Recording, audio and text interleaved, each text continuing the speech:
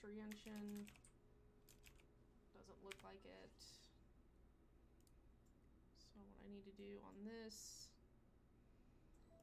is specific window, Genshin, okay. And then, yep, there we go, okay.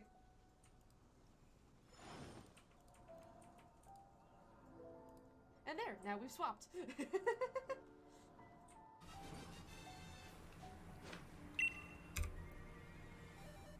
I get through the 300 eggs.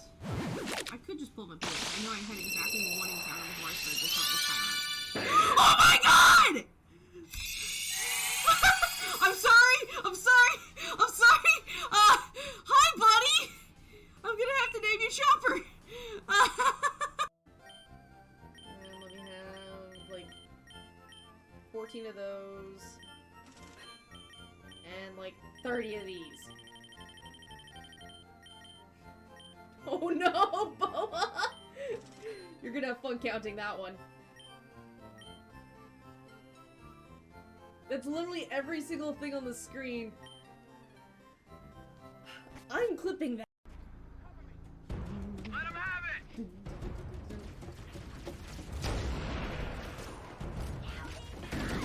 Ah! No! No! No! Go, go, go! That grunt said bet! Go, go, go! The Corps ain't paying us by the hour! Oh, please someone clip that! You should be able to recon the Covenant position without being spotted. Oh, I've that detected grunt said Covenant no stationary fear. guards near the next pass. I recommend using your Casual.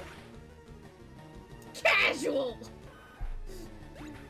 I know you're laughing at the look you just saw on my face as I read that. Shame. Shame on you, my dude.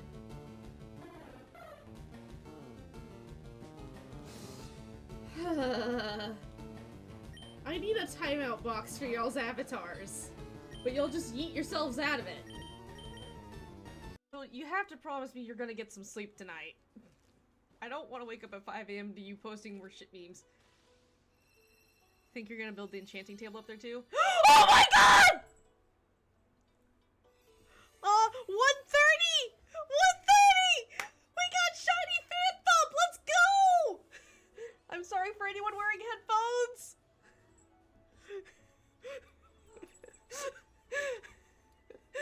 Moderator, pop back into hang on one sec, casual.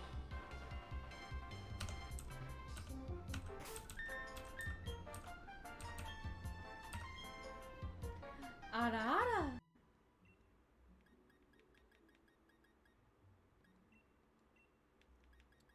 Give that to Mushu.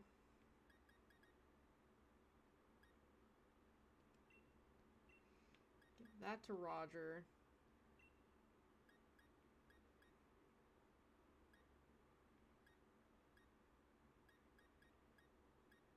And I think... So they're all their standard typing. So like Pikachu's always electric. There's a Browning? But they're... I feel like the game is trolling you. Yeah. I didn't even see what I picked up there. Catch it but don't use it. I need to catch a Weedle so I can trade it for a Ho-Oh. Like, that's legit something I can do. Meow. Hello, Nink. Whoopa! Okay, there's this... This Chansey is hurting me and then healing me. Does that make Chansey a dom in this situation? He's gonna get a heck of a stat boost if she lives to become a Crobat.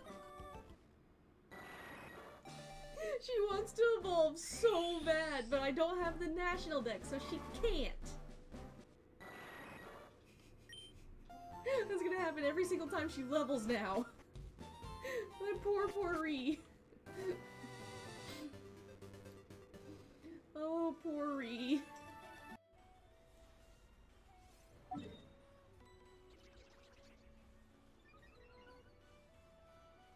$36 for Garvantula. Okay.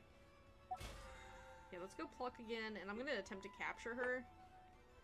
Just because it's guaranteed to land it later. Or Salazzle later. Because you have a 10% chance of running into a female. Why did you see my character behind her? Hang on one second. Okay, Lottie.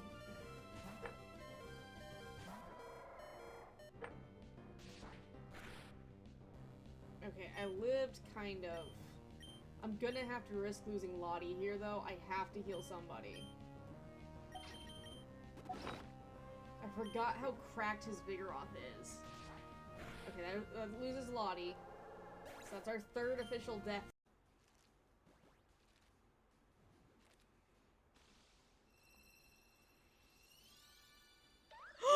Are you kidding me?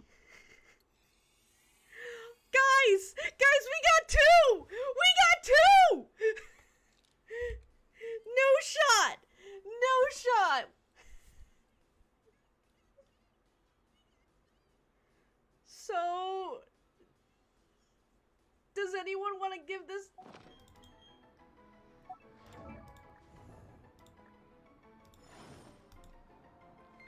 There. Did not think that that was gonna spawn down in here.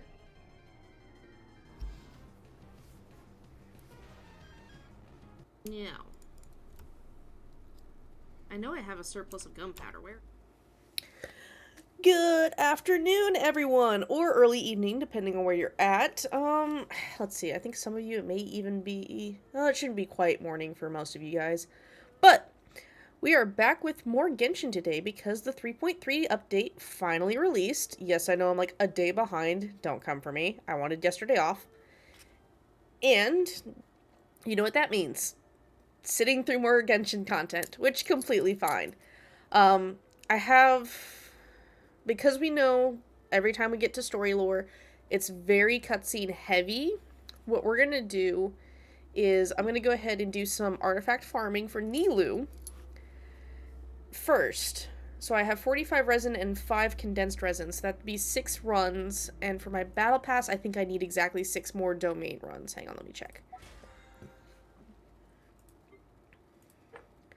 Yeah, I need exactly 6 more domain runs, so we're going to do that.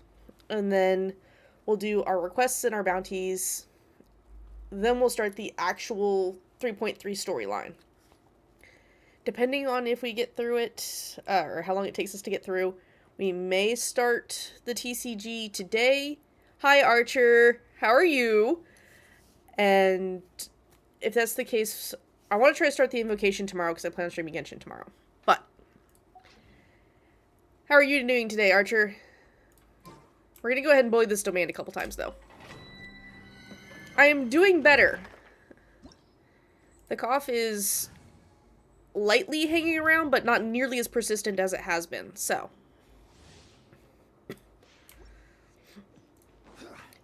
If I cough at all, it's like 1 or 2 now and not just like a whole episode, which is amazing. Alright, let's bully you guys. Because if there's one thing I like doing, it's bullying these 2 things over and over and over again, because this domain... I don't want to admit how many times I've had to farm this domain. Let's see, there's lower health. You're the one I'm willing to bully. Come here, Yuto. Thank you. Is this game on Steam? So Genshin is free-to-play, Archer, and you can get it through the Epic Games Store. So it's free to download, free to play. They do... like, encourage you to try to put money into it, but you don't actually have to.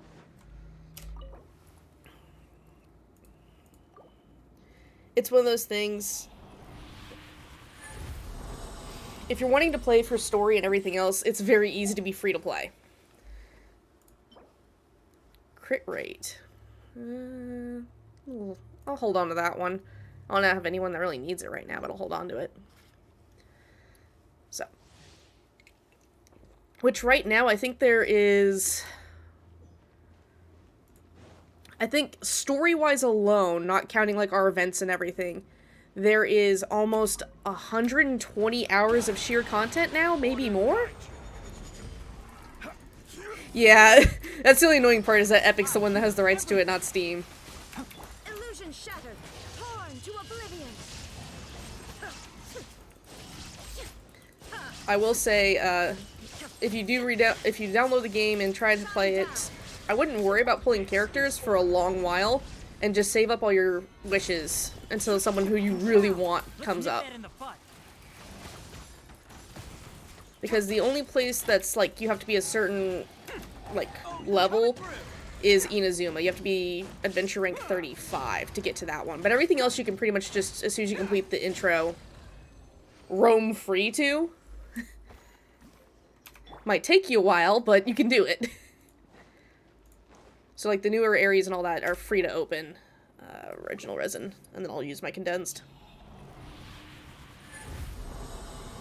I have an okay flower for her. I need pretty much everything else, though. Dendro damage. Why do you insist on popping up on every set but the Dendro set? Artifact farming is a pain. And the good thing with Genshin is that you don't have to necessarily worry about your artifacts until you're a little bit later on in the game.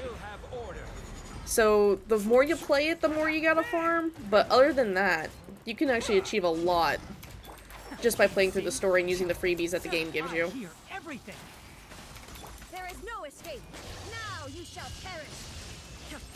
Like, I pretty much suffered up until AR, or Adventure Rank 47, and that's when I eventually had to actually sit down and go, okay, I have to pay attention to how I build characters now. Eh! This is order. I don't have a shield for you to bounce off of right now. There we go. There's a whole reason why Zhongli comes into this domain. It's because I need a shield. Because of the ley line. It's ignoring. That'll work. Dendro Electro Spread. Shogun.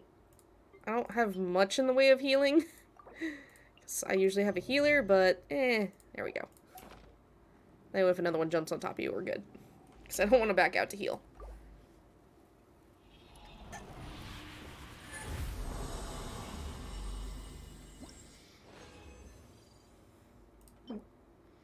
Crit rate.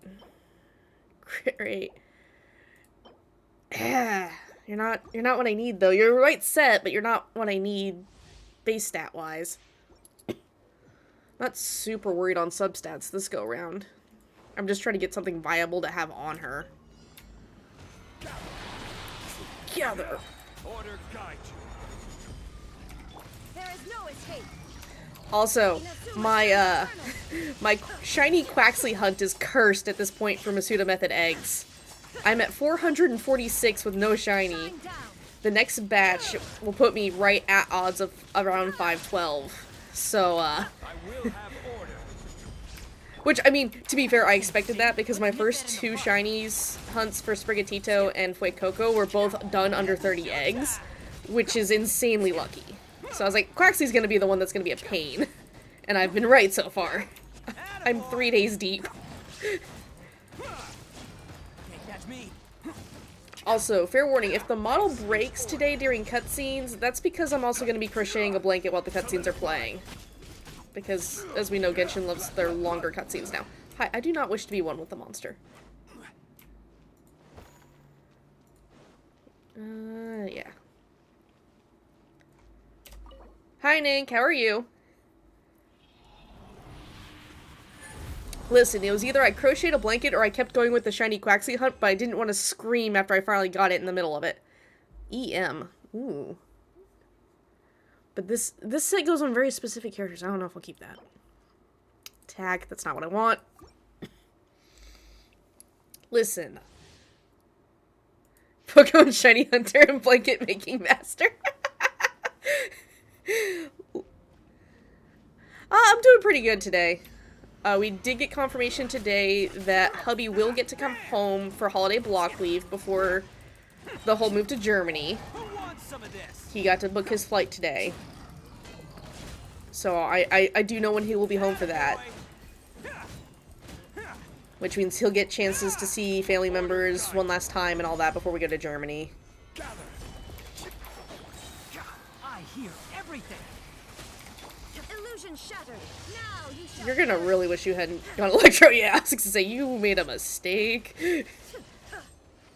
You didn't help yourself much either. So, I'm doing some pre-farming stuff before we start the story, though, because I know it takes a while.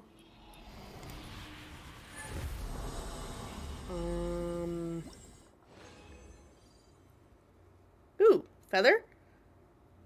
Not great, but I'll take it. Hang on one second. I have to message somebody back.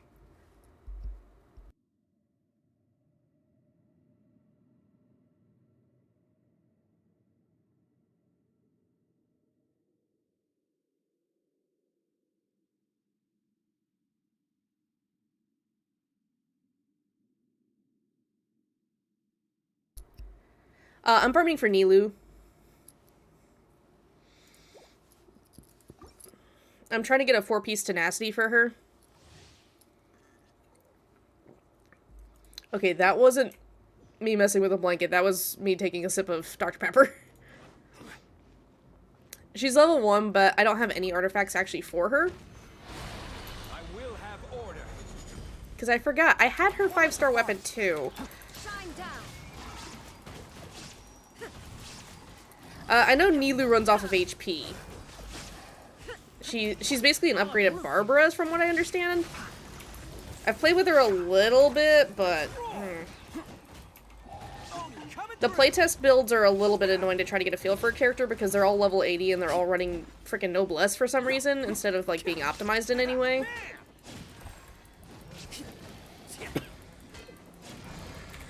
Illusion shattered.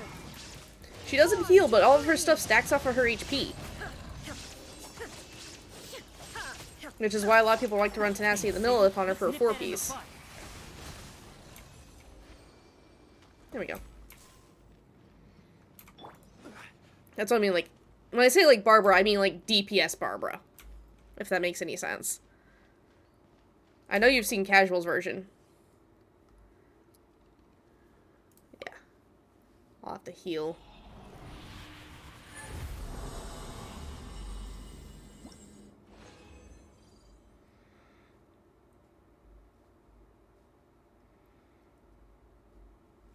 Ooh, goblet? Anno damage plus. What is with this? Oh, why? Why? I just want an HP goblet game. That one's defense. Alright, one more run. I have to heal Shogun first, though. The problems of being used to running a healer. Here. Now you'll survive. What? Oh. Apparently I can't count. That's fine. Oh, right. 2 plus 5 is 7, not 6. That explains a lot. There is no escape. Inazuma I need to shines apply eternal. Electro to you guys, so Ito can actually knock shields off. Attaboy! Because the shockwave every 2 seconds is nice. And since I'm running Ito instead of Noelle today, Can't catch me.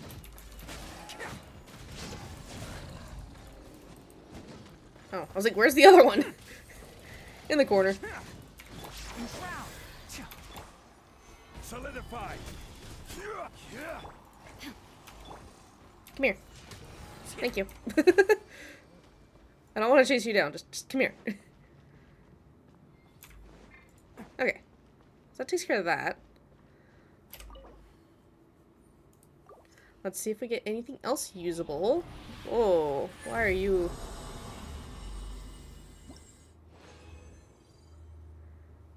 of course it's the wrong set. I'll keep that feather, though.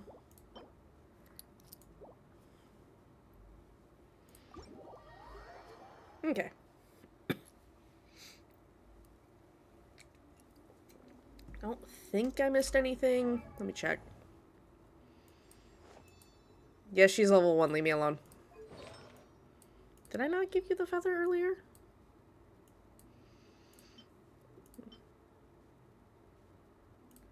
I want you to have that feather for now. Or that flower for now.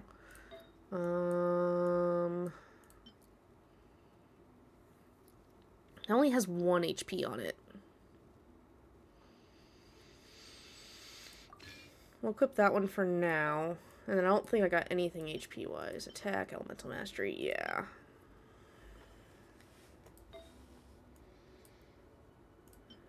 Ammo damage. Dendro damage. It's so freaking weird. Defense, Dendro. And that one's just crit rate. Yeah, that's just crit rate. Okay. Okay, so nothing else really worth putting on you at the moment. Where's Kokomi? There's Kokomi. Kokomi is the one who I'm currently leveling artifacts on, which is why I was like, I need to go farm for the next person's artifacts. Because if there's one thing I can do, it's farm for artifacts. I spend way too much time farming for artifacts before I actually start farming for the characters themselves.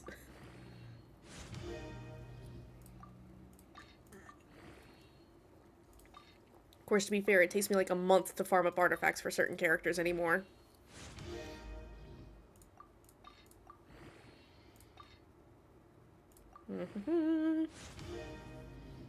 Ooh, got another EM roll.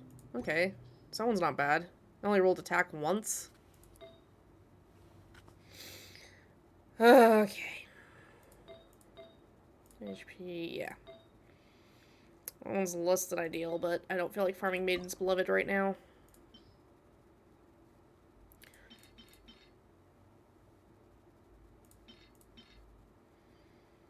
Because I just realized 1, 2, 3, 4, 5, 6. Okay, yeah, I can strongbox the other 6.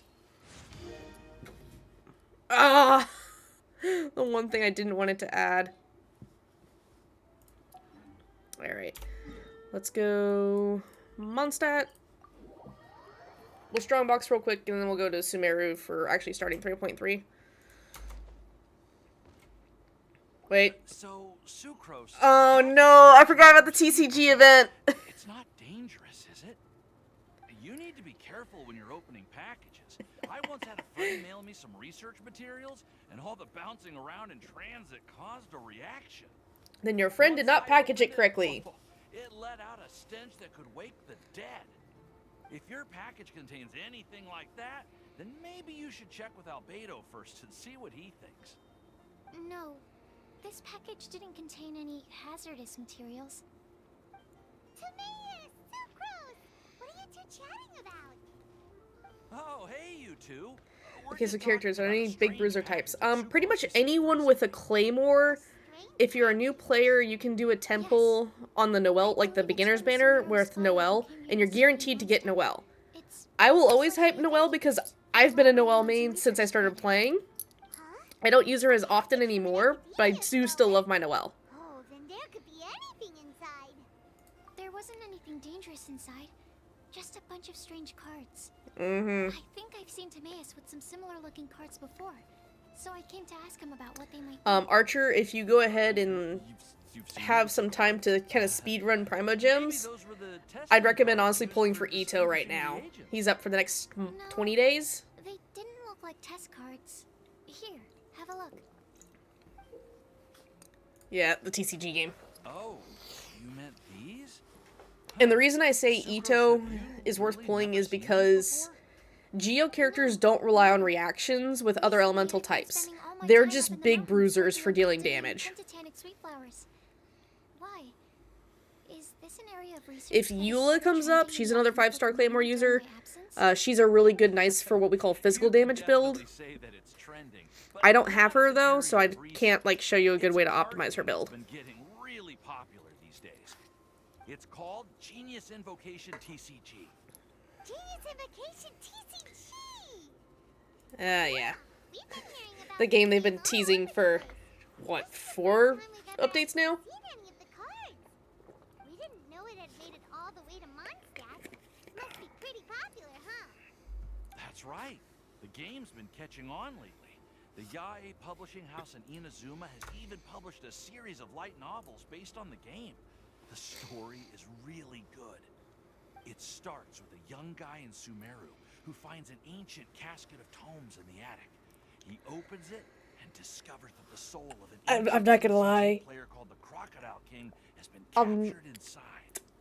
I'm a little bit hesitant about the fact that we don't have a permanent trading card game in. Viceroy, who battled an opponent named the Ibis King. during the Simply for the match, fact that I've played way Crocodile too King much felt Magic the Brave Gathering in my sold his lifetime scheme and was to not try to still the cat's min-max a deck. After being unexpectedly released by the kid, the Crocodile King possesses him and helps him to gradually climb the ranks and become a legendary TCG player. Timaeus. Archer, I'll go over the characters that you'll get for free at the very beginning here in just a second. If you're interested in how the story plays out, I can link Sugars to the novel. MTG? Yeah. I was just thinking about that time. Look, we had to do something in college. Report deadline, citing personal reasons for the delay. Well, I did go through a phase recently where I wasn't putting enough focus on my work, but it's under control now. I've committed to not even touch Genius Invocation TCG until I've made enough progress in my research. And this is why I'm ignoring that this exists until this cutscene, like, once this cutscene's over. Why's that? Well, since it's a gift from a researcher I've collaborated with, I thought that I should at least try to learn the rules. That way, I could say that I at least tried to appreciate his gift. To be fair, Archer, I don't play, like, competition Magic. I play BS shenanigans Magic. Make you smarter. Okay, fine. Paimon's curious and would like to give it a try. Please? Later. Although, it seems like we can't learn how to play it anytime soon, because Timaeus has given up for a while. Well, I played it is my all until I got priority, priced though. out. But if you'd Yeah. like to learn the rules of Genius It's Invocation gotten TCG, then I'd insanely actually suggest you go expensive. to the Cat's Tail. Yep, that's the place. It's where everyone in the community goes But- to play when they have time. Basically, I have Cards, and they're very 3 welcoming commander new players. decks, 2 Trying to 60-card learn the decks, rules can and be then like intimidating. 5 Traveler, Brawl, Paimon, but we treat it like let's Commander go to the EDH. Tail and try So it's asking around. Commander but 60 instead of To be 100. honest, hearing Timaeus talking about the game has also piqued my curiosity. Well, And those are all decks that, you know, have been tweaked and in progress for years now. Yeah, we'll deal with this later. I'm not dealing with this right now. I came here to use this because it was the closest one. No. Yes. Tenacity. Is Tenacity the Millith not on here? Or am I overlooking it? Burners, Healer, Geo, Witch, Blizzard. When Standard Friday Night Magic at the local game store started costing $750, I walked away. Battle for Zendikar set. Listen, I missed out on the first round of Zendikar. I got to participate in the second round of Zendikar, which was, you know, Battle for Zendikar. It got insane. Well, crap. So the set I wanted to re-roll is not an option. So we're just gonna mulch those pieces anyway. Wait. Is it set to... Let me double check something. Knowing my luck, they did this the jerk way. Oh, right, before I forget. So, Archer, your starting characters that you're guaranteed for free by playing through the prologue are your Traveler, whoever you pick, either Aether or Lumine, whichever one of the two twins. And then Kaya, who's an ice sword user. Or cryo sword user, I should say. You're guaranteed to get Zhao Ling at some point for free, but not right off the bat. She comes in a little later. You get Lisa for free, who's an Electro Catalyst user, so she's a little bit wonky. You get Amber for free, who's a Pyro Bow user. She's not bad, but she doesn't scale great.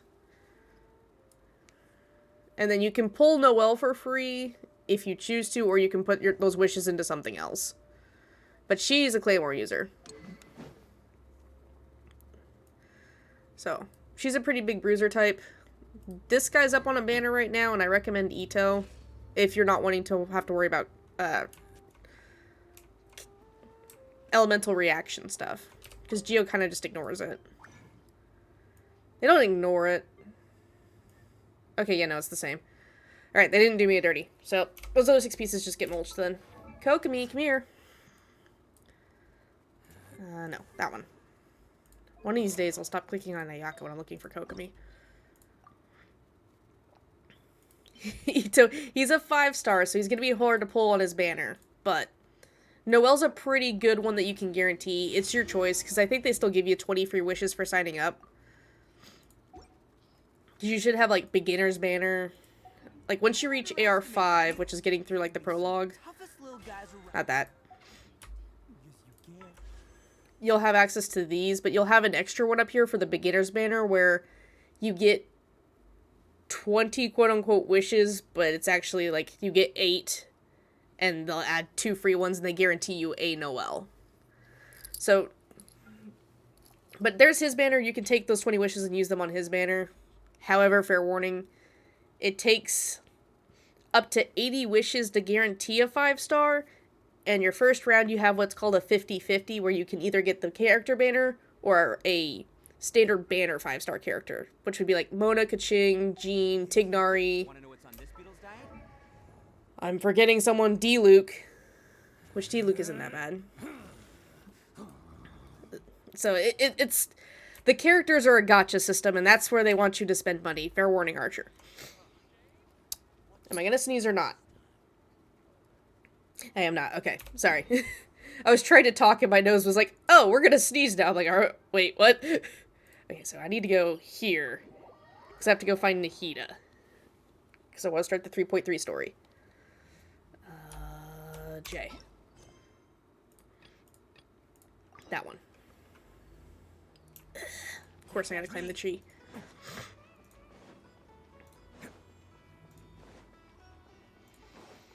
The only problem with going for Ito, though, is his materials are locked in Inazuma. So it's going to be hard for you to level him for a good while. So Noelle, honestly, may be the better one. I just remembered that his beetles are in Inazuma. Thank you. Can't catch me. Because to get over here, you have to be what's called AR35, and that'll take a little bit of time. Theoretically, you could no-life it and do it in 2 weeks, but I don't recommend doing that. There's a lot of content in this game, even in the base game now.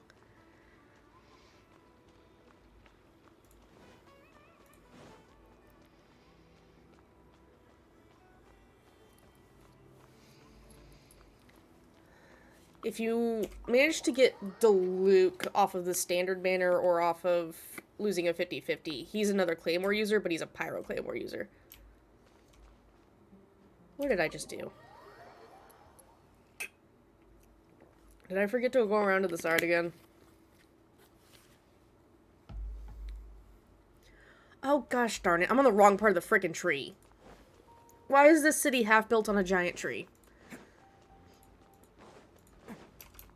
Yeah, hi. Yep, there we go. Freaking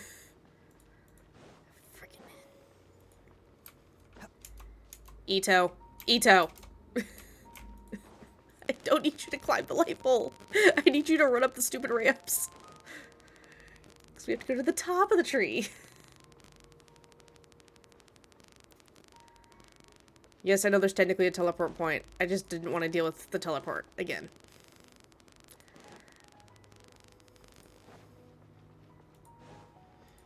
So I always feel like giant mutated party Cyrus. There we go. Come on, serious suggestions, please. I'm not trying to write a thriller here. It's supposed to be an essay, you understand? An essay. That means facts and logic. Well, if it's facts and logic you're after, you shot yourself in the foot with your choice of research topic, didn't you? The Tatara Suna mystery. When so much remains unexplained, What is there's going on little with this to be yarn? objective about. Unless, of course, you restrict yourself to textual criticism. Yeah, well, this is my teacher's area of research. I can't change that. But it's fascinating enough without having to sensationalize it, don't you think? The strange location, the missing details, a mysterious person. I want to write my essay on something interesting, and I'm interested in getting to the bottom of all this. That's the only reason I came to you. Yes, you came Cat, to me. what are you? So No. all the more reason to take my advice. The fact Do is, not it's the try to sleep dramatization in the that blanket people want in to progress. read. There's no getting around that. Sorry. Okay, but Did one of them just mention Tatarasuna? Yes. That's all the way in Inazuma. Is it just And you've Paimon, met or is it academia Kuno, scholars or all is over the someone in place. Sumeru to want to write a paper about that? Everyone here is just going about their business. Maybe it really is just Paimon. Guess people here are free to research pretty much anything. Yeah, it's kind of the whole point of the academia, Paimon. Great. Let's go find out what this Tatarasuna mystery is all about. Nope. Short cutscene.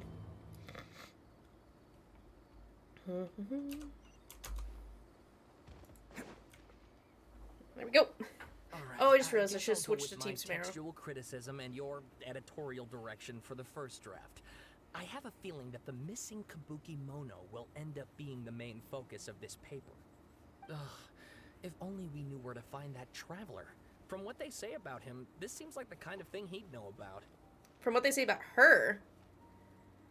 Okay, they messed up some pronouns there on that translation. Oh, you're the traveler, you say?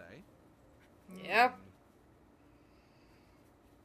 Hey, what's with that face? Don't believe us? No, I'll leave. no, of course I believe you. Actually, I first heard about your great exploits when I was still in Inazuma.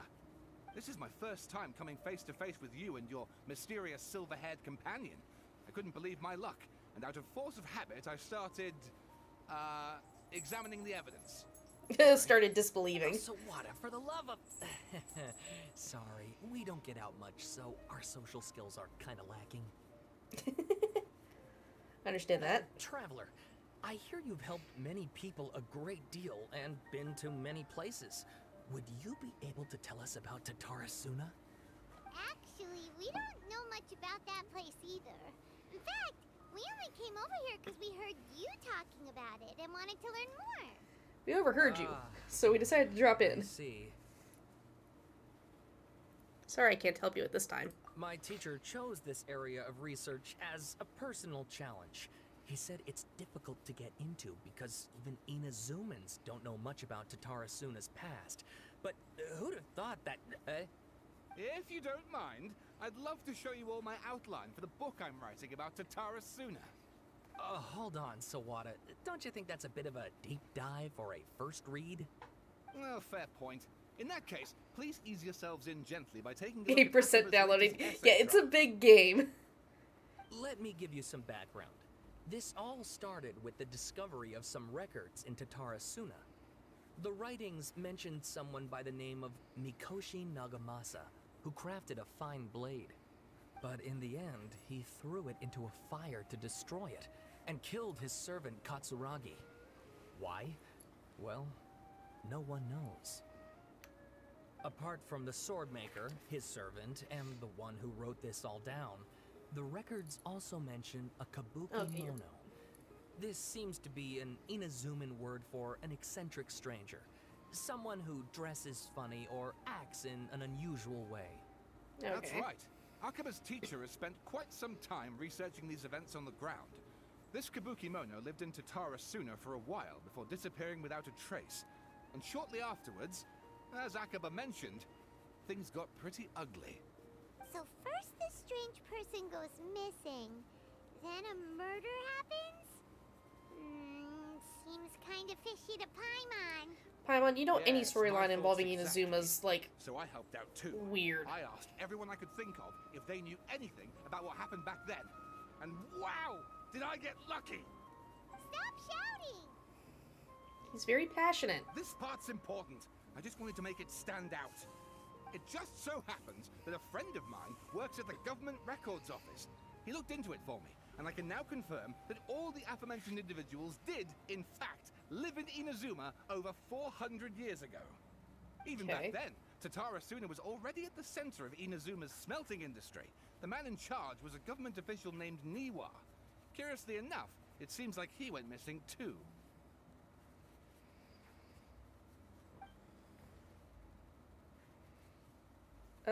Possibly. Wait, so there are 2 missing people in this story now? Yeah. That's right. What's more, Niwa is a name with a lot of history to it. Have you ever heard of the great swordsmith clans of Inazuma? Yeah. The swordsmiths? Yeah, like Ishin art and so on? Wow, yes. You really know your stuff. That That's makes because things of easier. Kazuha. So basically, this Niwa was a distant relative of the Kaidahara clan, the last practitioners of Ishin art. Something then seems to have happened in the Kaidahara clan, leading to their downfall. I don't know the details, but taken in light of everything else going on around that time, it makes you wonder whether it's all connected somehow. The Kaidahara clan? Sawada, you left out the biggest detail of all. Oh, yes, of course. How could I forget? Brace your minds, ladies and gents, for they are about to be blown. Or maybe you won't believe your ears. I wouldn't blame you, of course, because in all my years as a writer, this is by far the most. Get to the point, for Pete's sake. According to Storyteller versus the information researcher. acquired by Akaba's teacher, the Kabuki Mono was not a human, but a puppet. Ah, Scaramouche. Puppet? Hi, Balladeer.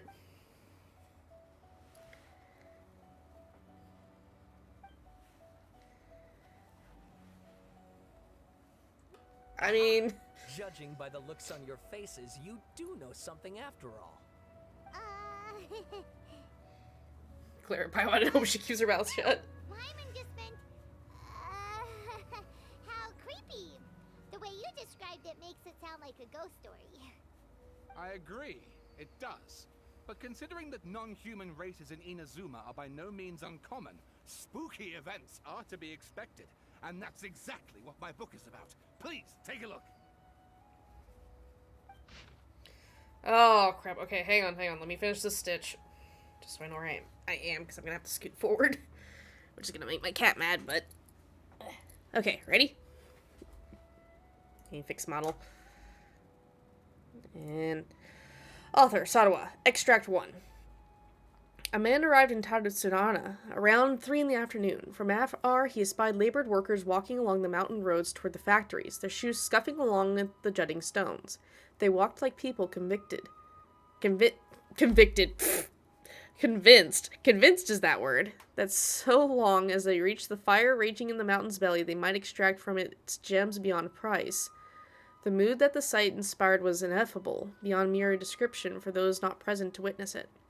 The man barked a cheerful greeting and sprinted to join the procession. Here, a towering character who stood half a head taller greeted him with a heavy slap on the back, and yet his words were filled with respect. Do my eyes deceive me? Sir Miyazaki, I cannot think that the return trip from here from Inazuma City could have been easy on you.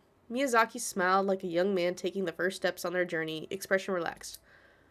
Why, Katsuguri, Inazuma is the realm of the almighty Shogun. I sailed upon the fastest ship and strode upon the swiftest sea routes. What dangers could I have possibly have faced? And what about the good news? There was some, naturally. The two burst into uproarious laughter, roughhousing with the other workers until the path's end. A man dressed in a linen shirt and wearing a headscarf gazed into the dancing flames of the furnace before him. Now the flames of a forge are unlike any other, for their intensity affects the resulting integrity of both metal and blade. So too, then, was the flame watcher an unusual individual. At his fingertips sat a lizard, and on his face he wore a smile. The shop worker was huge, and the furnace was deeper within. A reasonable person might think that there should have been many workers working alongside the watcher, yet he stood alone. Only when Katsuguri and Miyazaki strode into the room did the watcher turn. This watcher was Niwa, armory officer and administrator of Tatsunara. Born into the Niwa clan, which served as one of the 3 pillars of the Ishin art, Niwa never argued with his siblings and was a worthy successor by all accounts. The posts he received as a result of his high standing with those in power served as a statement unto itself. Miyazaki handed a well-bundled text to Niwa as he adjusted his expression and said, "It's as have you said, sir. The elders of your clan in the city do not think highly of our plan. Yet I still believe it is worth a try. As such, I have found the proper vendors and procured the materials that you requested." Niwa studied the text and nodded. We should try some of these new forging techniques whether Karihara says yay or nay. Katsuguri frowned. With a sigh, he said, Forging is a precise and difficult undertaking. You know this better than most, sirs, and still you seek improvement each day with terrifying drive. Should my lord Nagamasa hear this, the sourness in his face should be hard to miss. Niwa smiled, replying, And how goes the forging of your lord's great blade, Katsuguri? Katsuguri never wanted to shame his master nor lie to his two friends, yet he could not think of any way to deflect, and so groused, I see your ears are as keen as your hands, Sir Niwa. The jokes of us unlearned men are as nothing before you. Kinda looks sus. Miyazaki hid his grin. Upon hearing this, Niwa released the lizard from his hand into Katsuguri's palm. But just as more words were to be exchanged, someone came walking nearby, their footsteps light with the clarity of youth. The head that peeked in was round, and in the light of the fires... Thank you for the alert, casual. Looked like a well-oiled jewel. The young man placed some boxed food at the side and nodded. He prepared to leave. Katsuguri called out after him. What about your share? Aren't you going to eat it? The young man, upon hearing those words, found himself slightly at a loss. After a while, he answered, Very well, I'll try it. You're welcome to the food. We all eat the same fare, after all, Niwa said. The man nodded and left, seeming in deep thought. Extract 2. Ah, my dude. Alright, hang on, let me get a sip of something real quick.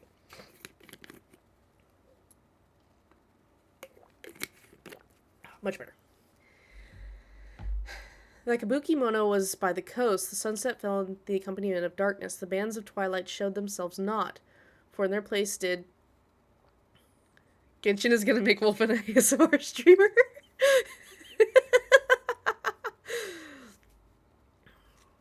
For in their place stood thunderclouds royal, grumbling the omens of an oncoming rainstorm.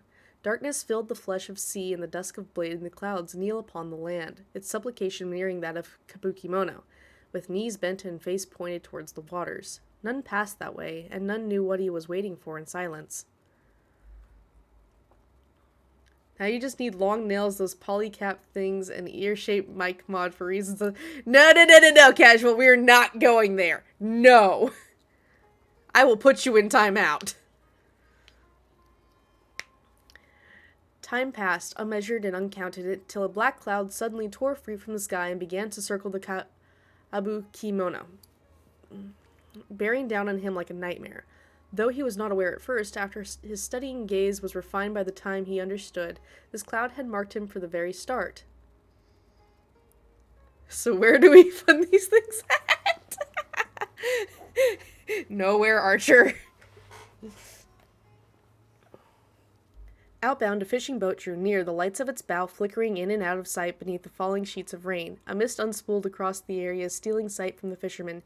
Repeatedly he exclaimed, It is but dusk. How are my eyes darkened? Is there anyone that can deliver my boat upon safe tides?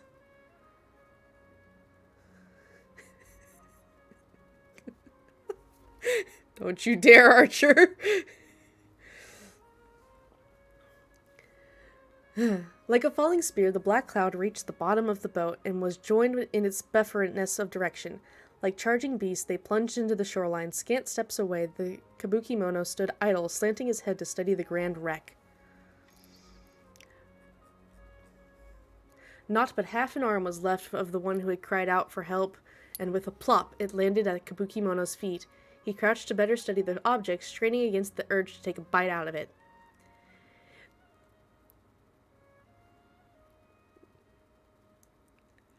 Casual, don't point that out.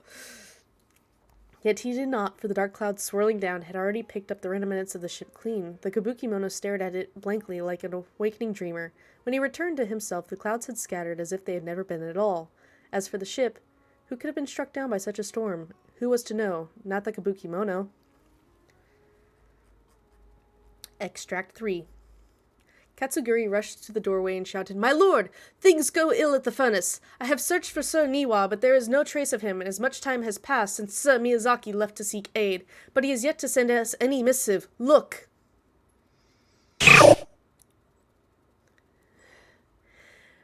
Mikoshi Nagisama turned slowly, his face grave as one attending a funeral. He spoke then, his words heavy laden. I wish not to say such words, Katsuguri, But Sir Miyazaki may never return. Katsuguri peered past Nagisama's broad, stiff shoulders beyond the window.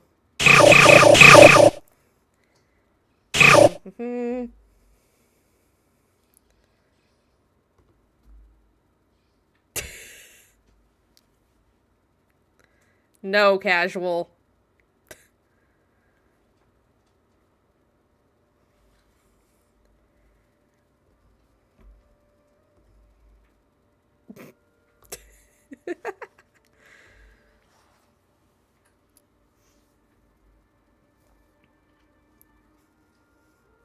Where was I?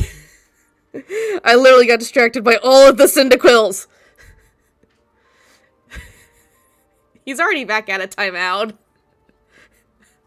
I timed him out for like 5 seconds. Where was I? Oh yeah. Katsuguri eared past Nagisama's broad, stiff shoulders beyond the windows.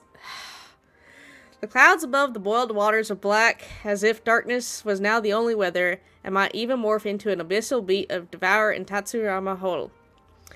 Over 10 people had already perished. That was why Katsuguri recoiled as if struck. Yes, it was coming back to him now, in dribs and drabs. That was why they should have set out to seek aid. Miyazaki had been the first to set sail.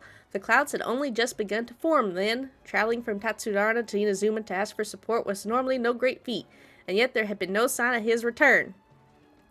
Then a second ship was sent, followed by a third and a fourth, till the Kabuki-mono himself had departed upon the tides, under foul skies and ominous fortunes. It had been Katsuguri who had brought him back and treated him as his own, and it pained him greatly to see the lad go.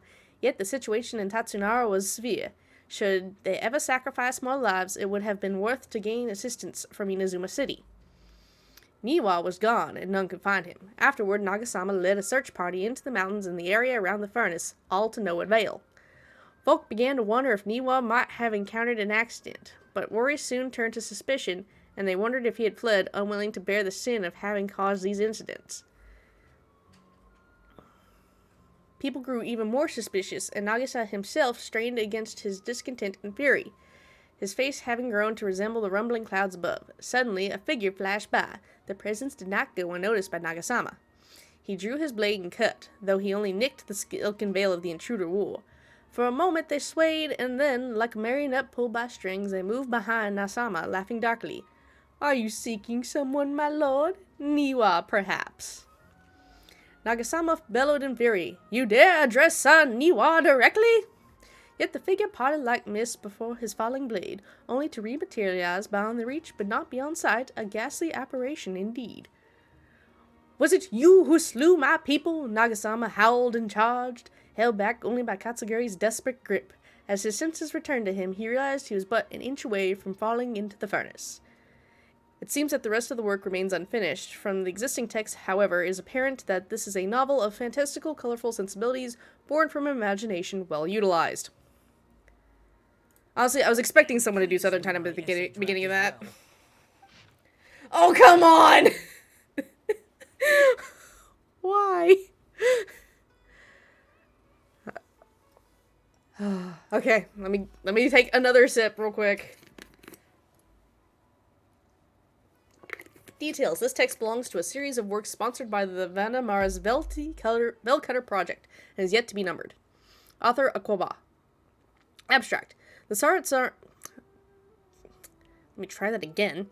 Tarasana area has always been a major pillar of Inazuma's smithing industry. 2 incidents have occurred here, and the details behind the first are vague at best. I believe, however, that there might be a hidden history behind the events that have transpired. Hence, this paper will attempt to analyze what may have unfolded from the available data.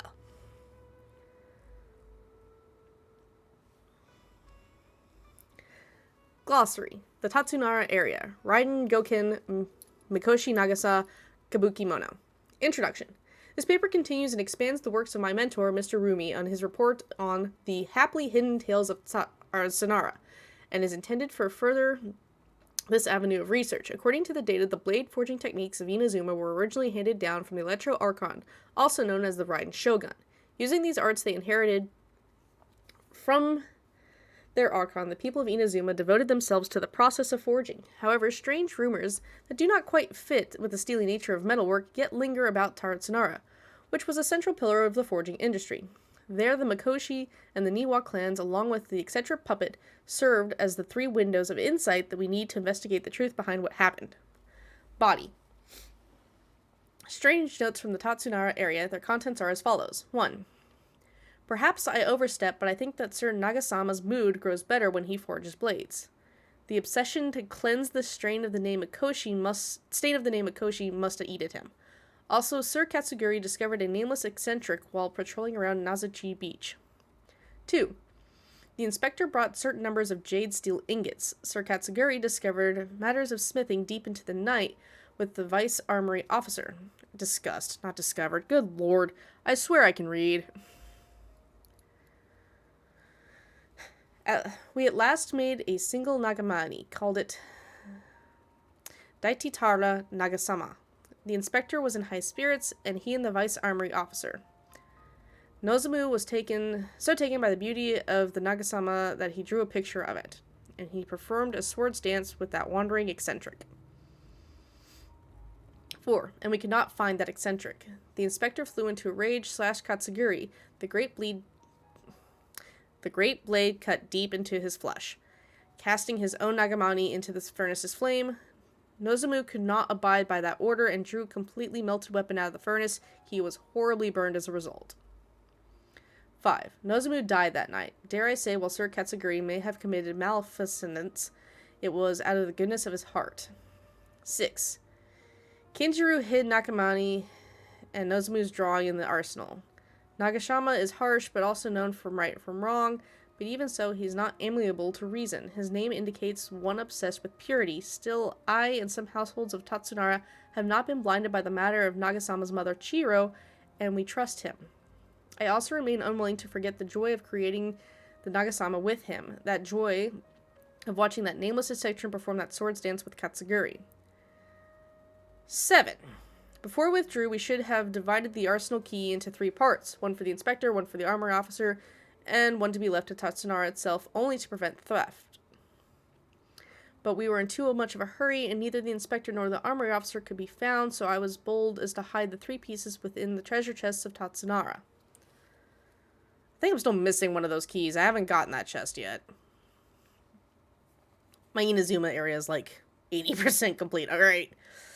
7 notes mentioned prior have been scattered across the Tatsunara area. Among the 7 notes, 6 seem to be of good physical integrity, although they look quite old, while the last one looks more recent. I believe that the first 6 notes and the last are different time periods, though the gulf in years between them needs to be verified.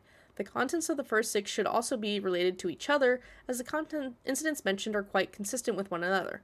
Rumi once mentioned in Happily Hidden Tales of Tatsumara, herefore known as the Hidden Tales, that the past researchers from Sumeru had investigated the cultural histories of Tatsunara and Inazuma. Though the place has fallen into some degree of disrepair since the Hidden Tales was written, things have improved since the time when I wrote my original article. Regardless of what used to be an area of major industry, remains a place most inhospitable, and the residents of Tatsunara may be found living and dwelling by the waters. The residents, when questioned, told the researchers that Tatsunara's golden age centuries ago, when it was administered by Armory Officer Niwa and Vice Armory Officer Miyazaki and Inspector Miyokoshi Nagasama, yet the elders among locals with deeper ties to the region also seemed to stress the fact that there were strange rumors surrounding their homeland's past. This is a lot of reading. A great many of these rumors revolved around the yokai, who are so very characteristic of Inazuma's folklore histories. A small portion, however, repeatedly mentioned the word puppet. It should be known that puppets are neither traditional nor common yokai in Inazuma. This fact drew attention to the researchers to delve further, and eventually the following pieces of information came to light. A puppet did once appear in Tatsunara. Its visage was elegant, its apparel impeccable, and the way it dressed hid all the joint lines of its body. As if no one were to mention that it was indeed a puppet, it would be hard to tell at all. Additionally, this puppet seemed to possess special joint lines that would fade with time, potentially even disappearing altogether, which would perhaps eventually make the puppet seem entirely human. The name of the puppet was known to almost none. Some folk have claimed to have spotted it appearing around Tatsunara, while others mention encountering it in the central regions of the area. Some even claim that it would frequent the beach. Tales spread of it standing beside the sea, gazing across the waters toward Inazuma City. What it was the puppet gazing at remains, or what it is that the puppet was gazing at remains a mystery. As mentioned earlier, the 6 notes in all document a certain nameless eccentric. The eccentric, which can also be read as Kabukimono, is usually used in Inazuma to refer to a figure who dresses or behaves in a peculiar manner. It is understandable, therefore, why this character would have left such an impression. Should the people of Tatsunara indeed have a puppet in their midst, incurring mass panic, a good possibility considering the coexistence between yokai and humans in Inazuma at large, then the puppet would have very likely become a local resident. What is less well known is if the Kabukimono is just another title for this puppet. Perhaps it's because it was uniquely dressed to distract attention from its more special characteristics. A workable theory, but one that still lacks enough evidence to support it. Still, it can be retained as an analytical lens of sorts. A list of individuals related to Tatsunara has been compiled here based on historical documentation from Inazuma. Starting from the administrators, the records are as follows. Ugh, it hurts. Armory Officer Niwa, full name Niwa Hishide. He was the interior of the Ishin art and a successor to the Niwa clan. Inheritor, sorry, not the interior. I swear I can read. Inheritor of the Ishin art and successor of the Niwa clan. His family, alongside with the Akame and Kadahara clans, were known together as the Ishin Sankoku. Records show that Niwa was a modest and intelligent individual who displayed remarkable talent in the administration territory of people. His eventual whereabouts are unknown, but he was suspected to have left Tatsunara with his family following the incident. Vice Armory Officer Miyazaki, full name Miyazaki Kano. He was Niwa's second in command. His origins are unknown, and he primarily assisted Niwa in foraging and personnel management. He was affable temperament and had many friends in the region, including one Miyakoshi Nagasama. Inspector Miyakoshi Nagamasa. The successor of the Mikoshi clan, I swear I can read, I swear I can talk, adopted son to the Oni warrior Miyakoshi Chiyo, and the younger adopted brother of Miyakoshi Michihiro, was also known as Ikuwara the successor. With his mother missing and abandoned by his brother, Nagamasa alone bore the family name, striving daily to wipe the shame from their history. Though records state that Mikoshi Nagamasa was a born stubborn figure, he was also noted to be a person of moral virtue and integrity. It has been noted in various records that he practiced forging swords for self-cultivation and specially requested special instructions from Miyazaki to further his capabilities. However, after the famous blade, Datarya Nagamasa, was forged, he used it to slay his subordinate Katsuguri for reasons unknown at the present. Subordinate Katsuguri. Katsuguri's full name and background remain unknown. Despite all the materials I have sorted through, I have yet to find any more additional personnel information regarding him. As one of Mikoshi Nagamasa's subordinates, he was a loyal warrior who had been saved by Nagamasa in his youth. From then on, he swore to stick by his lord through thick and thin, and give his life in service if it was ever asked of him. Okay. Kabukimono. Full name unknown, background unknown. From the many sources I have compiled and combined with Rumi's personal observations, this character might have been the puppet mentioned in the rumors. The Kabukimono was a figure of fashionable grace and gentleness. According to the hidden tales, he was brought back to Tatsunara by Katsuguri and became a member of the community. When the Kabukimono first arrived in Tatsunara, he knew nothing of cleaning, cooking, or any work of a meticulous nature. The locals taught him their skills over time, showing him how to clean his attire, dance, and craft the small trinkets. Records state that the Kabukimono was there when the Datarya Nagamasa was forged, though his trail ends before Mikoshi Nagamasa slew Katsuguri. I believe that the Kabukimono was indeed the aforementioned puppet, and that he quite literally had a hand in Katsuguri's death. It seems that the rest of the paper remains unfinished. One thing is for sure, though, a lot of thought was put into it. Sawada was encouraging me to follow his more creative approach, but I think essays should be grounded in facts. I don't think explaining everything away with mysterious forces will cut it. Oh, how about if I plug the holes in Sawada's narrative with political intrigue? Like, I could put a turf war between rival factions at the center of the whole series of events. Wait, you're allowed to just make stuff up? Pretty sure you've gone from essay to guessay there. Akaba, look. Yeah. Your teacher has researched this extensively. I've reached out to everyone I could think of. Whatever information we have now is all that there is to know. This is as much detail as you're ever going to get. Besides, if there really was a political power struggle going on at anything like the level you seem to be suggesting, what hope would we ever have of finding out the truth? Good point. Okay, back to the drawing board, I guess. Give me some time. I need to find a new angle on this. I'll leave you to it then. We have some other stuff to do, so we'll have to say goodbye for now. Good luck with your essay. All right, thank you. If you find out any more info about all this, please do let me know. Thanks so much. I mean, there's apparently someone you could ask. Hey, so that thing they were talking about, it has to do with the balladeer, doesn't it? Yeah. Okay, then even if we did know something about it, we probably couldn't share it with them, huh? After all, we kicked his butt and got him locked up. Information about people like that is usually super confidential, isn't it? Depends on if their arrest is a matter of public record. Both of us should just pick a different topic. There must be as many essay topics as there are trees in the forest. There's no point in...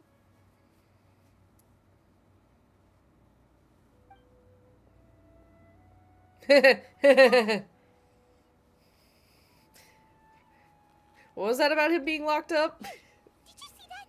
He literally just went by. Over there. It looked like... the balladeer. No, it can't have been. He got locked up.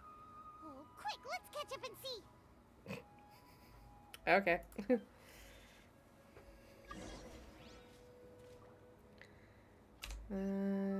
Okay. Oh wait, real quick. Let me swap away here real fast. There we go.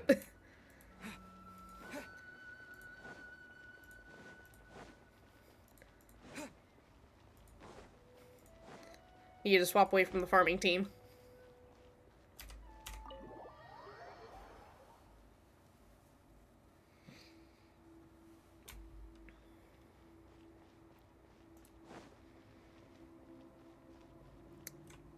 Alright, what are you doing with Nahida? Traveler, Paimon, there you are. Nahida, bad news. We just saw the balladeer strolling around in Pueblo. There! Did Look you to see the her? left! Ah, it's him! Sure enough, you're here. Hey, Skirmish. What are you doing in the sanctuary of Surasthana? Aren't you supposed to be locked up? I know you must have a lot of questions. Please, allow me to explain. It was my idea to set the balladeer free. We made a deal, and he's gonna do some investigation in Irminsul for me. A deal? Huh. You sure you trust this guy? What did you expect? Why do you think Sumeru would keep me around otherwise? Or maybe killing me is all you can think about. But if that's the case, why haven't you done it already? I mean, to be fair, technically we didn't kill Senora. Nahida Shogun said did. there's still some mysteries in you to figure out. Ah, so if it were up to you, you'd finish the job? Guess I had you all wrong. There I was thinking you were just getting cold feet. You are such a pretentious Well, little... that escalated quickly. Not a good start. We have a long history, alright? Calm down. But Paimon's worried about you, Nahida. Don't let him trick you. She's the god of It's not wisdom. every day you see people questioning the god of wisdom's judgment. Just when you think you've seen it all. Don't you dare try to drive a wedge between us. As long as the terms are reasonable, I don't think there's a problem in making a deal. Even with the balladeer. I mean, she Well, made one with the doctor, so for I can't be one, have surprised. No reason to doubt you, considering you even struck a deal with the doctor. Yes, one in which I gained valuable information. You'll come to understand more about that in the fullness of time. I don't know how I feel about that. Balladeer's power was all but completely spent after your battle. He's no longer strong enough to be a strategic threat to us. That puts him in quite a precarious position. Cat off of blanket. He's a former harbinger with knowledge of many of the Fatui's sensitive secrets. Being stuck here in Sumeru could make him a sitting duck, depending on how the Fatui plan to respond. Wait a second. Okay, fair. Former?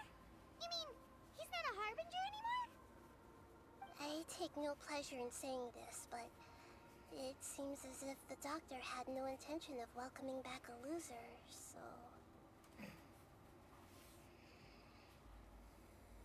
Sometimes it's you using them, other times it's them using you.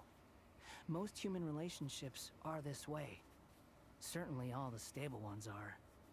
That's how it was between me and the Fatui, and also between each of the Harbingers. So as long as you have some value to offer, nobody will ever abandon you. But after recent events, even I have to admit that I'm not worth quite what I used to be. Well, if the Fatui are gonna reevaluate my utility, I need to have a backup plan for myself.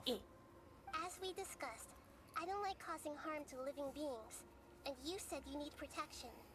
So, why not join forces with us? I Okay, think fair. these two have made their objection to that idea fairly clear, don't you? And they're your friends, so I guess you'll be siding with them. Yeah, obviously! No, she's gonna do what she wants to do. Then let's put that discussion to the side for now.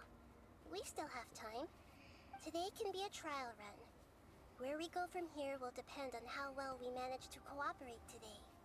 All right, then I'll do what we agreed. Good. Go now, and keep in touch. Nahida, are you serious about this? Yes. I have my reasons for this decision. In fact, I'm largely doing it for your benefit. Yes. As I told you once before, there's information about your twin in Irminsul. Oh yeah. Actually, that's Which the makes whole no reason we fucking came sense. to see you today. So you have an update on that? Not yet. You may remember me mentioning that the Fatui had not included your twin's details in the Descender category. This is an extremely important point. It's possible that the Fatui have other information that even I don't know about. And since the Balladeer used to be one of them, he'll be better acquainted with this information than I am. He was granted the power to connect with Irminsul when he almost became the god of a new era. Even though he no longer has the Gnosis, some traces of its power remain in him. He can still connect. The amount of information in Irminsul is vast beyond description. Sifting through all of it without knowing what to look for would take too long, even for me. So I asked the Balladeer to search in Irminsul for any information about the Descenders. He's more familiar with this kind of information, and should be able to find it more quickly. Exactly! Or what if... Paimon just doesn't trust him! He's treated us as enemies every time we've run into him! I understand. But sometimes, everything is dictated by which side you're on. How things will go in the future depends on what information he brings back. And Traveler, I know what your heart desires most of all. Our minds have connected several times before. There is a corner of your heart reserved for an intense longing. A feeling of being all alone in the dark, searching for the one candle whose light still burns. As Sumeru's deity, it is my responsibility to be on guard against the Balladeer. But as someone who counts you as a friend, I want to do something for you. If this deal with the Balladeer can give you the answers you've been longing to find, then it's worth it. I mean, I appreciate that she's actually helping us, unlike Zhongli. Oh, I have the answers, but I am in a contract to not give you the answers. It's my pleasure, really. You're Sumeru's hero. You've more than earned it. Paimon's still worried about this idea. Is there anything we can do to help? I was going to contact you about that, but then you suddenly showed up on your own accord. Seems like we have a telepathic connection. In fact, I was going to ask you to supervise the Balladeer on my behalf while he carries out the task I assigned. Even though he only has a fraction of his full power left, that's still a fraction of a former Harbinger. If you could accompany him, it would put my mind at ease. Of course, I'll be there to help guide you through Irminsul from the outside. Oh, we're going into... Oh, this is gonna be trippy. Thank you.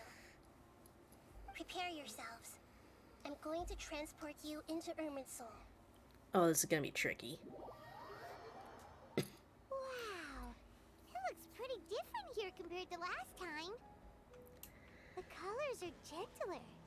Guess that must be because Sumeru's at peace now. We'll see. We'll see how long that lasts.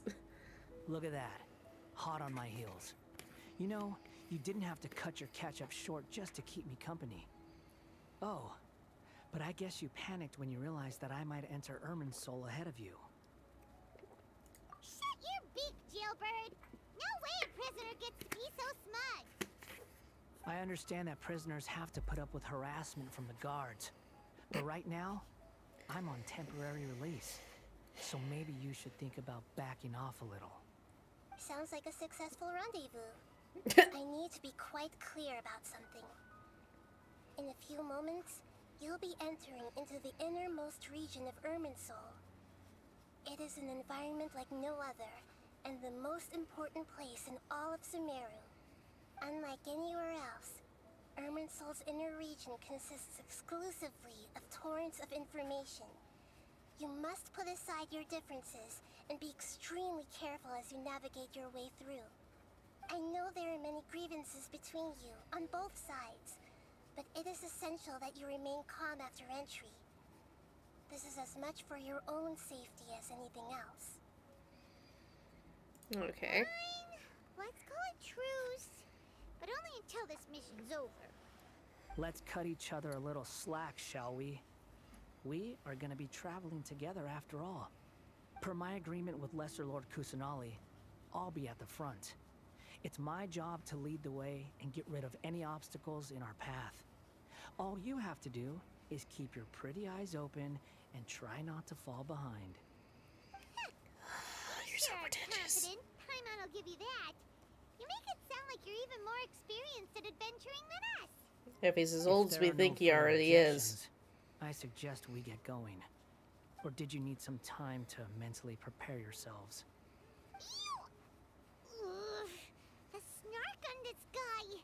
It's unbearable. We can start now. Irminsul Okay. access granted. Initiating connection procedure. Is this a small sapling? Oh, darn it!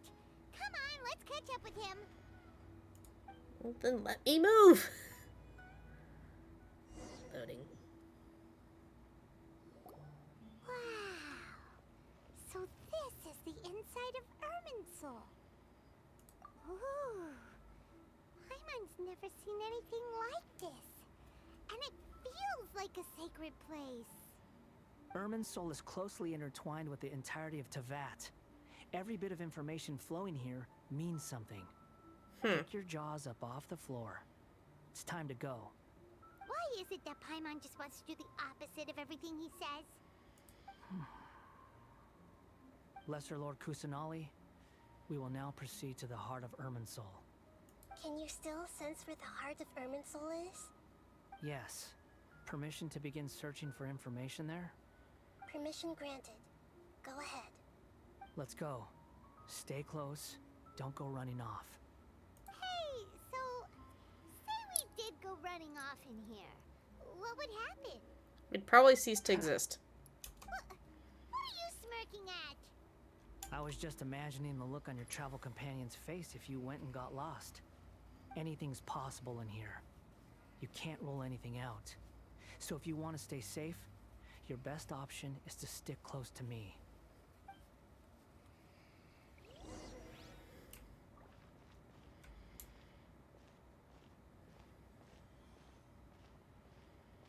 Okay.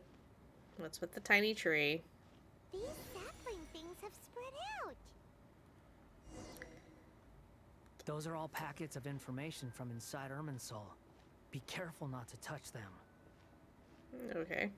Location's changed. Looks like we've been transported to another path. I mean, I didn't touch the first one, but alright.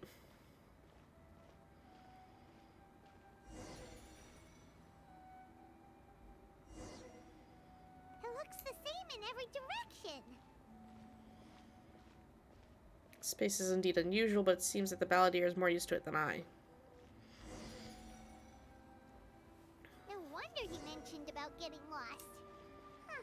What do you know? He was actually telling the truth. Is he mocking me again? What is it this time? There's a time and a place to lie, but this definitely isn't it. So why don't you relax your guard a little? Okay, I don't know where you're going. We're here. What a huge tree!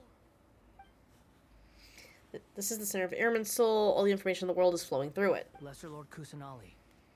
Good, you made it. Are you ready? Ready when you are. Then please begin.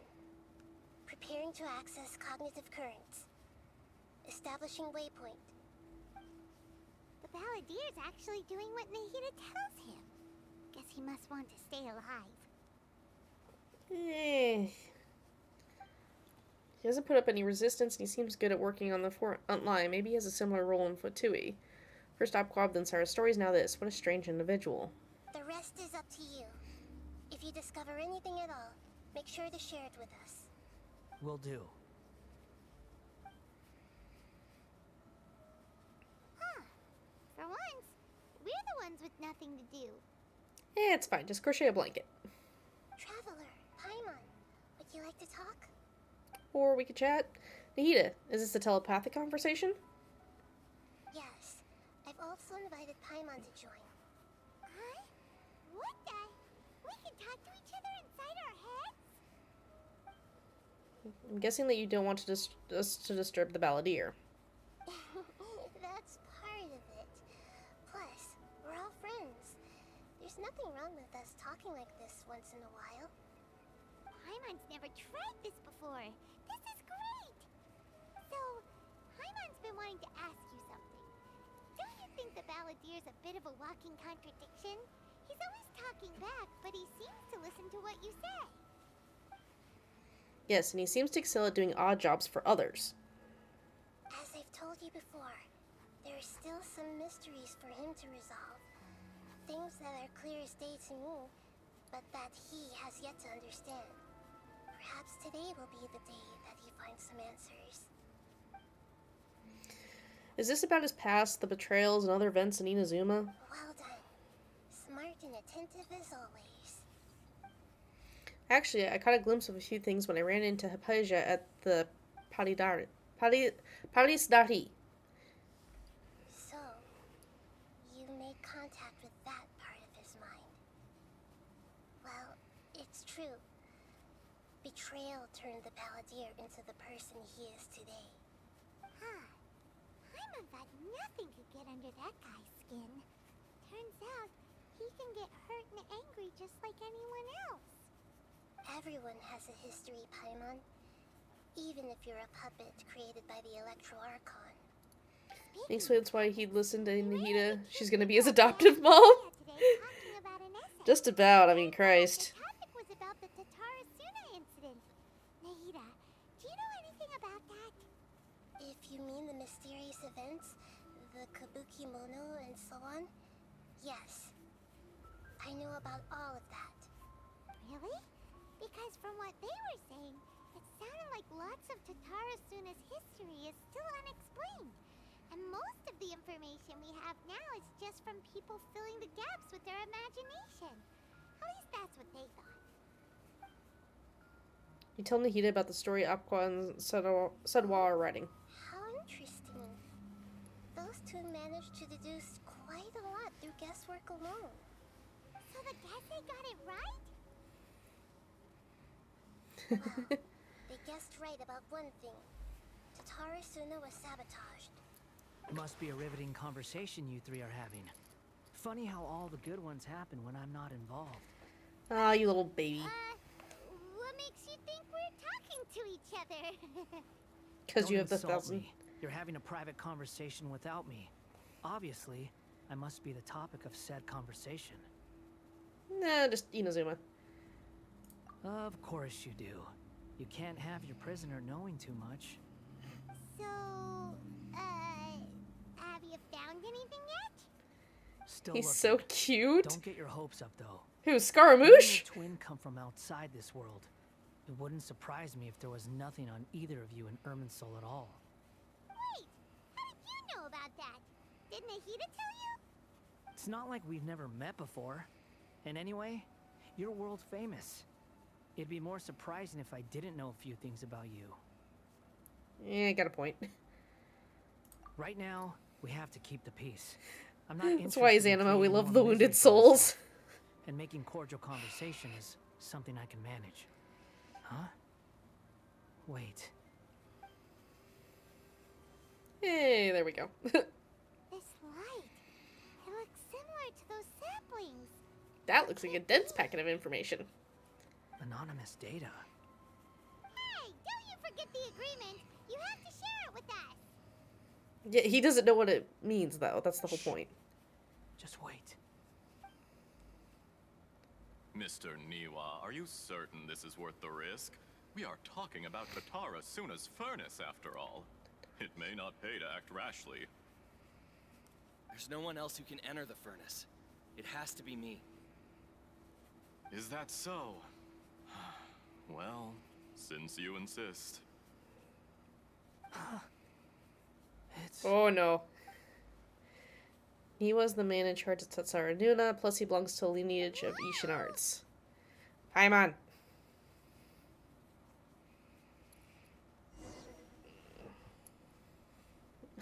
Oh, I've been joy. Tatara Suna for some time now.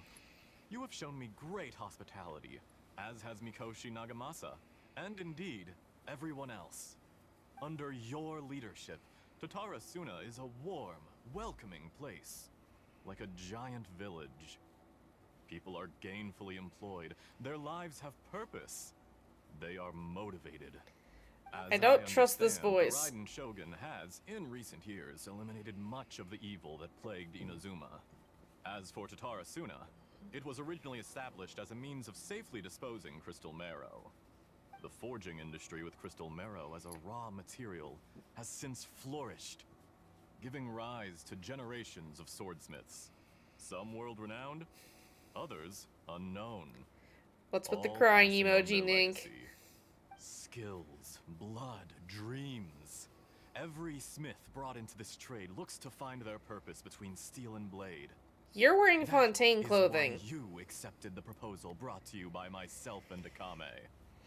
Yes, well, were it not for you coming to Inazuma and happening to make Akame's acquaintance, the two of you never would have joined forces. I'm waiting for the sad. And he would Okay. be the first to admit that there's no way he could have revolutionized our forging process like this on his own. At least not on the same timescale. You allowed Akame to take all the credit for a method that you jointly developed. He sold it to me, and now every piece of ore here is smelted using the new technique. Even now, you remain one of Tatara Suna's key consultants, working right here alongside us. I believe it is you, sir, who are truly responsible for the changes in our manufacturing and forging methods. You flatter me. From the outset, I saw Sure. much that was commendable in the forging industry of Inazuma. And it has been my great honor to befriend you all. So you say, Escher. But is this really the truth? My good sir, what do you mean? I tried to resist thinking it was all connected. Because I didn't want to speculate. And I didn't want to believe that things could turn out this way. What have we gained from adopting your new technology? Ominous black smoke? Mounting production problems? Worker fatigue and casualties are up and continuing to rise at an alarming rate. And recently, as you well know, someone died because of that strange filth inside the furnace. We've kept the truth from spreading outside, but still, I suspect you understand it better than I do. None of the people who went out to get help have come back. Now, our mutual friend, the Kabuki Mono, is taking the Golden Feather to Narukami Island to seek an audience with Shogun. This is our last hope. But that doesn't faze you, does it, Escher? Nothing does. Otherwise, why would you still be standing there with that smile on your face?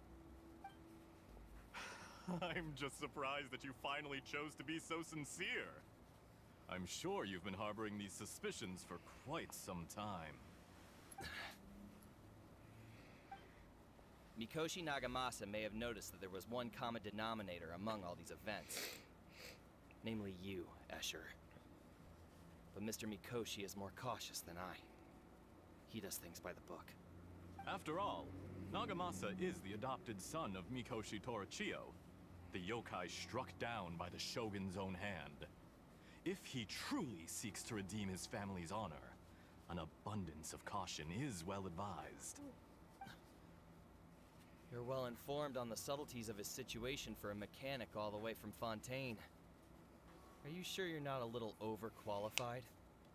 Why, Mr. Niwa, are you suggesting I find a job as a diplomat? Sadly, I am so very attached to my craft. Enough, Escher. I'm here because an evil force is raging inside the furnace. And someone needs to take your new device inside the high-risk zone so we can absorb it and put an end to the problem. I'm in charge here. And I'm about to take some responsibility and head inside. Probably to my death. But what about you? What are you still doing here? Judging from the look in your eyes, you don't seem to trust me. Drop For good the reason. act. We're past that now. Whoever you are, it looks like your plan to destroy Tatara Suna has worked. I just want to know what you're still doing here. What's left? Don't you have all your answers by now? Honestly, I'm just waiting for the right moment. Yeah. A moment like this, where you finish talking and I stop you from entering the furnace. Yeah, I was gonna say, because we were the ones who fixed that. You! It was a long quest.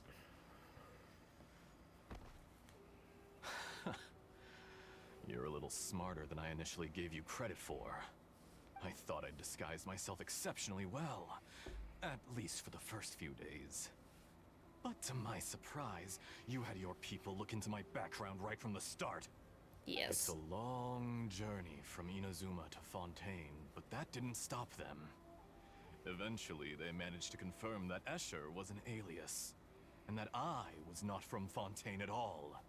And yet, despite all of that, you still fail to realize my true identity, and what I seek in Tatara Suna.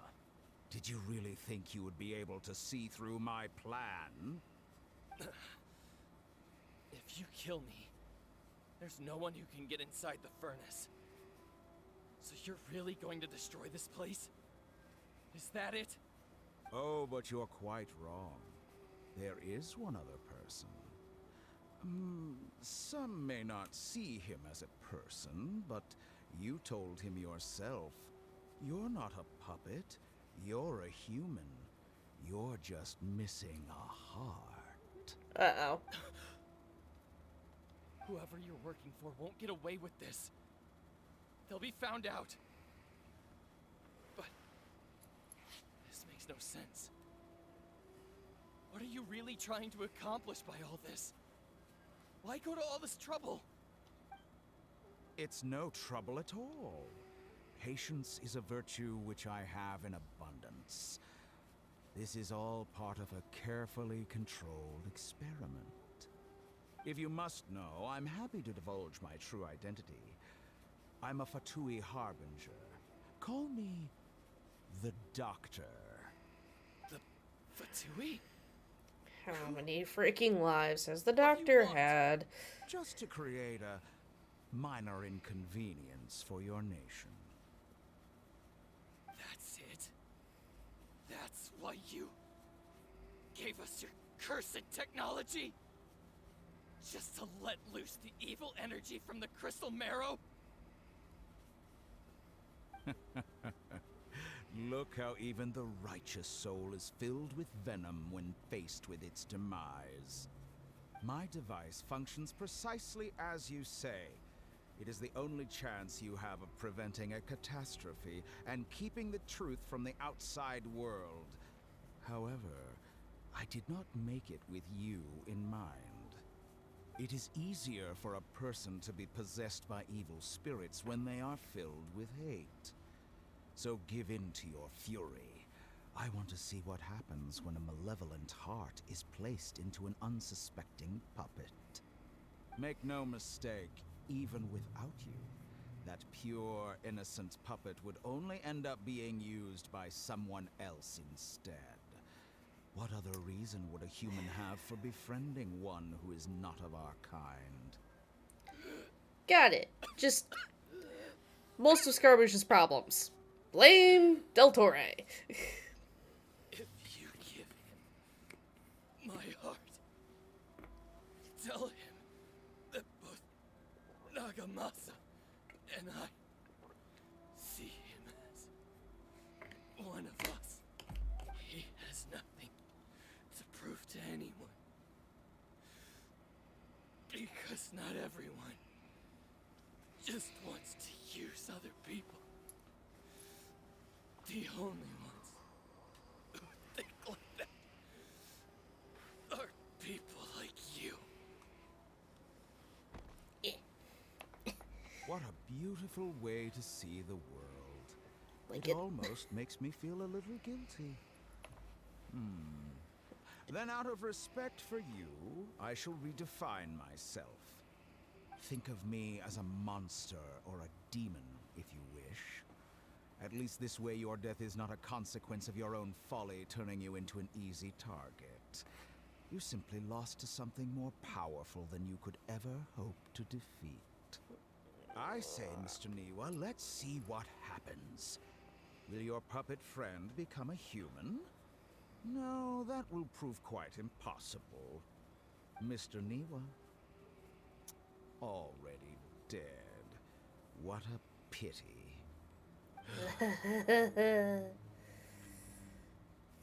Jester, I have completed the task you gave me. Creating a gap and infiltrating Inazuma's inner workings. What fun it was. I'd like to introduce a puppet to you. If he proves useful, let's make him our newest comrade. And if not, let's turn him to dust.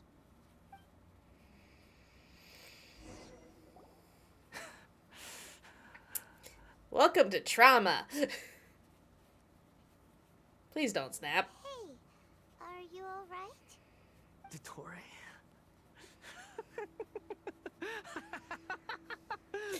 Never mind.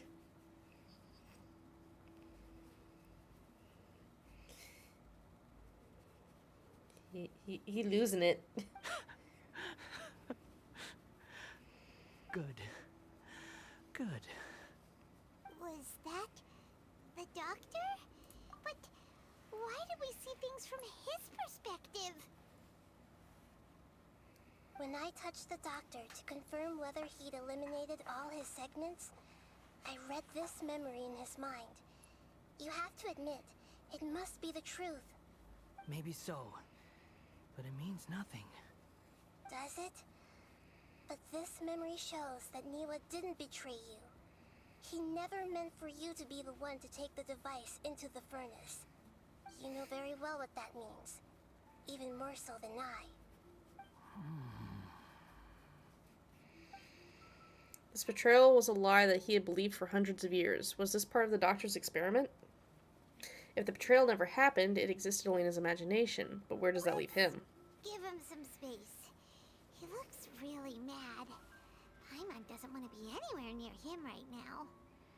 We need to give him some time to process his emotions. Paimon's still confused about the Tatarasuna incident. So, the doctor was behind it, but why has that gotten him so worked up? Nobody has ever deceived you like that, Paimon. It's natural that you find it difficult to understand. Perhaps he needed to learn this someday. So now you have the complete picture. Katsuragi took the Kabuki Mono to live with the people of Tatarasuna. Later, the doctor showed up, disguised as a mechanic from Fontaine. And that's when the trouble began. It was all a horrific experiment planned by the doctor. Everything he did was just to plant seeds of disaster in Inazuma that would bear fruit in the future. Of all the unwitting participants in the doctor's experiment, the balladeer became the main test subject. After the events you just saw in that memory, the doctor put Niwa's heart into the device and handed it to the balladeer. Then, he instructed him to enter the furnace and absorb all the filth caused by the smelting process. The load was far beyond what he expected, but the balladeer survived. He left the furnace in sheer exhaustion and said to the mechanic, "This device seems to have protected me. What's in it?" The mechanic answered, "Niwa fled this place for fear of punishment, but he left you a gift. He said it's the one thing that you've been looking for." He took it straight from the chest of one of his innocent servants. The mechanic removed the withered heart from the device as he spoke. The balladeer was stunned that such unthinkable cruelty had brought him the thing he'd been longing for his entire life. A heart acquired through cold-blooded murder is a cursed thing, but it had protected him from the filth. He thought Niwa had completely betrayed him, and yet this very betrayal had ensured his survival. Overwhelmed with anger and sorrow, the balladeer threw the heart to the ground and left Tatarasuna without looking back. Holy moly. So the doctor killed an innocent man and pinned everything on the victim? That's terrible. Being betrayed and abandoned by a close friend is sure to cause great resentment. Now we know what was behind his decision to take revenge on the Raigan Goken 100 years ago. But it doesn't mean that vengeance was the right decision. Yes. Only if he understands this can he choose a new path forward. Dottore, you brazen-faced... Niwa didn't run from justice. You killed him. I'm just gonna wait over here and let him process. Because that's either a nuke that's about to go off. There we go. Shall we see how he's doing? Has he stopped muttering expletives? Expletives? You alright? That's a scary expression. That would be rage. Are you worried about me? If we didn't have such a history, I'd almost think that qualifies me to be your friend. It won't. I'll keep my end of the deal. Hey, are you investigating the stuff we want to know about? That's Why why would we're here. you ask him that, like, immediately? But unfortunately, there's no information about the Descenders in Irminsul. Even if you can't find anything, that seems to confirm it. Irminsul does not keep records on the Descenders. Anyone who comes from beyond this world is not counted as part of Teyvat. Oh, does that mean we have to leave empty-handed? So why is our twin counted as part of Teyvat? Don't thank me just yet. You look really upset. Well, since Irminsul was a dead end, I guess I can share some other info that might interest you. Oh, really? Huh? About what? The reason why there are records about your sister in Irminsul. It might have something to do with Conria. Apparently, Conria was her first destination when she arrived in this world. Plus, Okay, that tracks. she only came to this world because the heavens responded to the summoning. The heavens responded? What? The Jester told me this himself. You can take his word on this. He was a royal mage in Conria, and lived with your sister for a time. I don't know the details.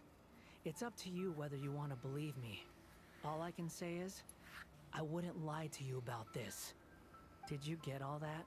Lesser Lord Kusanali? Yes. Astonishing news. Does this info count towards my mission? It wasn't from Irminsul, but was it valuable? Very valuable. Good. In that case, I'll take some time for myself now. Yeah, you got a lot of trauma to process. What have you done? And now we're the play toy. Kusanali was right. My power's all but completely spent. Even if I use all of the divine power left in me, I can't sustain this shield for very long. I shared a secret with you, and now you owe me. So in return, I'd like you to answer a question for me. Shit, which question? Give me your hand. That's not a question, but fuck. Alright, fine. Can you hear my voice inside your head? Yes. Are you trying to brainwash me? Aether, come on. I can't do anything like that anymore. At most, all I can do is exchange a few words with you. So tell me, in this world, is it possible to change the past? Oh. Trying to think. Technically, no? Wait, why would you ask me that? Done. Huh? What the? What happened? Paimon only saw you hold hands for a second. Nothing. I was just thanking him for helping me. Wait, that look. Did you see me hesitate? That was because I know about Greater Lord Ruka Nevada. Oh, I think by not denying it immediately. Long. I suggest you get yourselves like, out of here quickly. We didn't change the past, we just erased something from the records. Fast reaction time. But I don't think we'll be seeing each other again. I'm sure we will. From this day forth, the names Balladeer and Kabukimono will cease to exist. Okay. Those who died in Tatarasuna because of me deserve another chance at life. That's not how that worked, kid. We didn't change the past, we erased things from the history. Hordes of the puny things swarming together can be a real nuisance. And I enjoy nothing more than to stamp them out like the pests they are. But if a colony of harmless ants isn't threatening anyone, I guess they deserve to be left alone. Luckily, everything can be set right. It's time to solve this once and for all. He's gonna make the trauma even worse for himself. Oh, he disappeared. Come on, we gotta find him somehow. Time to break Irminsul!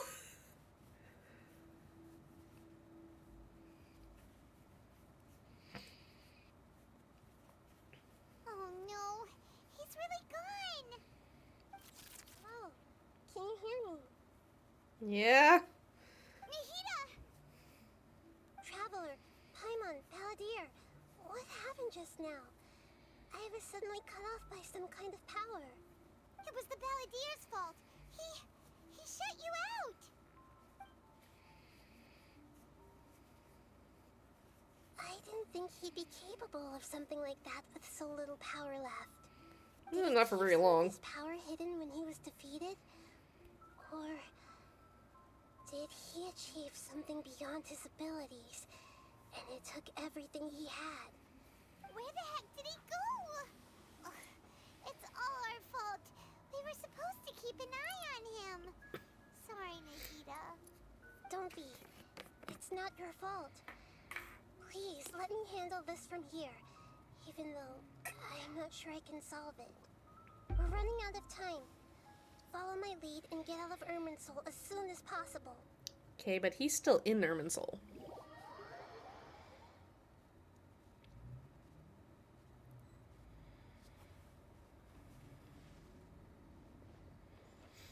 We're out! And we're at, an inn or something? I mean, you This should is an recognize which inn. emergency. I'll have to ask you to stay here for now. Oh, Everything's God. arranged, and nobody will disturb you. I'm sorry, but this isn't something I need your help with. Leave this one to me. An emergency?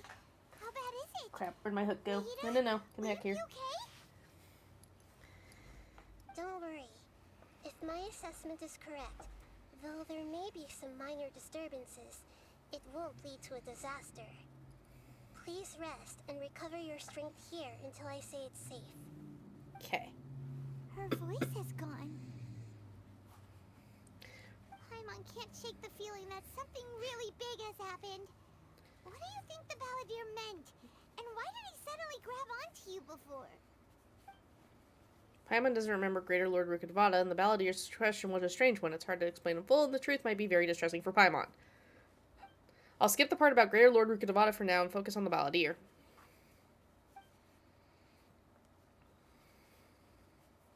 He wants to change the past? But surely that's impossible. Right! You can't just rewrite history. All that stuff happened already in real life. We didn't rewrite history, we just erased part of it. Imagine Paimon drank all the water in this inn.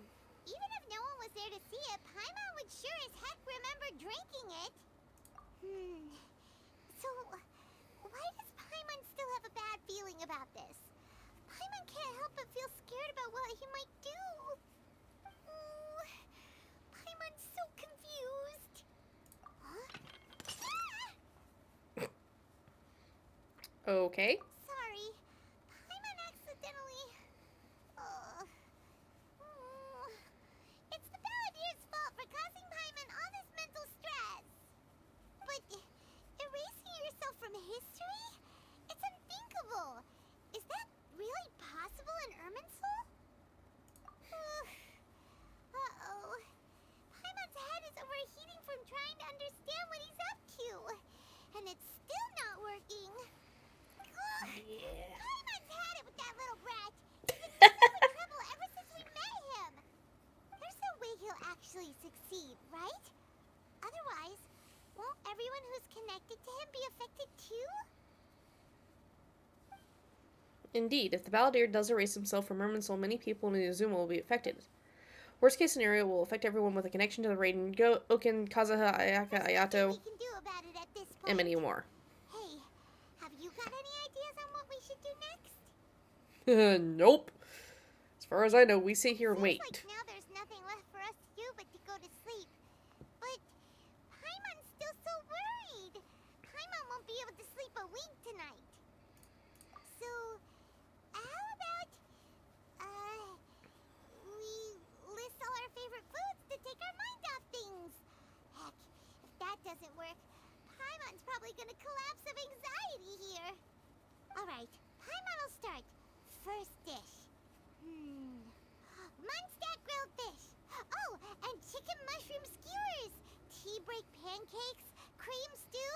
Sauteed matsutake. And Drayan chili chicken. Almond tofu. Satisfying salad.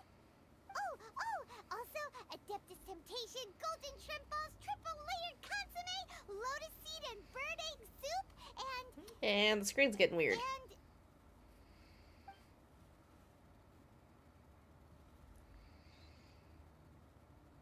I'll admit, it's weird not to have to be the person fixing everything right now.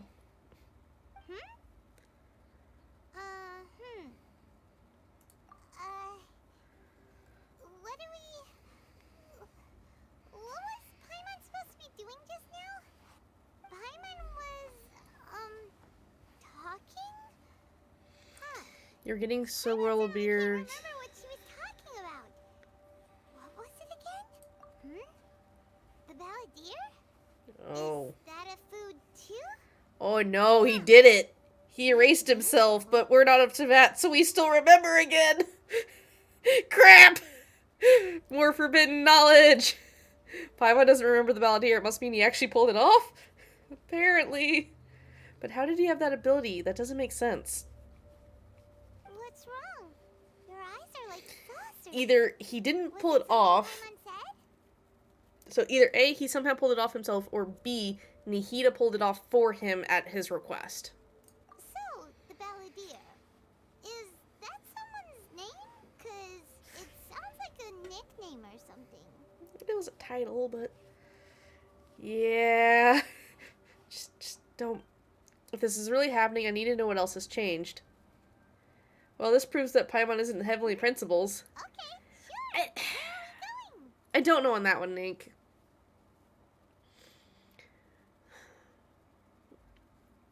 I feel like she may have been at one point a Heavenly Principal and then pulled, you know, a Greater Lord Ruka Nevada type of scenario and doesn't remember her powers type of thing. Huh? Great, back to Inazuma. Paimon, but is everything okay? You're acting like this is an emergency. Yeah, it's fine. Alright, let me finish this stitch. Okay. Yeah, we're fast traveling. I'm sorry.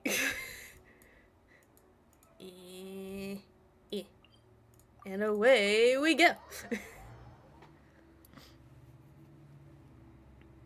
It may also be the fact that because she's on Teyvat, she, depending on how her, if she is a former Heavenly Principal or is of one of them, it may be the fact that because she's on Teyvat and is being told as part of the Traveler's story that she's affected by the laws of Teyvat, if that makes any sense. Like, they got some weird rules they laying out right now.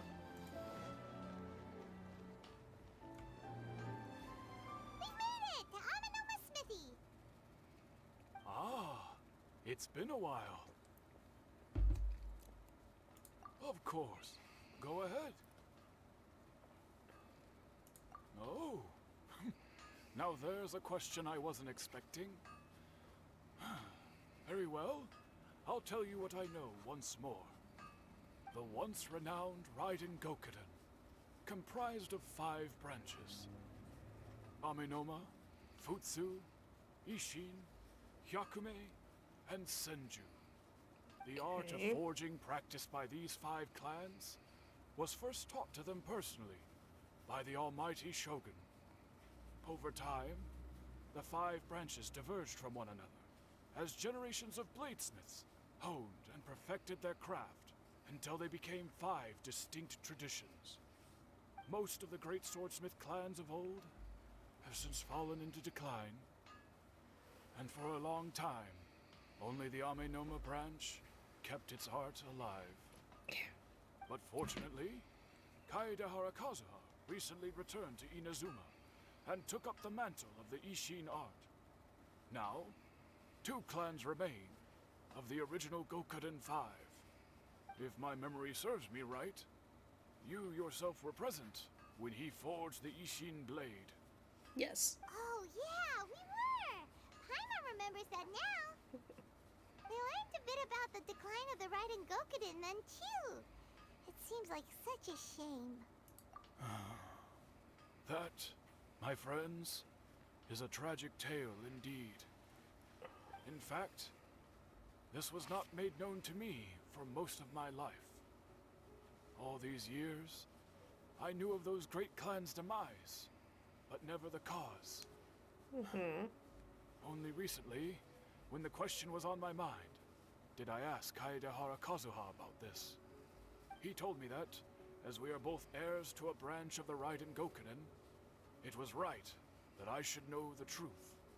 There is no harm in telling you, but I must warn you. It is a dark and sorrowful tale.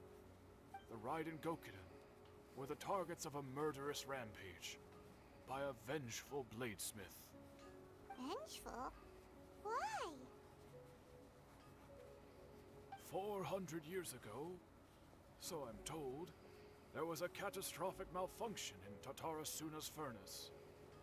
One brave swordsmith heard the commotion and chose not to flee, but he rushed to the scene, hoping to prevent a disaster.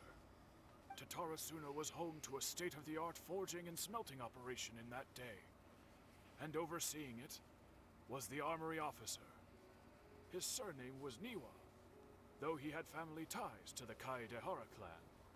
Knowing that they had just one chance to save countless lives, Mr. Niwa and the swordsmith leaped together into the furnace. The furnace quickly stabilized, but neither of them made it out. The smith's death, though heroic, dealt a devastating blow to his family's fortunes. His orphaned son was left to fend for himself, and grew up deeply resentful at the world. In his heart, the whole of Inazuma was culpable in his tragedy. He hated the almighty Shogun for her apparent indifference towards his father's death, and he hated everyone who had done nothing to try and save him. Powerless and destitute, the only legacy he had to pass on to his children was his hatred. Generation after generation bore this grudge, living in utter misery. Alas, if only the story could have ended there. But 100 years ago, the then head of this family reached the end of his wits. He could bear their fate no longer, and yet he could do nothing to change it. Finally, he made a drastic decision to take revenge on the Raiden Gokuden. In doing so, he sought to vent his pent-up anger and shake the very foundations of Inazuma's forging industry. In his fury, he murdered indiscriminately, killing even bladesmiths from the Hyakume clan which he belonged to. His goal was absolute, the devastation of all of the Raiden Gokuden. But when he came to the Kaedehara and Kamisato clans, his killing spree came to an abrupt end. He failed to catch them unawares. They fought back fiercely, and they did not spare his life. That is why the Kaedehara clan and their Ishin art survived that day.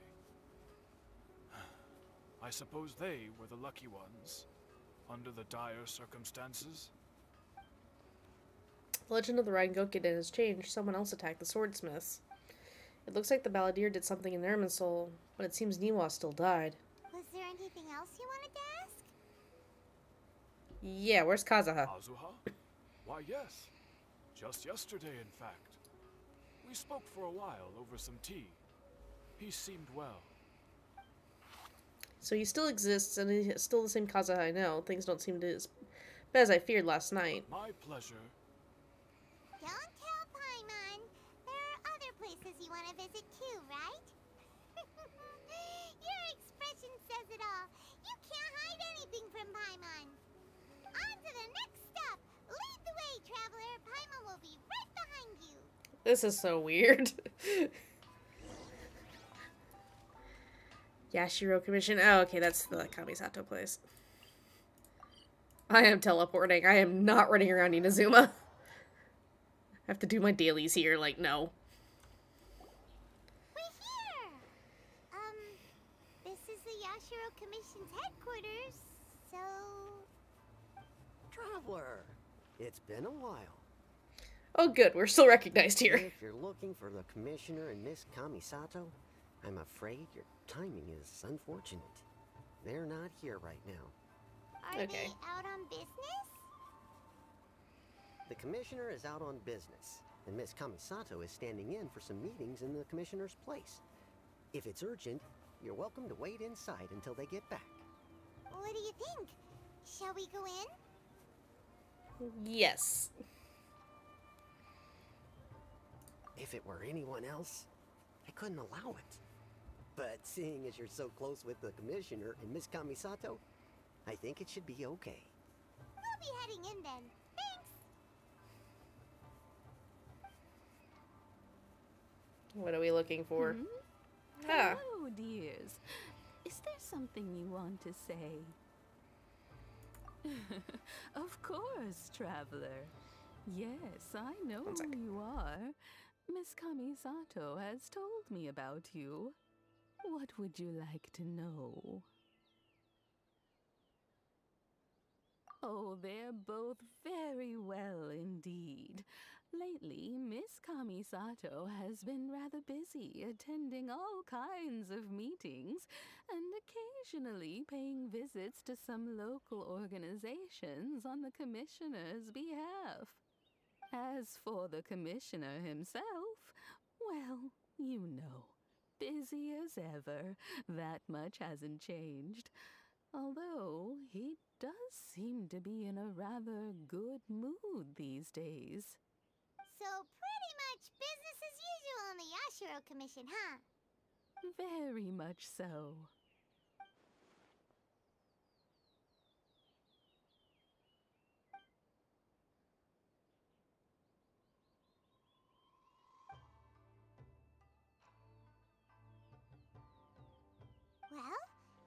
more questions? You're very welcome. In fact, I would love nothing more than for you to come and visit more often. But I'm sure you must be far too busy to have time for that.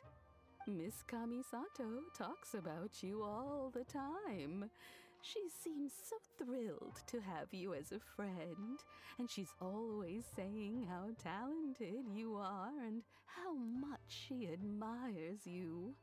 I must say, many things in Inazuma. I mean it. Whenever the commissioner dines at home, Toma always joins him. I always find myself at my most relaxed when I'm serving the two of them and listening to them chat away.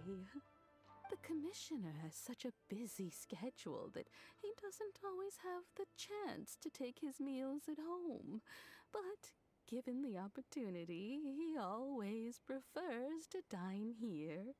They say it's because Toma's a much better chef than most. Oh, the commissioner is so fond of home comforts. They get to talking about you sometimes too, you know. Always with a very fond tone. The way one would talk about dear old friends around whom one can truly be themselves. Miss Kamisato occasionally joins them as well. Whenever the whole family gets together and they start talking about people they've met and experiences they've had, you always get a mention. It's been many years now since the late Mr. and Mrs. Kamisato passed away. Much has happened in the Kamisato clan in that time. As someone who is old and gray enough to have watched their son and daughter grow up, it makes me so happy to see them meet a dependable friend whose company they enjoy so much. So, in the future, if you ever do have the time, please know you are always very welcome. Wonderful. Thank you. Paimon likes it here too! Also, you were saying something about the food here being really great. Paimon's itching to try it. We may just have to invite ourselves around for dinner sometime. Paimon meant we should come pay a visit again real soon. Ideally around dinner time. Of course. You're always welcome. Alright, goodbye for now. Where are we going next?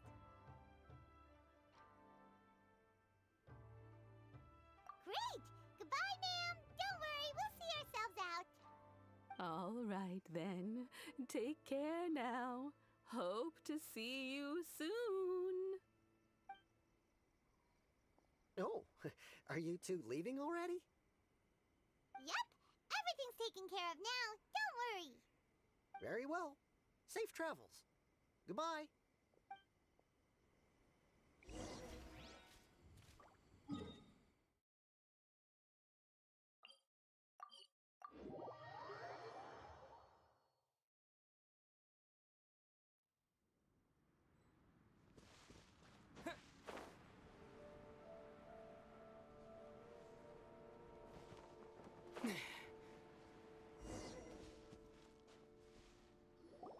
Well, here we are. But what are we looking for? Something or someone? Do my eyes deceive me, or is that the Traveler and Paimon? Xavier, what are you doing here? I was in the general area, and now I'm in this specific area. There, that's me. So what about you two? We have some questions and thought you might be able to help. Certainly do. I've researched the furnace here in some depth. If there's anything you want to know, just ask away. Like the back of my hand? Make no mistake, I have been here a good many times before. Not only that, but I've met people in Inazuma whose families used to live in Tatarasuna years ago. They said it's all true, the history here. Oh, well, it's a long story, don't you know? The tale of Tatarasuna starts a long time ago. I'm told that its history is one of the most foremost forging and smelting operations in the nation, goes back around 1,000 years. Still, the furnace has had a couple of serious maintenance issues along the way. A couple? When exactly? One was just in the last few years, the other was several hundred years ago. A fun fact, I'm not the first Fontaine tech guy to come and work on it either. There was a guy back then too. They say he was a mechanic who consulted on a technology upgrade. It seems like the technological collaboration between our two nations goes back a long way. How about that?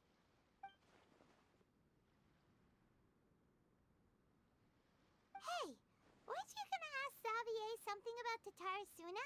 Come on, ask already! Oh, I didn't realize you two were here for a history lesson. Me neither. Paimon doesn't know what's gotten into this one today. Feels like we've been preparing for a history exam or something. What brought this on? Did you just wake up today with a sudden burning desire for historical knowledge?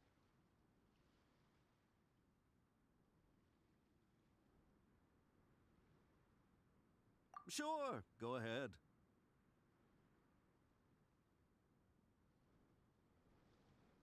A kabuki mono? No, I can't say that I have.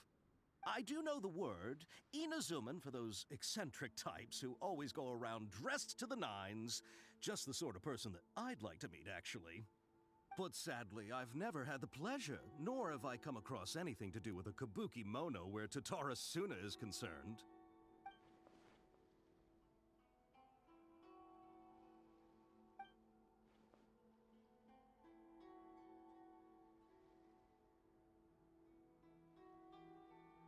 Of course! Don't mention it. Oh, we're leaving? Okay, bye, Xavier! Oh, you're most welcome. More than happy to help. Farewell. Looks like you got all the information you're looking for. Sure, but what's up with you today? Whatever it is, it seems like it's really troubling you. Keep your smile, Spinal Crocodile. No matter what happens, Paimon will always be there for you. Hey, don't mention it. Alright, let's head off and go meet Nahida.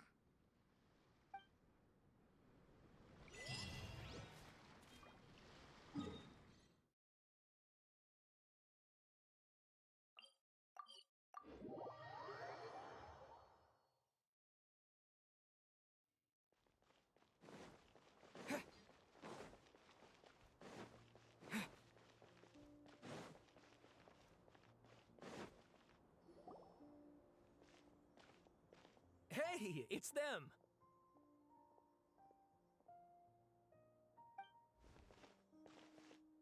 Akaba, Sawada, you're still here?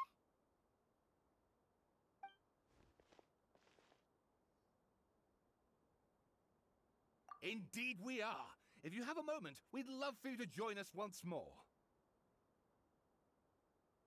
We have time. What do you want to talk to us about?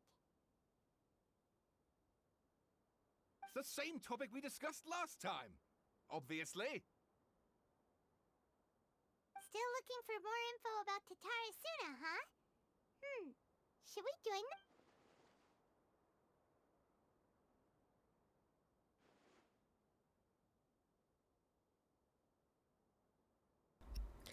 I apologize for that.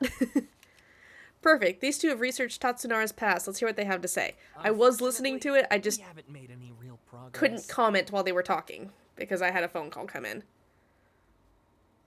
Huh? Oh, of course. Oh no. Don't make me reread. Oh god. Okay. This text belongs to a series of works sponsored by the Valdamas Valley Cutter Project and is yet to be numbered. Author Aquaba. Abstract. The Tatsunara area has always been a major pillar of Inazuna's smithing industry. The 2 incidents have occurred here, and the details behind the first are vague at best. I believe, however, that there might be a hidden history behind the events that transpired. Hence, this paper will attempt to analyze what may have unfolded from the available data. Glossary. Tatsunara area, Raigoken, Mikoshi Nagasama. Introduction. This paper continues and expands on the works of my mentor, Mr. Rumi, in his report in the Happily Hidden Tales of Tatsunara, i.e., Hidden Tales. And it's intended further of this avenue of research. According to the data, the blade forging techniques of Inazuma were originally handed down from the Electro Archon, also known as the Raiden Shogun. Using the arts that they inherited from their Archon, the people of Inazuma devoted themselves to the process of forging. However, many strange rumors that do not quite fit the steely nature of metalwork yet linger about Tatsunara's smelting center, which was a central pillar of the forging industry. There, the Mikoshi and Niwa clans, along with an eccentric mechanic from abroad, serve as 3 windows of insight we need to investigate the truth behind what happened. Okay, so the eccentric mechanic we know to be Del Torre. So instead of Balladeer, we have Del Torre. Body. Strange notes from the Tatsunara area and their contents are as follows. 1. Perhaps I overstep, but I think Sir Nagasama's mood grows better when he forges blades. The obsession to cleanse the stain of the name Mikoshi must eat at him. 2. The inspector brought certain numbers of jade steel ingots. Sir Katsuguri discussed the matters of smithing deep into the night with the vice armory officer. 3. We at last made a single Nagamaki. We call it Dataria Nagasama. The inspector was in high spirits, and he and the vice armory officer. Nozomu was taken by the beauty of the Nagasama, as that he drew a picture of it. The inspector flew into a rage and slashed Katsuguri. The great blade cut deep into the flesh, cast his own Nagagami into the furnace's flames. Nozomu could not abide by that order, drew the completely melted weapon out of the furnace. He was horribly burned in the process. 5. Nozomu died that night. Dare I say, while Sir Katsuguri may have committed maleficence, it was out of the goodness of his heart. 6. Kinjiro hid the Naganami and Nozomu's drawings in the arsenal. Naganama-sa is a harsh but also knows right from wrong, but even so he's not amenable to reason. His name indicates the one obsessed with purity. Still, I and some household of Tatsunara have not been blinded by the matter of Nagasama's mother Chihiro, and we trust him. I also remain unwilling to forget the joy of creating the Dataria Nagasama with him. So far those are all the same, roughly. 7. Before we withdrew, we should have divided the arsenal keys into 3 parts. 1 for the inspector, 1 for the armory officer, and 1 to be left in Tatsunara itself to prevent theft. But we were in too much of a hurry, and neither the inspector nor the armory officer could be found, so I was too bold as to hide the 3 pieces within the treasure chest of Tatsunara. Okay, so those all seem to still be the same. The 7 notes mentioned prior have been scattered across the Tatsunara area. Among the 7 notes, 6 of them to be in good physical integrity, although they all look quite old. While the last one looks more recent, I believe that the first 6 notes and the last are of different time periods, though the gulf in years between them needs to be verified. The contents in the first 6 should also be related to each other, as the incidents mentioned are quite consistent with one another.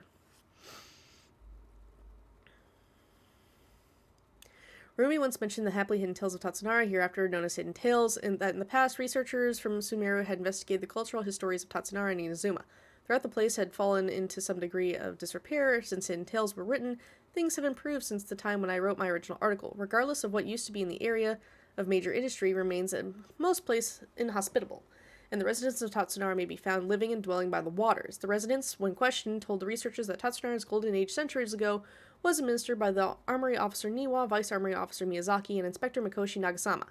Yet the elders among the locals within deeper ties to the region also seemed to stress the fact that there were strange rumors surrounding their homeland's past.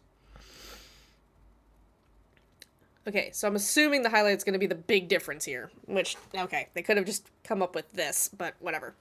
A great many of these rumors revolved around the yokai, who are so very characteristic of Inazuma's folk histories.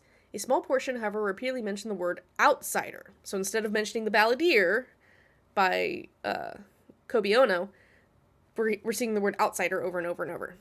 It should be known that the appearance of such a character, who is suspected to be based on a real person, is a very curious case. This fact drew the attention of the researchers to delve further, and eventually the following pieces of information came to light. A foreign mechanic once visited Tatsunara. Reportedly, the reason for his immigration was to exchange knowledge and forge ties with the locals. However, the mechanic seemed to behave suspiciously, often wandering around essential or restricted areas. And if someone tried to turn him away, they would only earn incomprehensible mumbles from his lips. The mechanic often stared into the furnace, seemingly to check on its condition. Unsettlingly, he also spent a substantial amount of time watching the local residents. So instead of Balladeer wandering the island, talking with people, and staring towards Inazuma City, i.e. Raiden Shogun, we know where the doctor was now wandering and what he was doing in the same time frame. Judging from the era, it was not uncommon to see cross-cultural exchanges of technological knowledge in places such as Taratsuna. After traveling across the tides, foreign experts begin welcome in regions that was likely not unreasonable either. Yet calamity came not long after the exchange of knowledge, which hints at high potential for causation between these events.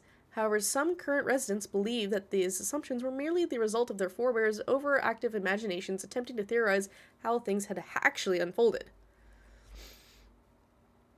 Okay, so this is all the same on the key people. But now we have the mechanic instead of the puppet. The mechanic. Long have I delved through the many texts and documents, but I was ultimately unable to decipher even a specter of a clue as to his background. Still, mentions of the mechanic grew scarcer in the aftermath of Tatsunara incident. I speculated that instead of the mechanic possibly being a figure woven from overripe imaginations, he actually did exist and perhaps even had a hand in the events that took place in Tatsunara. I presume you'll want to read mine as well. Here. Oh god. I'm just gonna scroll for the highlighted bits. I don't want to reread this dude's whole story again. Okay, so that's still the same. That's still the same.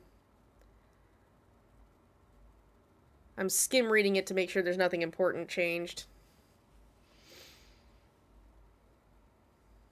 Okay. So Katsugiri neither wanted to shame his master nor to lie to his two friends, and yet he could not think of any way to deflect, so he groused, "I see your ears are as keen as your hands, Sir Niwa. The jokes of us unlearned men are as nothing before you." Miyazaki hid his grin. Upon hearing this, Niwa released the lizard from his hand into Katsugiri's palm. But just as more words were to be exchanged, someone came walking nearby, their footsteps steady and confident. At the head of what appeared by the door was one from abroad. Okay, the newcomer placed some lunchboxes to one side, nodded, and made a leave. Katsugiri called after him, "Sir, what about your meal? Are you not hungry?" The man smiled, said, "I already ate. I hope that you too, my lords, may also find time to sate your hunger." "You're our guests, sir. To see you help in these trifling matters fills me with embarrassment," Niwa said with sincerity. Okay, so instead of Balladeer bringing them food, or a young person bringing them food, it was Del Torre, who then politely excused himself with, "Oh, I already ate."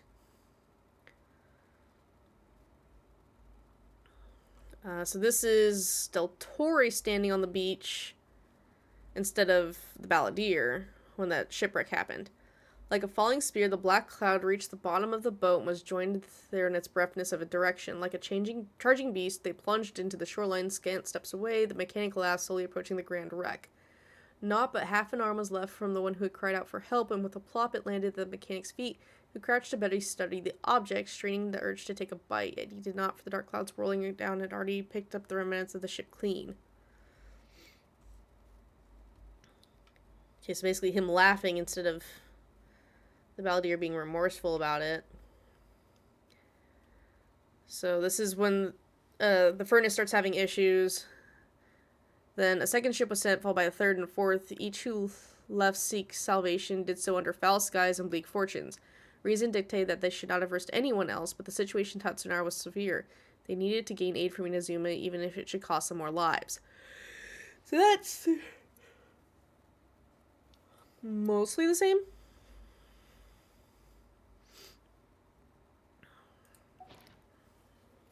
The big difference here is that they had left under fair skies the first time. The content has changed, another effect of tampering with the information in Irminsul.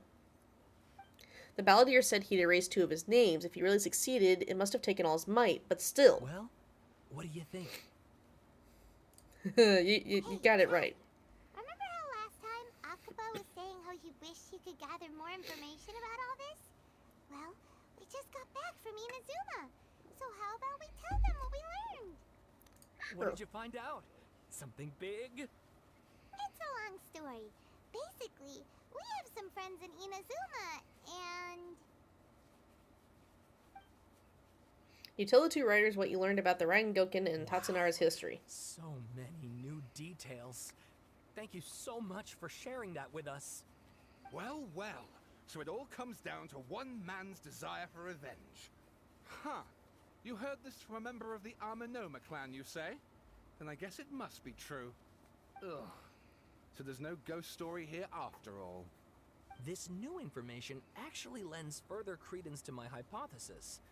Evidently, swordsmiths were seen as having an incredibly prestigious role in society those days, to the extent that harming them was conceived of, at least by the perpetrator, as a way of exacting revenge against those in power. Yes, okay, point taken, you were right. But that doesn't mean I can't carry on with my novel. Okay. And they're back at it. These guys are really into this. Oh, so sorry. Look at us, prattling on about our projects and ignoring you. Thank you so much for the information. You're welcome. See ya. Keep us in the loop if you find out anything else. Yeah, sure. Will do. Okay.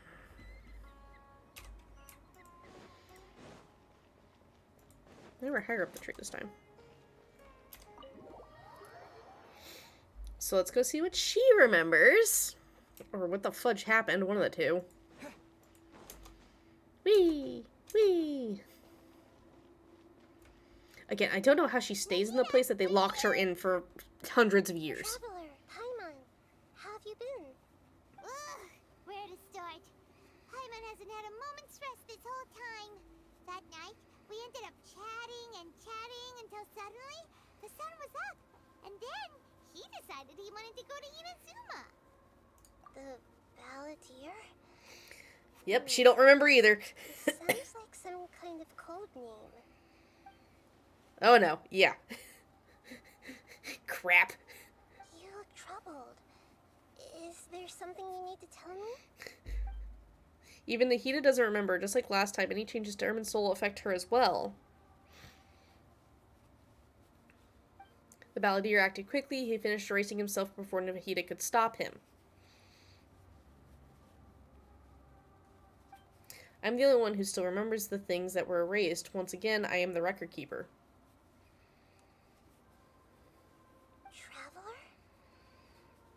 Hey, what's wrong? You look so upset. Oh no. Do not break the tree. With a heavy heart, you piece back together the story of what was broken and scattered across the time. Oh no! There was once one named the Balladeer, created by the Electro Archon. He was a puppet who lived among men. After a series of events in Tatsunara, the Balladeer, thinking he had been thrice betrayed, left Inazuma to roam the world beyond. With no trust for humans and only loathing for gods, he bore his grudge for years as he grew in strength and then returned to Inazuma to take his revenge. He tried in vain to become a deity with a gnosis and ended up losing everything. Finally, he entered Erminsoul and learned the truth behind his betrayal. Knowing that his entire life was built upon lies, he did the unthinkable in an attempt to reverse his tragic fate. That's quite a story. So, this puppet known as the Balladeer erased himself from Erminsoul, hoping that he could change the past. Yes. How was he even able to do that? As the Traveler said, he very nearly became Sumeru's deity. Admittedly, I remember it a little differently. I don't recall finding anyone inside the machine after we defeated it. Nevertheless, it does make sense. If someone were to successfully erase themselves from Erminsoul, the world would change to reflect the new reality. So, you believe believe this person really existed, and we just don't remember him because, well, because he literally changed the world? Yes. Theoretically speaking, it is possible to do this. So what happens if we find him and tell him of his actual history? Imagine the kind of person who would dare go through with it. The traveler comes One from a that world needed severe beyond mental Tibet. help that was not given. That's why there's no information about him in Irminsul. And it also explains why any changes to Irminsul wouldn't affect him. So if there's anyone in the world capable of retaining memories from a past that has been rewritten, it's you. It's quite incredible when you think about it. Paimon's having a hard time understanding this balladeer guy's motivations. Why did he do it? I can only make inferences based on the information we've been given. As for what kind of person he was, only you remember that. We were enemies after all. I don't know his perspective on all of this, so I can't say why he did something so extreme. We did not have personal knowledge. Did he want to reset everything or save someone, or did he want to completely undo his existence? Everything can be set right. It's time to solve this once and for all. Maybe that's all there is to it. 88%. Woo, let's go! I still remember the question he asked. He asked me specifically, and my hesitation gave him his answer. I hesitated because I witnessed Greater Lord Rukkhadevata erase her own existence, but I can't tell in the heat of that. To put it another way, I know why the balladeer was so sure it could work, but I can't tell them that. Something else worrying you? Something that you can't share? He chose such a radical option, and yet... Change the fate of the ones who had died, right? Correct. Once the balladeer realized he hadn't been betrayed after all, it must have completely changed his view of the people of Tatarasuna. Now he saw them as friends again. He couldn't keep hating humans after that. And if he thought there was a chance he could save his old friends, it would be hard not to try. The story makes sense. Every part of it. Alright, Nink, catch you later. The balladeer tried to achieve godhood with the doctor's help. He was unsuccessful, but retained the power to connect with Irminsul. That power then enabled him to change what was recorded in Irminsul and erase himself, even though he didn't have much strength left. Yeah, it does make sense, but it still ended in tragedy for his friends. It just feels so hopeless. He gave everything to do this, but it seems like he got nothing in return.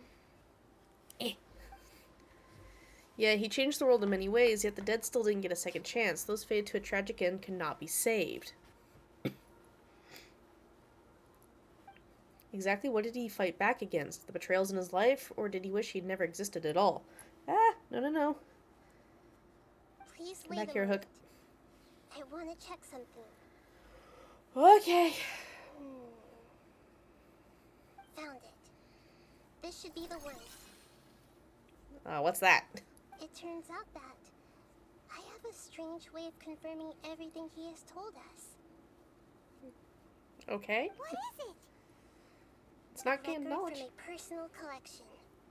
It was tucked away in a corner. You should take a look. Surprisingly, the information is presented to you in a way that resembles a fairy tale. Is this a fairy tale? Who wrote it? I authored this record myself. Huh? You wrote a fairy tale that somehow has something to do with the balladeer? When combined with the traveler's narrative, it's clear that this story is an allegory. Everything in it is a symbol for something else.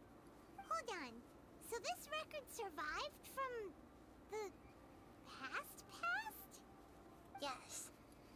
Any information about the balladeer or the Kabuki Mono and other records will have been changed. But I wrote this story in a way that means it was left intact. Changing the information in Irminsul changes to that. But Irminsul can't change information that was well hidden in advance. I Yes, I must have written this story as a backup before the Balladeer entered Irminsul. That's incredible! What a great idea! And sending the Traveler into Irminsul with the Balladeer must have been a further precaution. I knew he'd remember everything. This story is abstract enough that it still resonates with the present information recorded in Irminsul. But if we connect all the different pieces together, the true story that emerges is the one he told us. The now erased life of the Balladeer.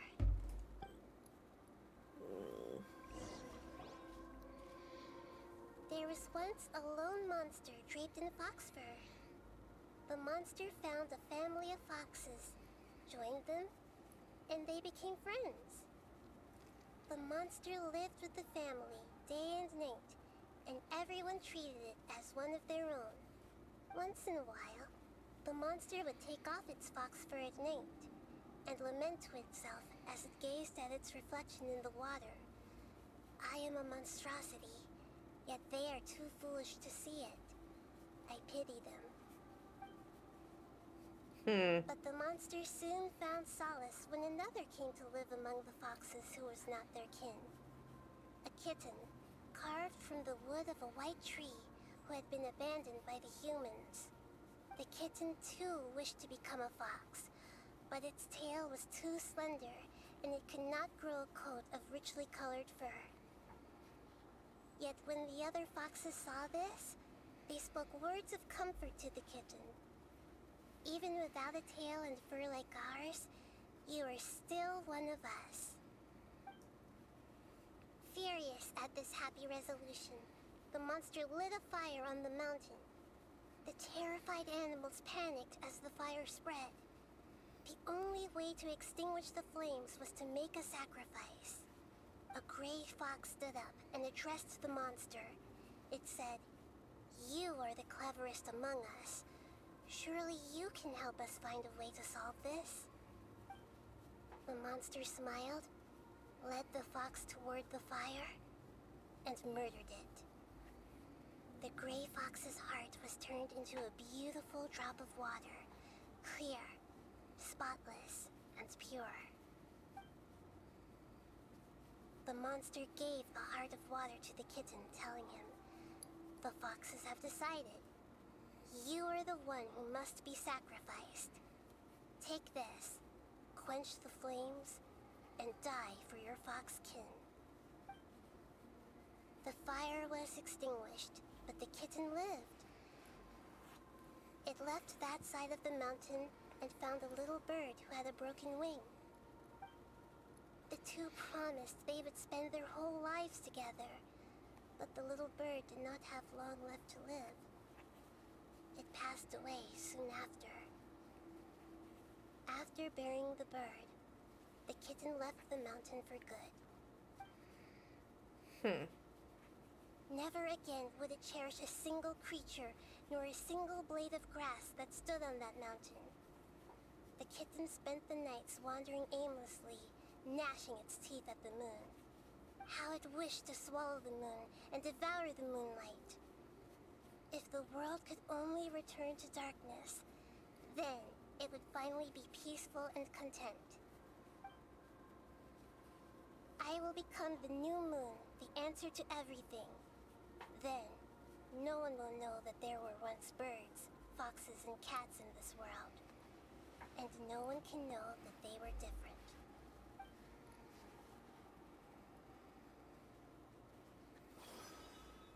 We solved it!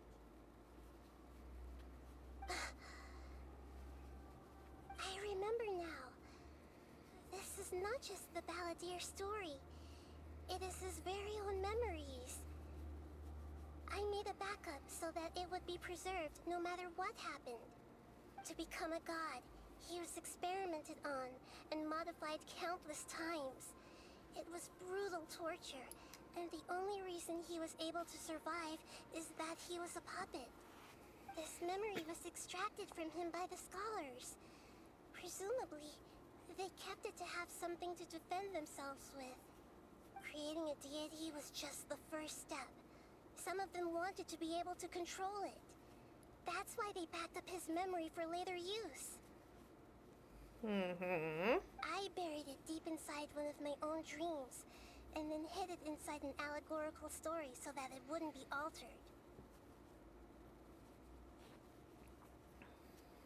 You have way too much deception around your stuff, Nahida. Let alone that he tried to get rid of us on more than one occasion. Oh, every chance he got. No memory of him at all. He completely vanished like a puff of smoke. The balladeer agreed to help me look for information about the Descenders, and although he was unsuccessful, he still helped you. Before he vanished, he confirmed an important detail, that Conria was where your twin first came into this world. We still don't know how the change to Irminsul will affect the senior ranks of the Fatui, but in all likelihood, they won't even remember their own Harbinger. It sounds like Paimon wouldn't like this guy a whole lot if he was still around, but still... I'm just waiting for us to walk in the market and see him wandering around. This is why wisdom alone cannot answer all our questions. We look, we see, and we comprehend, but the question still troubles us. So the answer is not everything. People yearn to find the truth, and then conquer the troubles they face. When you give someone the truth, you give them a chance to choose their own destiny. To others looking on, this may seem like a pointless endeavor, but for him, the chance to act on his desire to disappear must have meant a lot. Question is, where is he now? Even when we walk beneath dark clouds along a road filled with suffering, the light of wisdom is always there, guiding us toward a better destination. And that is what you have been doing all along. Yeah, Nahida's right. Cheer up! How about we go get something to eat? We can pick up this heavy conversation again later. Good idea. Paimon, why don't you take him out for a walk to clear his head? You got it! Come on, Traveler! You need to get out of your head for a while. You'll feel much better after taking a walk. This is not going to be a fun walk, is it? Let's go get a snack from one of the stalls in the Grand Bazaar. That'll be sure to lift our spirits. It must be really tough being the only one who remembers all that. But Paimon's always here to help cheer you up.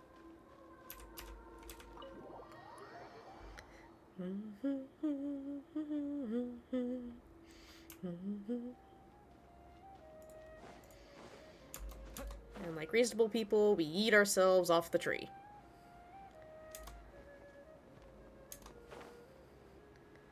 Because that's a reasonable answer.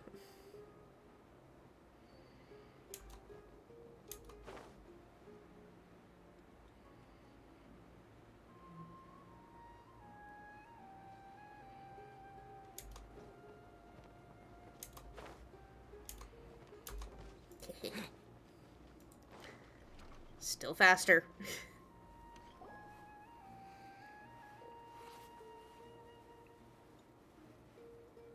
We're here! What should we eat first? So between this and Pokemon, the new Pokemon games, I'm just like, I have a nagging feeling that there's something I'm missing, something important that I am forgetting. Great. Hey, are you gonna answer or what? Still processing, hang on. Alright, whatever you want. Well, Paimon will be right here when you figured stuff out. Then we can get something to eat. Come on, brain, let's dig this out. It's gotta be in there somewhere. It was something about Irminsul and deleting oneself. Great Lord Rukkhadevata, Forbidden Knowledge, Nahida. 3, 2. What is it? Have you figured it all out? There it is. Come on, speak up, Aether. Yes, that was it. Greater Lord Rukkhadevata. She said no one can erase themselves from existence, not even her. Otherwise, why would she need to create her own reincarnation and lesser Lord Kusanali to do the deletion for her? There would be no point.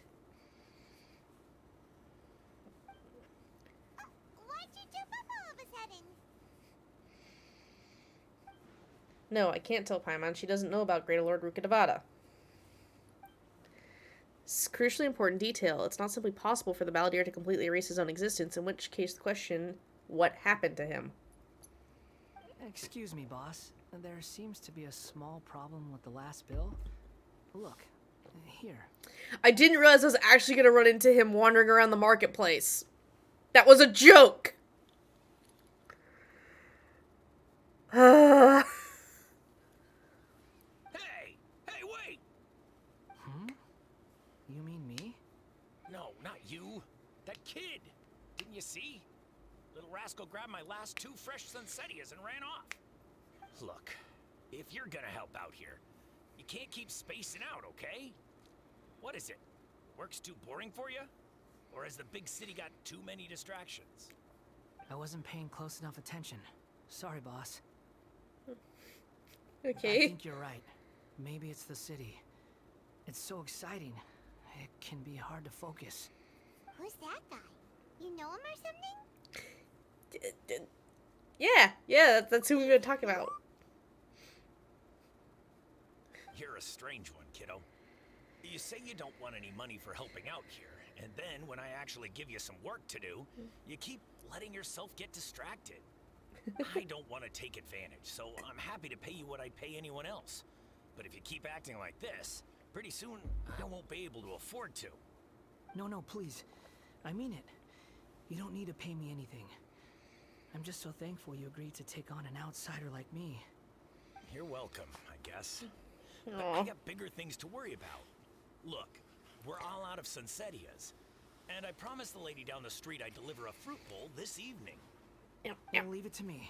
I'll find some more. Just a moment. I'll be right back. Stop. I'm gonna level with you, kiddo. I've never met a worker who said they didn't want a wage before. And at first, I got greedy. Couldn't believe my luck. But I figured you'd start asking for something in return eventually. You don't want money. You don't take days off. And in your free time, all I see you do is wander around, taking in the sights. Are you a drifter or something? That's right, I am. We can talk more about that later. First, let me get those fruits you needed. Sunsetias, was it? I'll be right back. Hey, what do we do now? Follow him, because that's an answer. Stalk the guy who may or may not remember who you are. That sounds fantastic.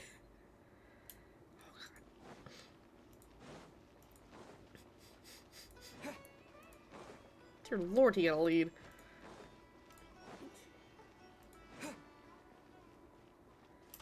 Click.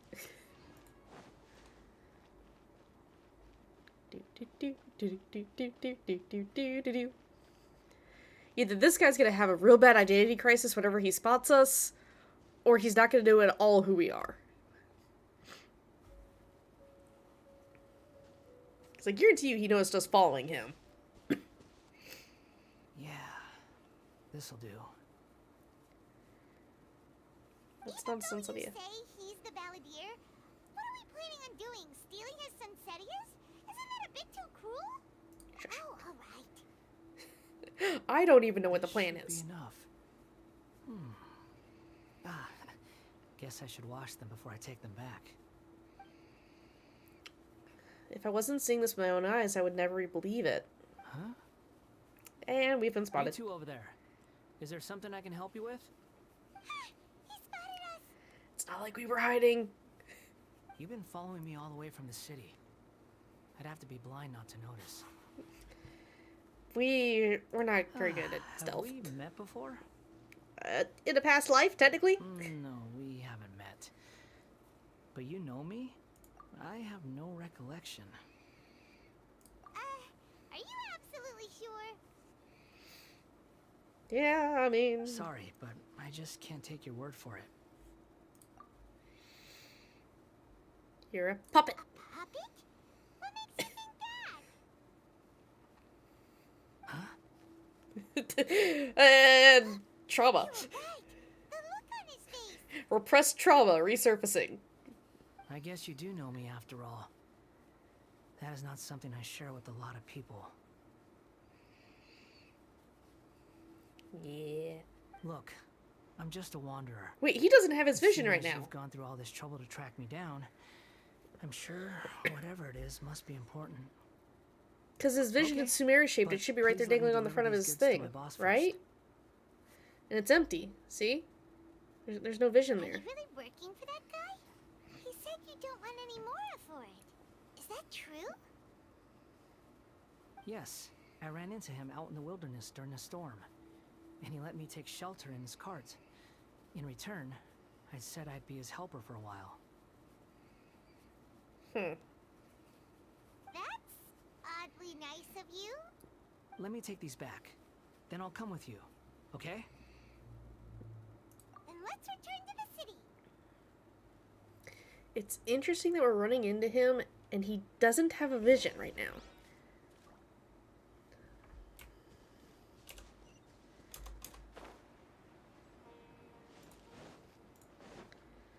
Like, I'm not crazy, right? That's where his vision's supposed to be?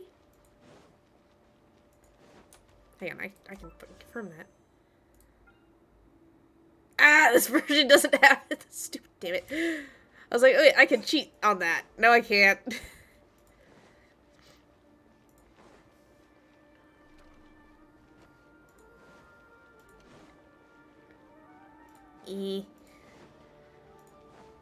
Back to the stall. Okay. Here you go, boss. I'll leave them right here. Oh, you really went and picked some more. Who are these two? Something's come up, and they need to borrow me. Sorry, boss. I'm afraid I'll be away from the stall for a while. I was just about to pay you anyway. Go wherever you want, kid. Don't waste your time here. At least the merchant's nice. I get it, okay? You just wanted to help me out, to thank me for giving you shelter from the rain that day. Even then, I don't understand why you're so adamant that you don't want any pay for it. But look, it was pouring down, and there you were, sauntering along without a care in the world. Like you had nowhere to be, and didn't even care that it was raining. Imagine you were me for a second. It's a little weird, right? Why is this guy traveling during a rainstorm if he's not trying to get somewhere? And why is he taking a shortcut through the open country if he's not even in a hurry? But anyway, taking you in didn't put me out even slightly. You don't owe me a thing for it. Certainly not all this. Your time is valuable. You know, you should go live your life. But I don't...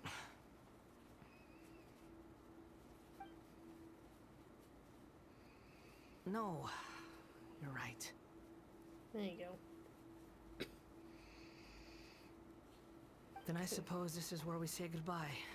So my question is, has he just been taking me into the city? Wandering? Don't mention it, kiddo. I've run into all kinds of characters over the years. I just hope you find your path. Does that mean that he'd like changed his own history with wandering as soon as he failed to be A's puppet, or... Alright, done. Thanks for waiting for me. Did he still go to We can go Satsunara, now. but, you know, be a background character, kind of like how the Doctor was hidden in the background up until he changed his, crap, what's it called? That was the wrong waypoint, shit. Before he changed history. That was very much the wrong waypoint. Try that again. That one. That is the one I want.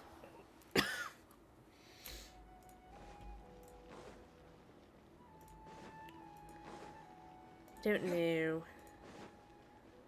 I'm confused. And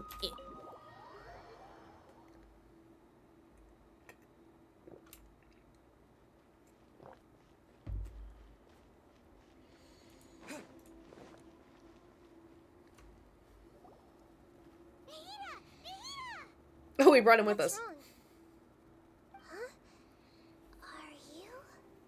Hello. I do apologize for the sudden intrusion. Oh, don't feed this poor child back his trauma.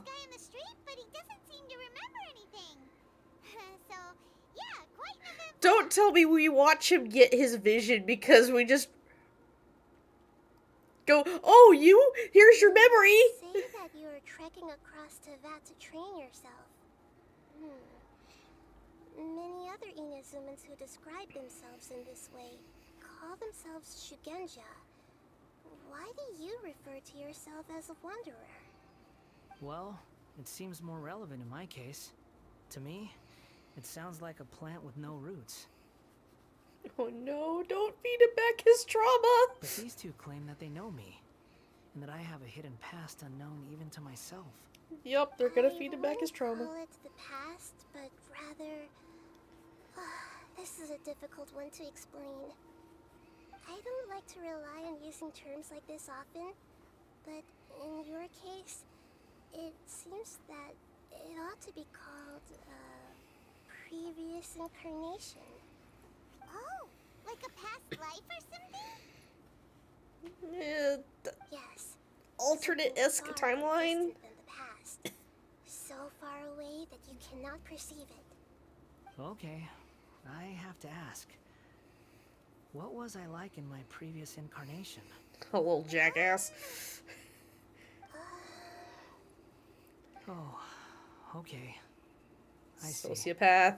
You want to tell me, but you can't bring yourselves to say it. Looks like I didn't have the most wonderful existence in my previous incarnation.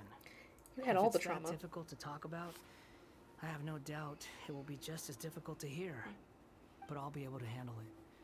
Please, tell me the truth. Is truth something you care a lot about? Yes. Then I'll be straight with you.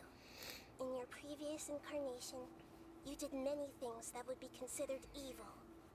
You nearly died because of Just what other blunt. people did, and many died because of you. As a non-human being, you hated gods and humans alike. You drifted from place to place, never able to settle, even where you found status and identity. You adamantly believed that you were missing a heart. Actions rooted in persistence sometimes bear bitter fruit. Sometimes, you have to let parts of yourself go, or you'll never be happy. Oof. I gave everything I had, but it barely changed history at all. In terms of the outcome alone, that's true. I don't think I can judge everything I've heard purely in terms of right and wrong. Each choice a person makes belongs to a specific place and time. I messed up that A stitch. chain of cause and effect. A cycle of karma and consequence. That is the nature of truth. If one thing is right, its opposite must be wrong. And yet, dichotomies like this are not enough to explain the world in all of its complexity. It seems like my previous incarnation wasn't the most likable individual. You had a lot of repressed issues. We're not trying to hurt your feelings or anything, but yeah, we weren't your biggest fans. If we were enemies, why are you trying to help me find the truth? This is so frustrating!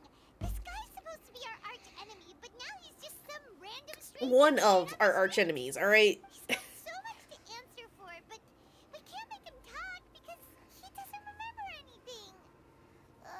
What a weird situation. Lesser Lord Kusanali, as the god of wisdom, I trust that everything you told me must be true. Yes. Okay, it's all here's true. what I want to know.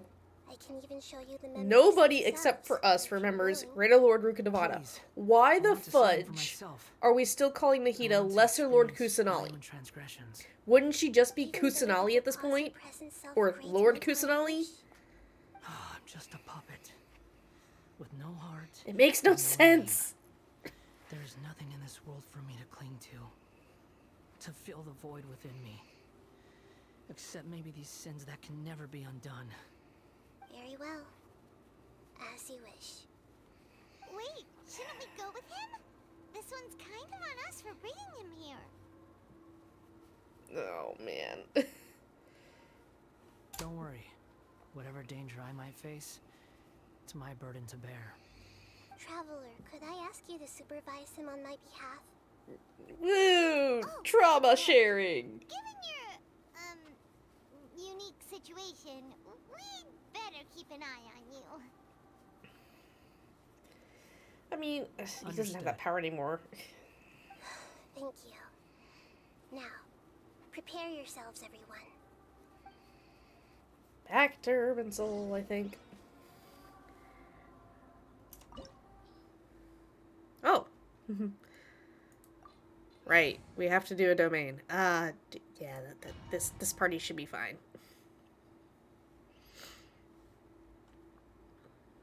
I don't think it's gonna be a combat domain thing. Combat domain, there we go. Right now, you're in a dream I created using information extracted from your memories.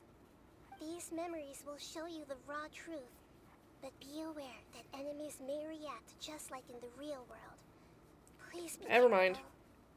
Sounds like an immersive experience. It's a good thing we came along. You don't need to do this for me. I don't deserve your protection. We never give up halfway. Well, we had to once, but that was your doing.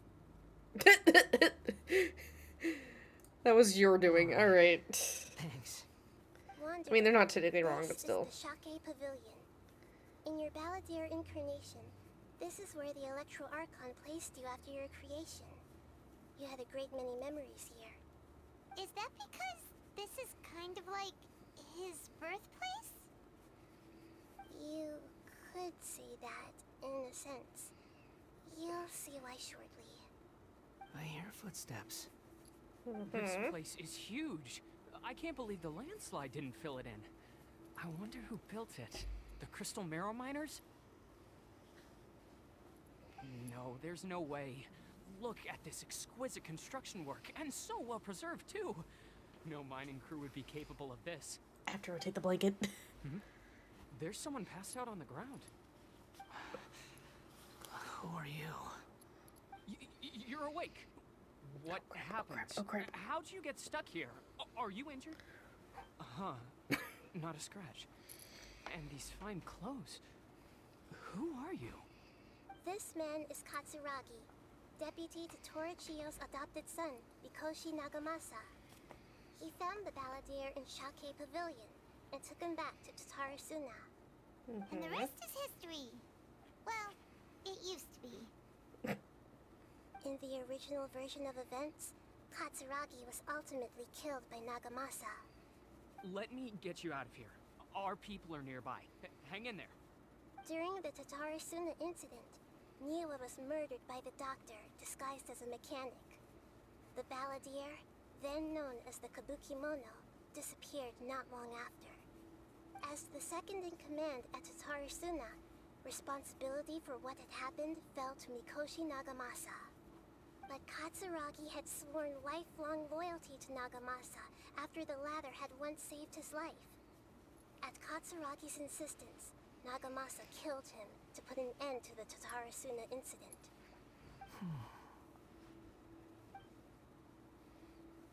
Katsuragi seems like he was a good guy.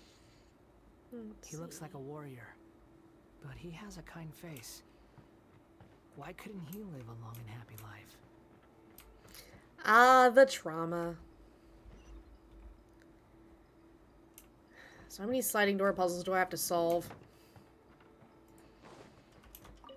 Ooh, piece of candy. Nagamasa, I found this young guy in a cave sealed off by a landslide. He doesn't remember his name. Well, we need to call you something. I hear the workers are calling you the Kabukimono. That's fine with me. Katsuragi, report to Niwa.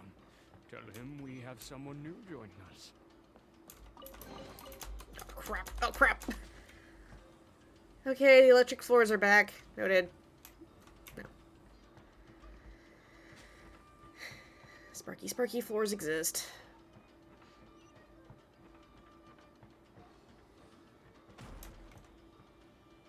Excuse you. Huh?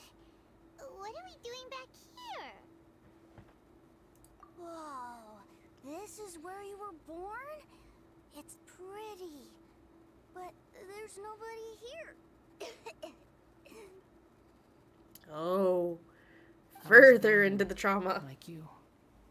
I lived here for a while at first, but there's nothing for us here. We can't stay. Okay. I heard my mom and dad used to make swords, but the factory manager died. And then my dad got sick.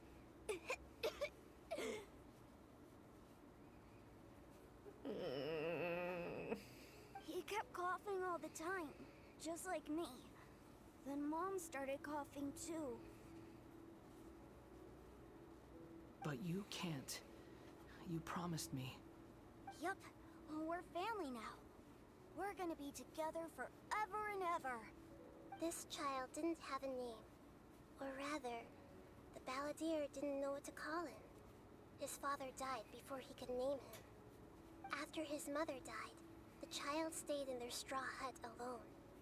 Some of the neighbors helped to raise him. After leaving Tatarasuna, the balladeer ran into this child who didn't have a name, just like him. They made a promise to live together. Oh, what happened, Archer? Child then. He died from his illness while he was still very young. The balladeer came home one day and found that he had stopped breathing. Hey! What's wrong? Say something! Oh, the trauma. You promised me we could be family! You're no different from Niwa and all the others. Our son is 4 and severely autistic. Ever since I came home from the hospital, he's been distant from me. Today, he voluntarily climbed up and cuddled me. Oh, that's amazing, Archer. I'm glad to hear that. The voices have gone. It looks like the memory ends here. So glad he cuddled with you. Let's keep going.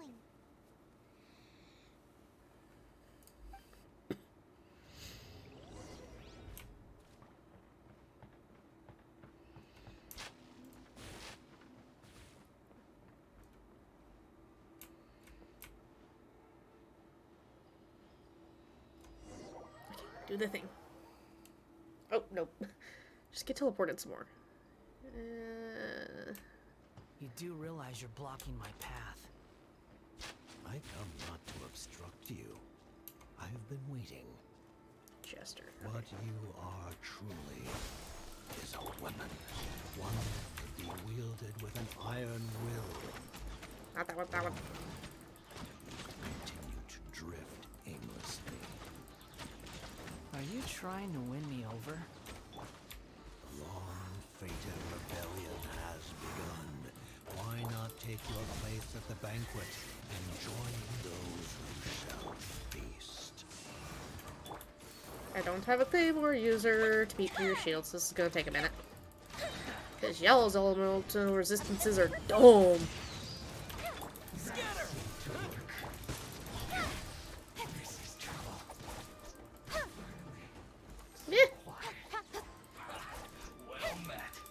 No. Get him first. He's the healer.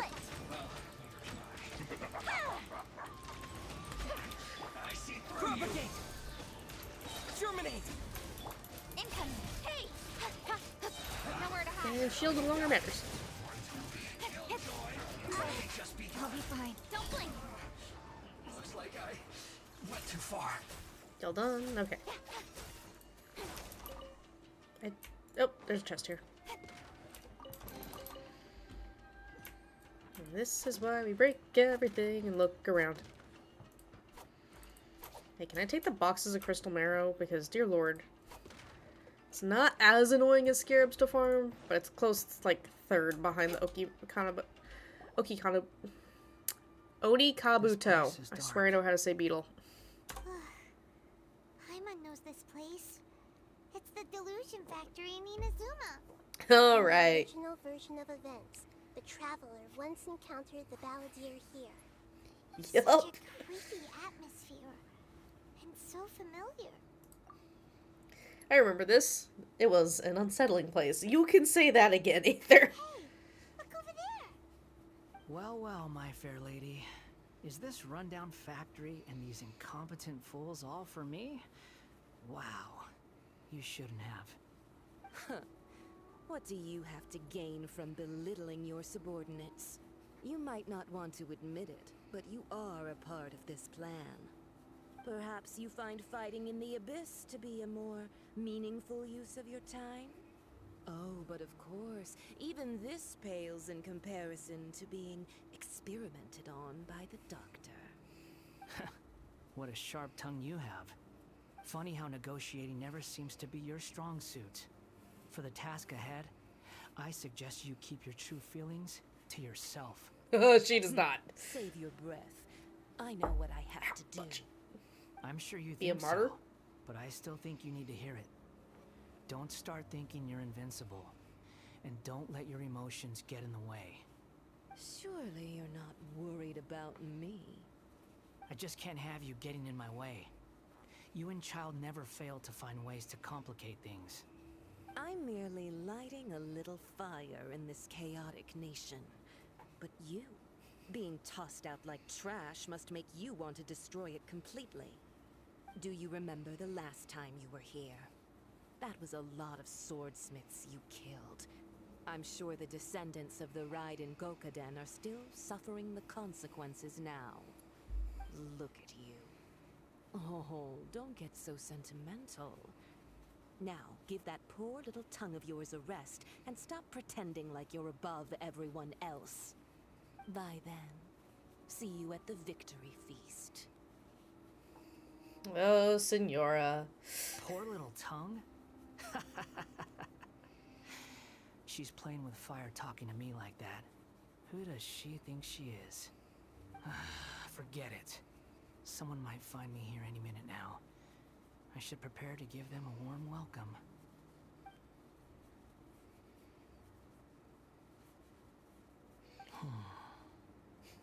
The plot does not end here. There is more of this story to come. Wanderer, are you able to continue? At least Ahida's checking in and being like, yo, you're not about to snap, are you? Why are you fudge. staring at me in silence? Can't you think of a nicer way to express yourself? I'm under no obligation to be nice to you. Besides, I thought nothing mattered to you except results in your own interests. Isn't that right, witch? Oh, come on. Muddle-headed puppet. You're only Let me number out. 6 because you can take more abuse than other humans. Do you really count that as an asset? You're about as much fun to be around as a raging inferno. But before we murder each other, it'd be best if we finish our duties.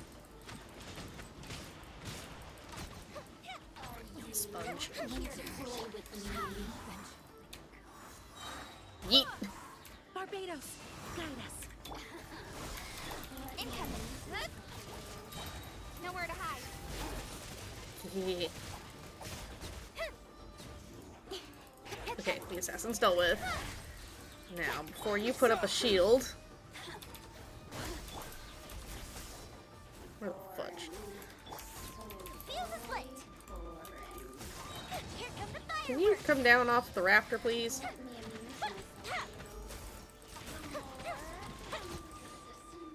That'll work.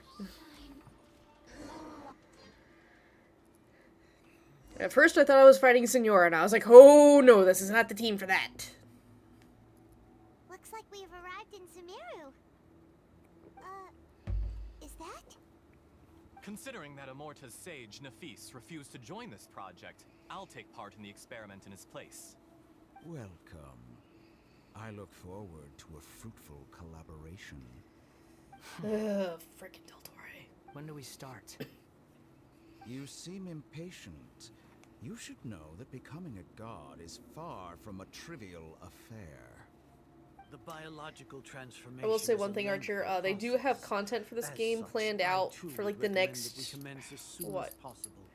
The main storyline was supposed to be 5 years long. His body will become So we're in. We just passed the 2-year anniversary.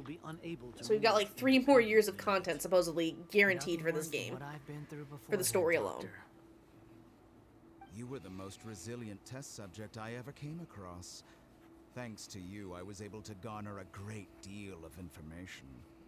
Alas, after that, you were under orders to remain in the Abyss. We barely saw each other, and it became difficult to further refine the knowledge I had gained. That was gracefully worded. Ever wonder what they'd think if they knew that nothing matters to you, apart from your crazy experiments? I suggest you speak to me in a more respectful tone, Scaramouche. The mere fact of your utility does not make you indestructible. The doctor again? That was uncomfortable to watch. That person gives off a very sinister energy. This is the doctor. He's responsible for about 60% of your trauma. Normal for him to give you the creeps. He scares the bejeebers out of Paimon. Let's move on.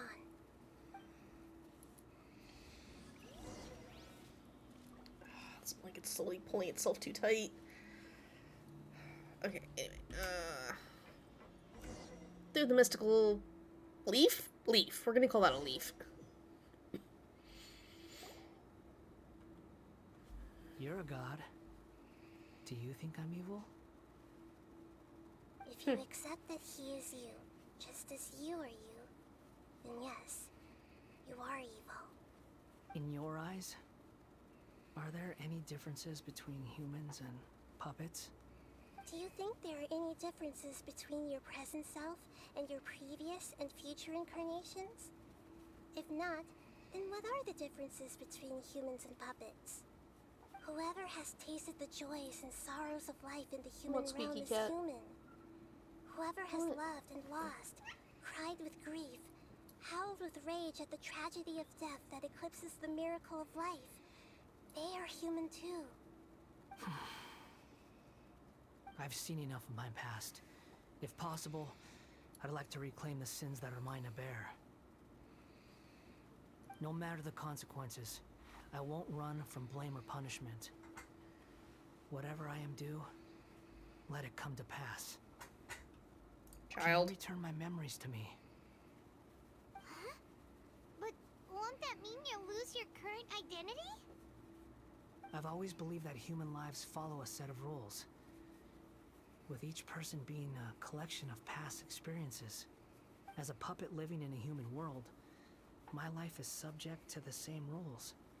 Regaining your memories means reverting completely to your previous incarnation. All the emotions that you discarded will return to you. Are you sure you want to do this? I've lived with a void in my chest my whole life. My creator didn't need me. And ever since I awoke, I've just drifted from one place to the next. But then I met you.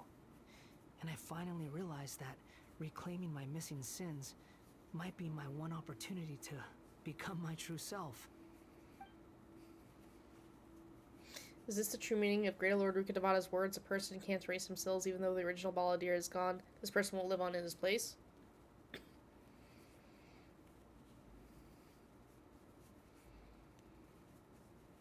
Damn it.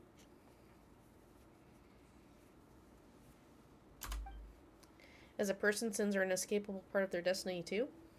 Or are a I've person's always sins? felt I have an innate tendency to yearn for something more, in a way that goes deeper than for most people. But for all my soul searching as a Shugenja, I've never fully understood it.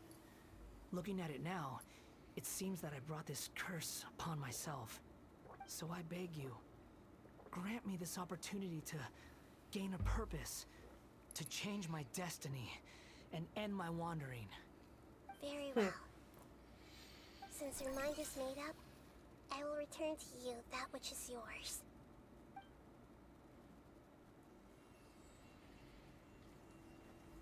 You have made your decision.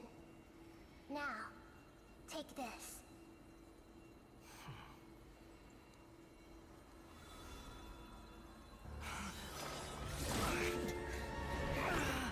All the trauma. Set him free. A puppet? What's he doing here?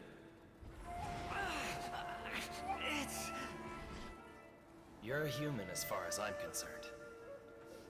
Everyone's here. Wonderful. What a fine blade. Nagamasa will be thrilled. This is Oof. Oof, dude. Is he alright? Don't make me fight that thing again.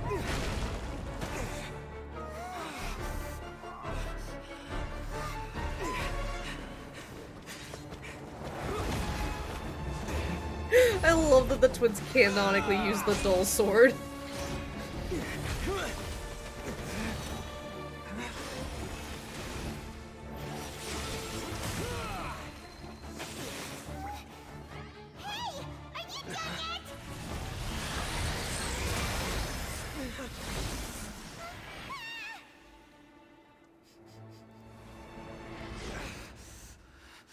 All worthless dross will be purged. That's why this won't be the end. So this is where you... Yep, okay.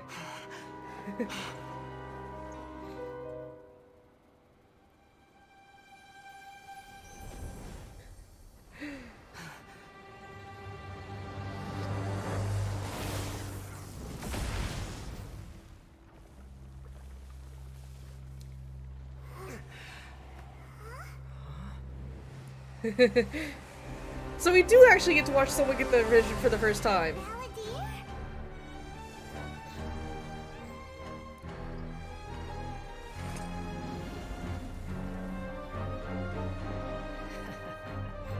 Damn it, Venti. Die. Damn it. Oh, come on!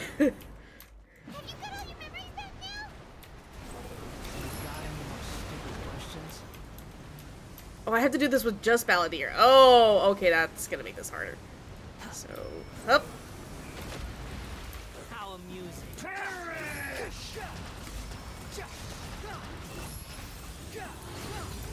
Yeet. Feeble human. And up. Oh, he doesn't go high enough to dodge his own attack. That's annoying. Squall Fury.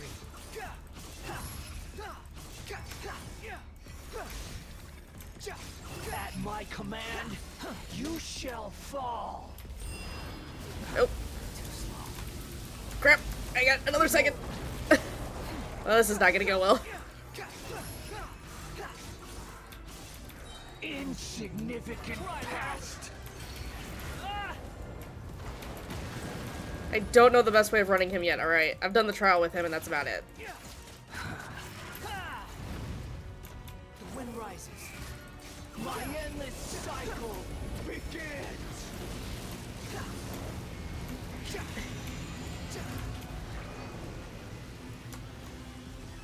I'm gonna slowly tie to the freaking laser beams.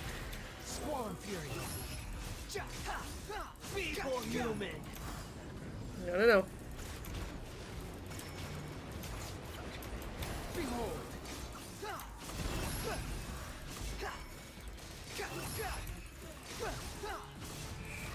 This is bloody weird. Sure. Squall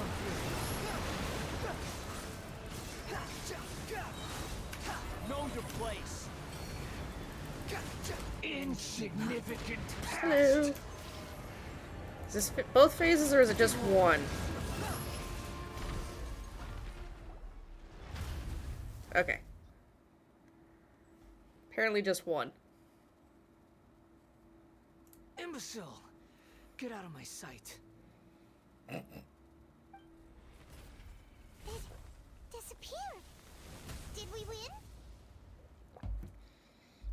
What did you expect? I'd never lose to that. And he's back. There's the tone of voice again. You're definitely back to your old self. Wait, but it was you inside that thing too. What have you got to be smug about? Sorry. I'm harsh on myself and everyone else. Just the way I am. You sound like you're concerned about me. The trauma. But don't worry. Thanks to you, even if I didn't change a thing, At least I now know the truth. The memory recovery seems to have been a success. This dream has served its purpose. Come on. Let's continue this outside. Me, myself, but not I. Alright, let me out of this hole, please. Well, that's cool. That's the first time we actually got to see someone get a vision. Balladeer? It feels like we just went on a really long journey. Paimon's exhausted. You don't like being addressed by that name? No. It's fine. But I was just thinking, I should probably change it. After learning about everything the doctor did, there's no way I can carry on using a name connected to him. I mean, that's I'm not fair. planning on returning to the Fatui, and they wouldn't take me back anyway. Recent events will have affected a lot of people, and they might not even remember who the 6th is. So, you're quitting the Fatui for good? It's like you said, Lesser Lord Kusanali. Everything may look futile, but it wasn't completely meaningless. At least I made a lot of people forget about me. But that doesn't mean your own past has disappeared. Of course. And your main goal, for which you gave up everything you had, you weren't able to achieve it. I hope you can see and understand that. Changing the world, changing the past, changing the fates of other people, these are not simple things to accomplish. What you are looking for is complete annihilation. But this is just a fantasy. Even if the Balladeer is removed from existence, the world will not heed your will. Indeed. How ridiculous. Do you regret doing all that when you've gotten so little in return? Even if I'm completely worthless, there's nothing in the world worth regretting. Lesser Lord Kusanali, you purposely left that information in Irminsul, didn't you? Yes, and I took pains to make sure that you'd acquire that information naturally. Why would you go to such lengths? You trying to win me over too? In all honesty, your past experiences have made you a useful asset to Sumeru and to me. Winning you over was indeed a part of my plan. But before that, I wanted to tell you the truth about your past. If all I wanted to do was use you, then I'd be no different from the doctor. Very clever. I guess you could say that's one of my virtues. Utility to others is what gives me worth. So if embracing my sins is what it takes to make me useful again, so be it. Oh right, I almost forgot. You're the good guys. You're into justice and all that. I wouldn't. Sorry if I have a slightly different perspective on things, but I don't feel like I've been duped. The wisest leaders are fated to end up with the best helpers. I can live with that. I'm glad you're able to think of it in that way. Traveler, in the future, I'll continue to search Irminsul more deeply and see what secrets can be uncovered, including the beginning of your twins' journey recorded in Irminsul. What exactly happens before and after that point? I want to know as well. It's so weird to have an Archon actually trying to help us after the first 3. I will try. Venti gave us a direction, but Venti has his own issues. After I dove into the information torrents in Irminsul, why did you go to Inazuma? So that's how you found out whose fate had changed. And how? Well, whatever your reasons, you did me a favor. And I'll do everything I can to pay it back. Borrowing and returning are the only real relationships between individuals. I'll balance the books one day. Don't you worry. That's not true. A relationship between two people is not simply a ledger that can be reset to 0. I think deep down you realize this. People who show up in your life don't just evaporate like water drops and leave nothing behind. There is no such thing as balancing the books. Some things in this world can never be brought back, and they can never be changed. Which is why there is emotion in the human world. Everything that you feel is real and lasting, and whatever is missing in you will not be made whole. To be human is to live with imperfections. You can choose whether or not you want to be human. But humans can't live without a heart, can they? Anyway, I gave up trying to become Trying to a be human a long salty. time ago. You understand what pain is perfectly well, even without a heart. You're just bearing your feelings. The past is set in stone, but you can keep moving on. And the longer your future lasts, the shorter your past will become, until one day, it is but a tiny fraction of your life. Sounds like you've got a future planned out for me. I mean... Everything's ended up being pretty darn complicated. Paimon doesn't even know where to start, but... The most important thing now is that you need to follow Nahida. Otherwise, all our efforts will have been for nothing.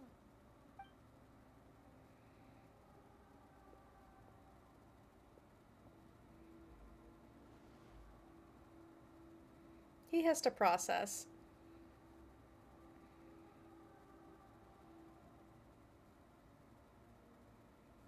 Then I guess I'll be helping you from behind the scenes from now on.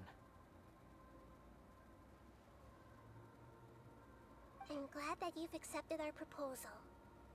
Why don't you choose a new name to celebrate? Ooh! Paimon wants to pick an ugly nickname for you too! Paimon. Why? Because Paimon still doesn't like you that much. Paimon, you like Venti and you still call him Tone Deaf I hope Bard. we don't see much of each other in the future. A name is life's first gift. You didn't say it out loud, but I know that's what you're thinking. Nahida... Traveler and Paimon have helped you a lot. If you can't decide on a new name, maybe you can ask them for ideas. Don't ask me to name you. No, Paimon only does nicknames. If it's a serious name you're after, it's all yours. What?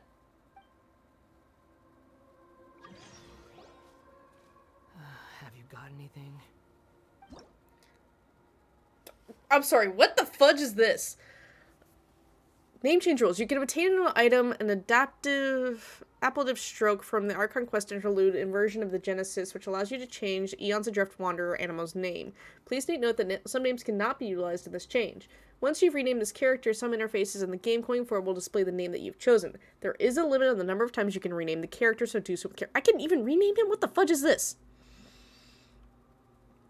Travelers, please ensure that you follow our terms of service while using this function. To create a healthy gaming environment, please read and confirm that you will not instigate or take part in the creation of content that discriminates against protected classes, bullying or insulting of any travelers or groups of any travelers, any content or behavior that violates the terms of service. We may have to restrict your use of the game services if you do not follow the rules. This may include suspension, restriction, a name reset, forced disconnection, log suspension, or account forfeiture. Okay. I literally just get to name the dude. Okay. So, obviously copyrighted names are going to be out because copyright claims.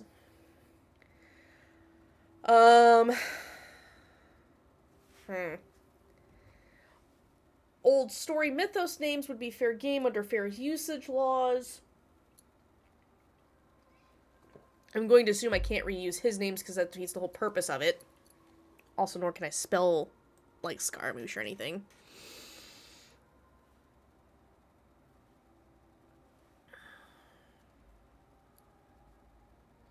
It's a name for mythology. It should be fair use. Yes, Icarus, alright.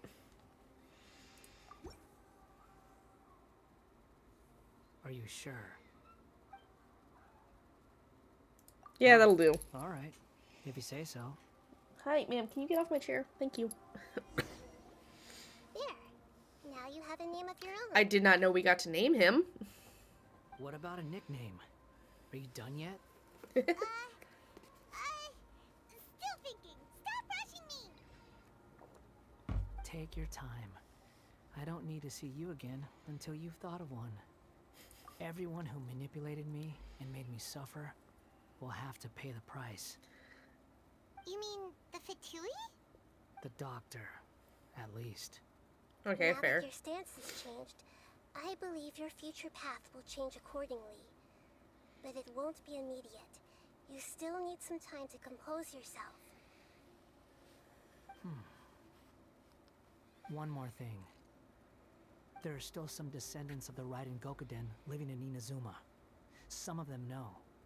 Well, they ought to know about the connection between Raiden Gokuden and myself. I don't plan to leave Sumeru for the time being. If you see them in Inazuma, please tell them that I was the one responsible for the Raiden Gokuden's downfall. Even though the events have been erased from the world, they still deserve to know the truth. Okay, so the next time we deal with Kazuha. That is up to you. Huh? But if we do that, then... It's fine. Let them stab their blades into my chest if they so desire. Maybe that's how it always should have been. No nonsense. I like it. Alright, let's call it a day. Goodbye, wise deity. And you too. I mean, he literally wants to atone for his quote-unquote sins, but also correct those who have sinned against him. Like, would have been like living an entire lifetime in an instant. Icarus fits. Calm down. Yeah, true. But even so, after everything that's happened, he doesn't seem quite as fierce anymore. So we can finally go eat? Paimon is starving. Paimon, you're always starving. Thank you both. I hope you will find somewhere nice to go and relax for a while. Is that the end of this quest? Probably not.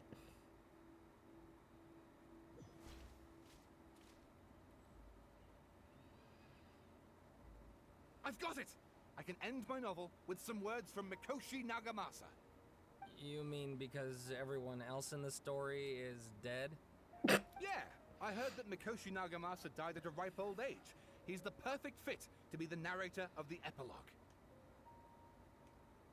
Okay. The dark clouds had dissipated, but they continued to cast their shadow in Mikoshi Nagamasa's mind for decades to come.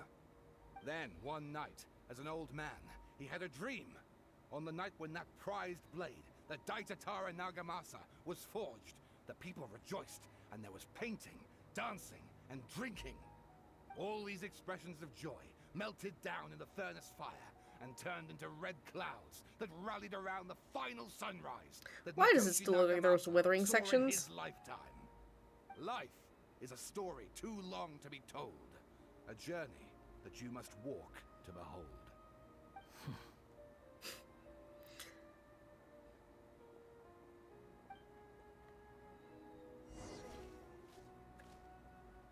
Turn to the resting place. Oh, okay, it's just a baloney. Once again, yeet ourselves off the tree.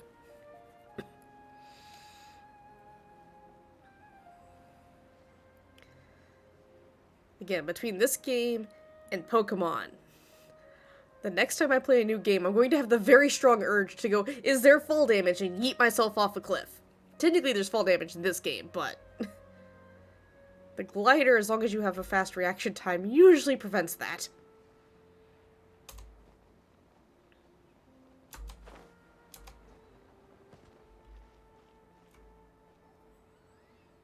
It's about time we had a break. As soon as you stop, all the tiredness and hunger comes rushing back. Wow, great! Fine food. I'll buy you food. Look at the vase. You broke it. Someone break it while they were cleaning the room or something?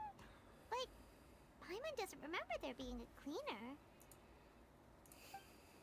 The night we stayed here, Paimon bumped into the table after being startled by something to do with the balladeer and broke the vase. But the balladeer erased his existence, he changed the world, so why is the vase still broken? Ah, crap. You sound lost and confused. Ah, shite. Hello, Heavenly Principal! I know why you are troubled. Any who knew of this would find their mind overwhelmed. Fuck. This is not good. Is there someone here talking to us? Unfortunately, the fate of Teyvat cannot easily be changed. Perhaps a god may have a slim chance. But for anyone else, who can say? When a small animal runs into a tree trunk, though the tree may sway, it is not displaced. The same is true of fate, like a vase that falls to the ground. Whether it is broken by a cat or by a bird, the result is still a broken vase, is it not? Who are you? How do you know about all this? History does not change easily, but human hearts can. Believe your own eyes. Only that which you see is true. What is unseen is but an illusion. Okay. The voice has disappeared. I... And who the heck was that? And what were they doing coming out of nowhere and saying all that scary stuff? I very much feel like that was a heavenly principle. Believe my eyes. Does she mean I should trust my memories? Anyway, that face is still lying there broken on the ground. Should Paimon go get someone to clean it up? It feels wrong just leaving it there. Just a moment. Paimon will be right back.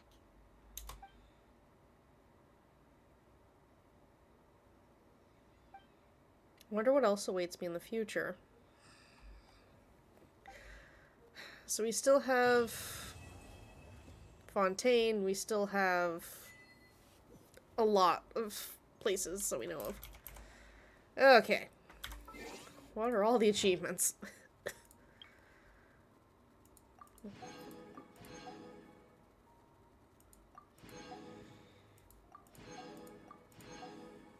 Okay. There's achievements for the card game. Player level 10.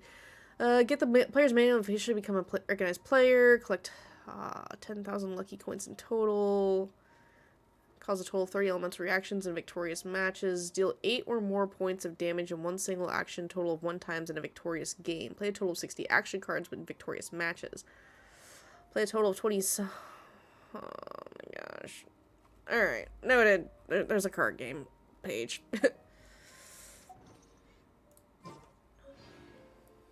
Okay. What's in my bag that's healing about?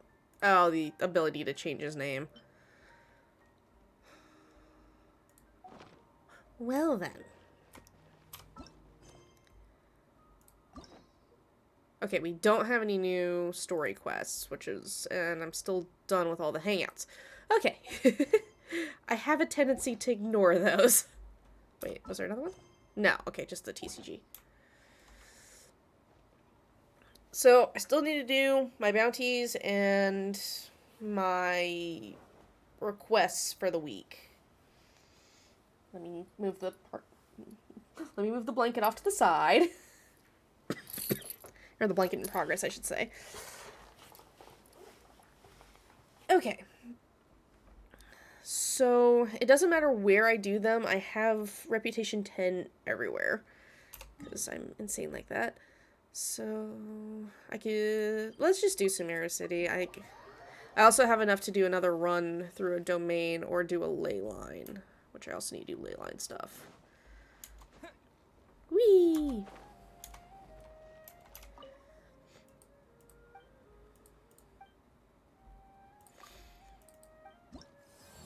Okay, so the requests. 10 horror fruits, got those. Deal with the Ermites. Deal with the Ermites, okay.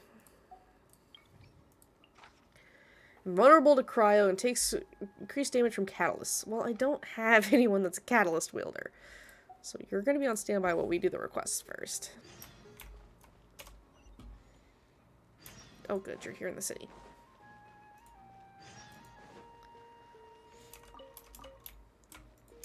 Cabbages! I also need to do my paramedic transformer for the week because, once again, for several months on end, I have forgotten that that item exists. And that's a slight problem.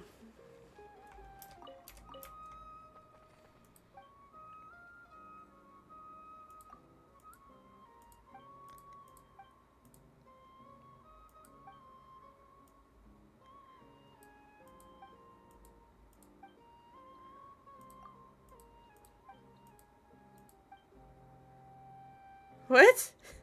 It was the most random interaction I've ever had.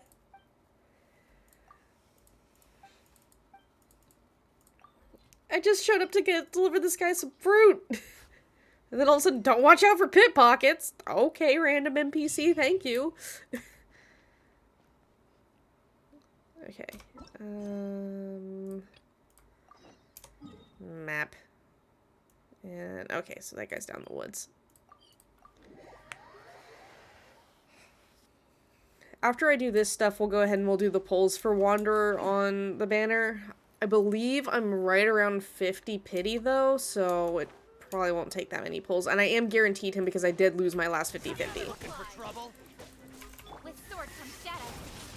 So it's not a question of if he comes home, it's a matter of how many tries is it gonna take. Wind, hear me.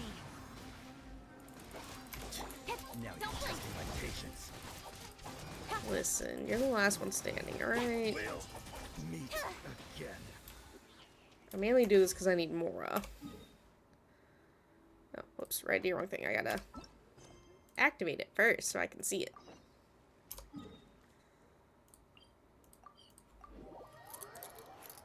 And then there is the... Oh, we have to go unlock the new domain.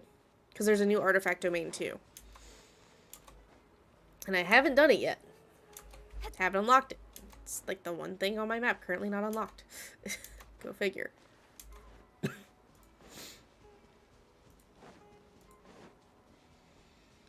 Okay, so I don't have any catalyst wielders that are fully built, I should say. Technically, Ningguang's close to built, but I haven't messed with Ningguang since my characters had to be like level 80, so she good ways behind everybody else. Nowhere to hide. I also don't even think she has artifacts anymore. I think her artifacts got stolen a long time ago for somebody else, and then those artifacts got mulched because I finally made good artifacts. Well, pulled good artifacts and rolled comprehensively. Okay. So there's the requests. 16, yay! Ooh, yay, money. I'm about to go do with... Well, no, it's a... I don't get the thing off of it. It doesn't do item drops. The fireworks are gonna get soaked. Let's find shelter quick. Oh, they're not going. Yoimiya, I love that your concern is the fireworks. It's a downpour, it's raining. She's concerned about her fireworks, which I mean, fair enough.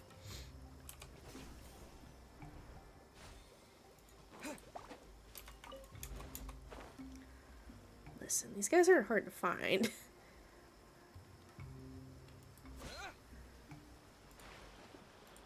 I didn't mean to land in the water, but I guess it works. I swear by my sword. Spring forth. Don't blink. You. Level 96 one is the one we're here to deal with. Speed of light. Hey.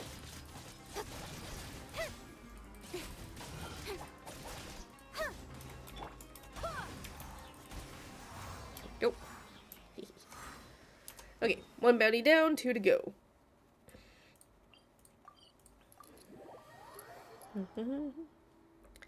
La da da, la da da, yeet.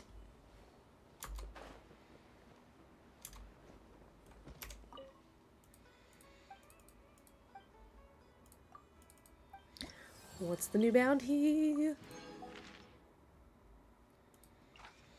Vulnerable to geo damage, takes increased damage from sword wielding characters. Well, I don't have any geo members on this team because it's my Sumeru exploration team. If it was the spore collecting team, that'd be a different story, but I'm not hunting fungal spores today. At least not right now.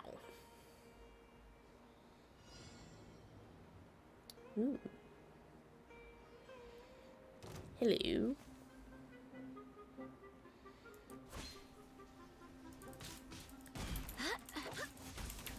Time for a light show. Barbados, guide us. Go as Ka-ching. Cut to the chase.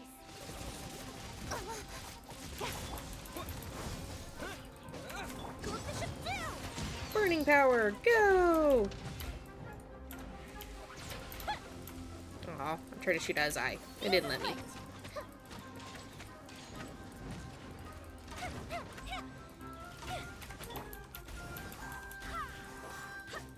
I swear by my sword.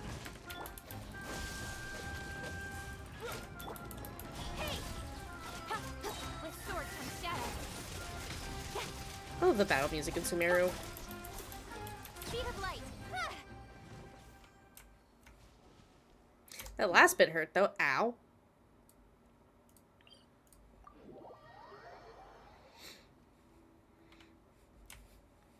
People, why do you keep a healer on your team? That would be the reason why. Because occasionally I get stuck in an enemy and they just get free damage. Okay, one more. Vulnerable to electro damage, takes increased damage from polearm wielding characters. Well, that means the only one I gotta rotate out is Ka-ching.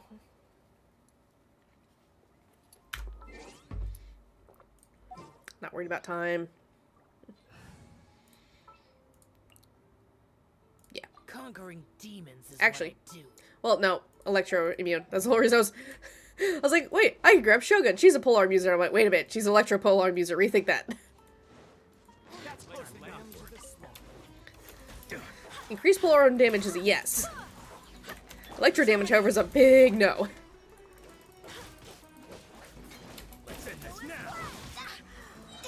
Wind, hear me.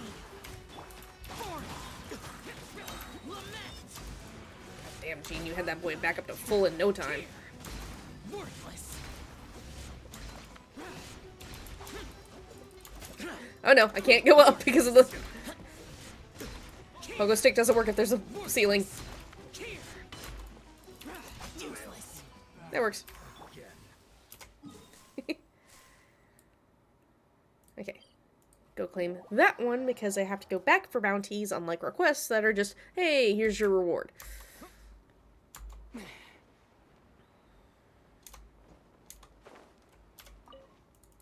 I'm still mad I only have 60% of Sumeru covered. Like, good lord.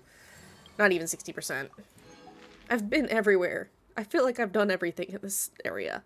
But I'm also still missing 10 requests because I have 5 dailies that those requests... Like, I have 5 dailies that... Or, I have 5 world requests in Inazuma. They're behind dailies from Inazuma. And they're blocking at least half of those quests in Sumeru because I have to do the other ones first. Okay, navigate there, go there. Let me swap back to having Ka-ching because you always need Electro with Sumeru. Sumeru, you need a bow user, pyro user, an electro user, and a dendro user. Let's go. Granted, 2 of those can be covered by 1 character, and they do give you a Collei for free once you beat a certain floor of the Abyss, but... The question becomes, is this easy to access, or is this going to be a pain to access?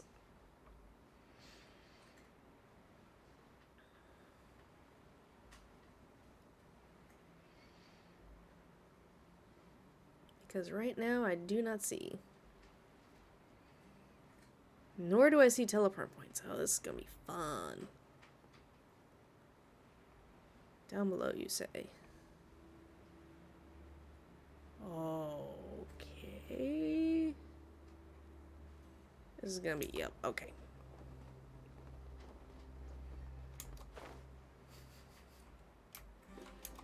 Nope, it's just get there, okay.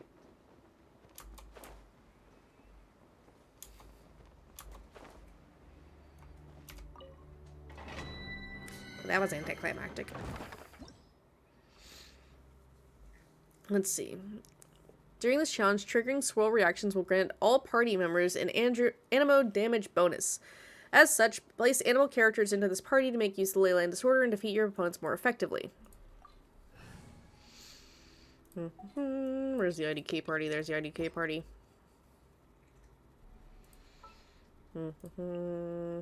Evil shall be dispersed.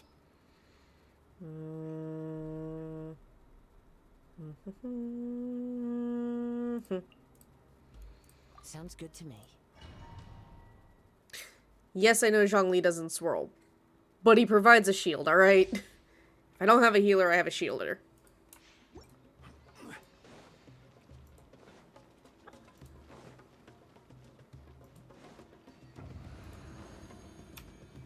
Speaking of... I will have order. 8 opponents. Illusion shattered. Now you shall perish.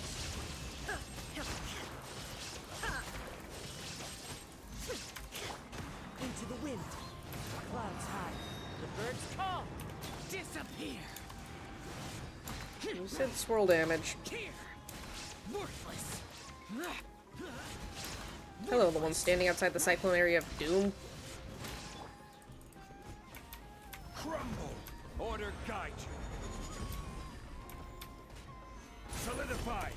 Shine down. Torn to oblivion.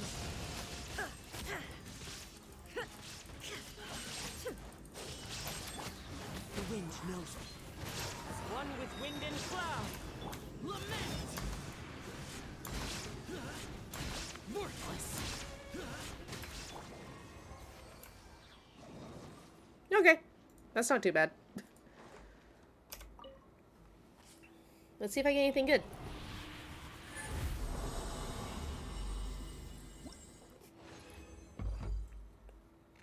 Feather? That's that crappy feather.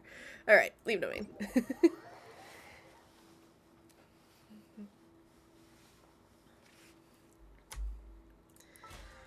Claim this bonus.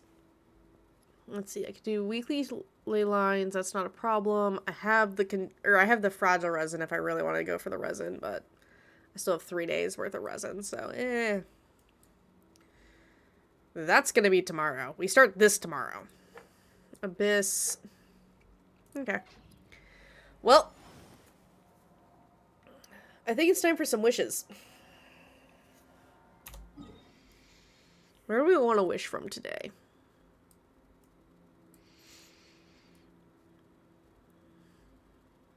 I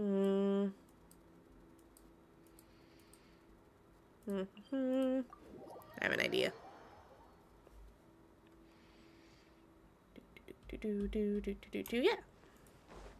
Yeah, that'll work. I don't have a lucky wishing spot. I just kind of wish wherever I feel like. Your hair's not gonna let me do. Yeah, your hair's not gonna let me do. Fine. Listen, if I can climb the Venti statue in Mondstadt, I can climb this statue. Oh no. I was stuck there for a good second. Yeah. Yeah.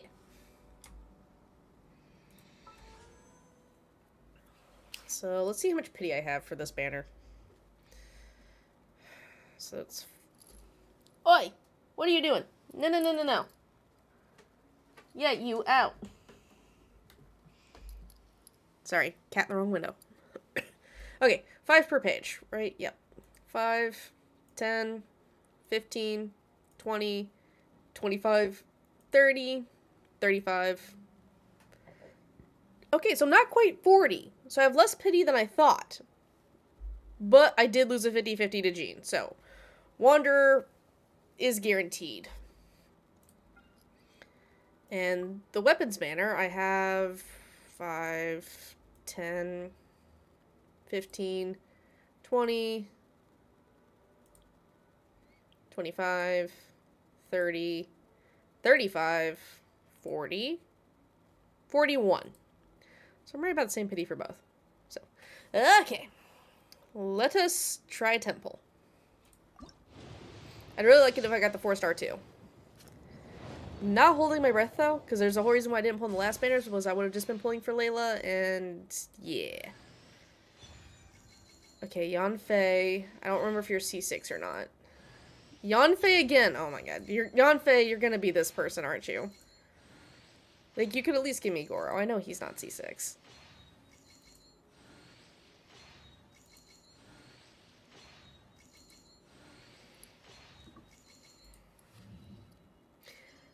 Nope, she's already C6. Okay, well I have those 2 wishes back. So I said we were 45, that was 55. This makes 65? Okay.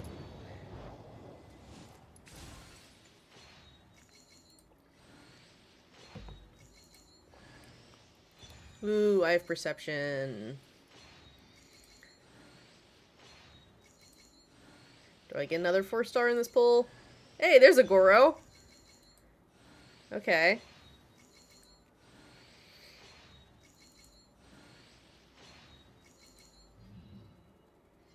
Goro's also C6.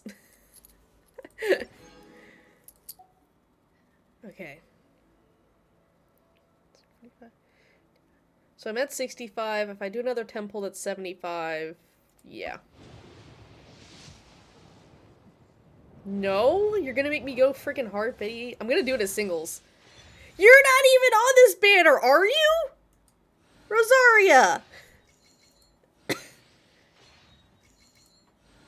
Yeah, no, you're not on this banner. What are you doing? Alright, it's not gonna give me Fazan. That much is obvious.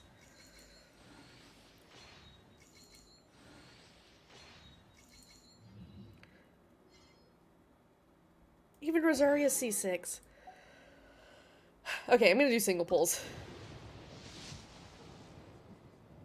No, that's a blue. I want to do the 5 single pulls. That's the thing, I'm pretty sure it's gonna make me go all the way to Hard Pity just because he's guaranteed. And I didn't pull on the last character banner. And every time I skip a banner, it punishes me.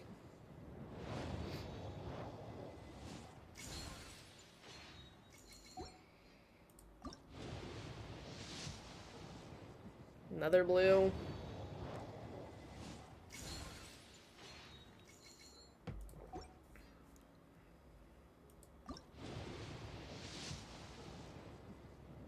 Okay, that's another purple. Alright, alright. Falzahan, I'll take it. It's a new character.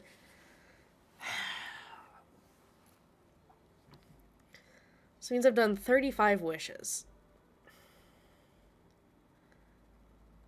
Hang on. I don't want to do a 10 pull.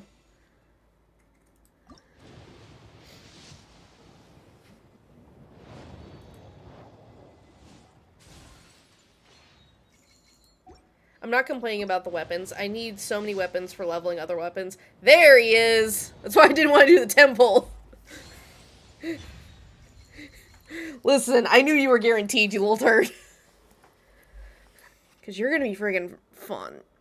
Okay, so that leaves me 24. I'm at 50-ish pity on the weapons banner. So we're going to try the rest of these for the weapons banner, but the weapons banner is almost always a hard 90.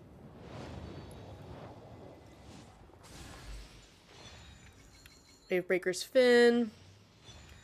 Wavebreaker's Fin. Calais? What the f- Again, you're not on this banner. I mean, I'm not gonna knock a Calais constellation, but 3 back-to-back 4-stars in the same 10 pull. What is this? Alright. I have concerns. Also, we started off with another 4-star. What's the 5-star in this?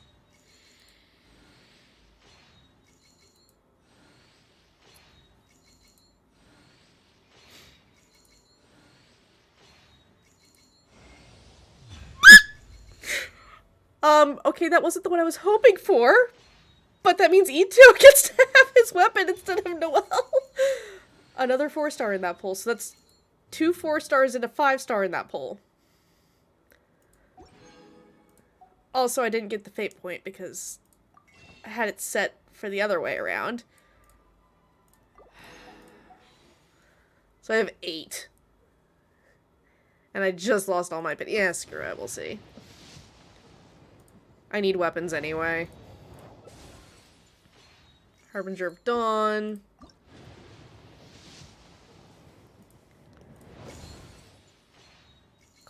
Cool steel.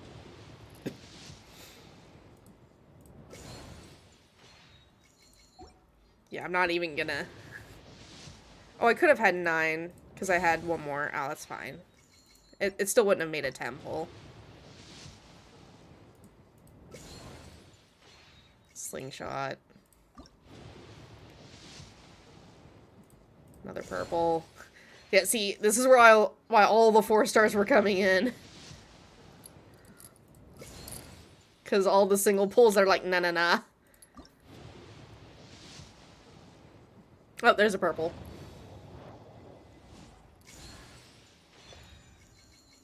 Alright, Warbow. And one more, because I have the Primo Gems. Nope, okay. That's fine. And now I go back to saving. I really wanted to try for his weapon. It's fine. I'm not worried about it.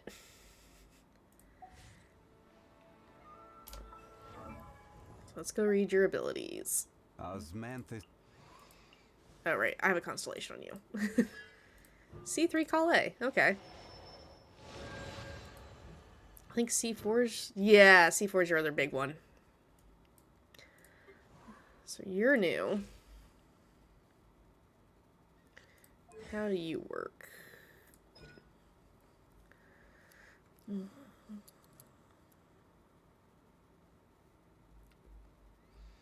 Oh, I read this earlier. What does this one do? 25% more rewards on a Sumeru expedition. And Wanderer. More expended when ascending bows and callus is decreased by 50%. Ooh. So you do what Shogun does, but for the others. Interesting. Anyway. What are your ascension materials? Mushrooms. I feel bad for any new player who pulls you without knowing anything. Because these are locked to Inazuma. These are locked to Sumeru. And you have to fight the Drake. Okay. Does anyone use the stupid... Ah, you used the Simon stuff. Okay. I've been bouncing back and forth between the two, but... You have weird lore? Yeah, researcher from 100 years ago. Because, like, she got put into stasis sleep or something like that. So it'll be interesting when we get more time on her. Alright, I did 50 wishes.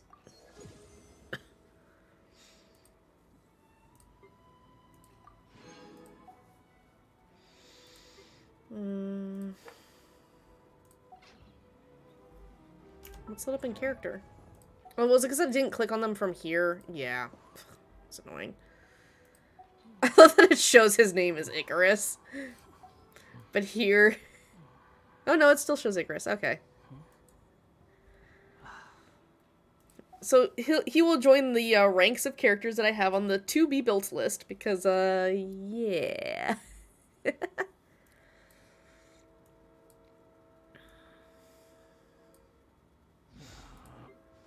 Can I finish leveling you up now?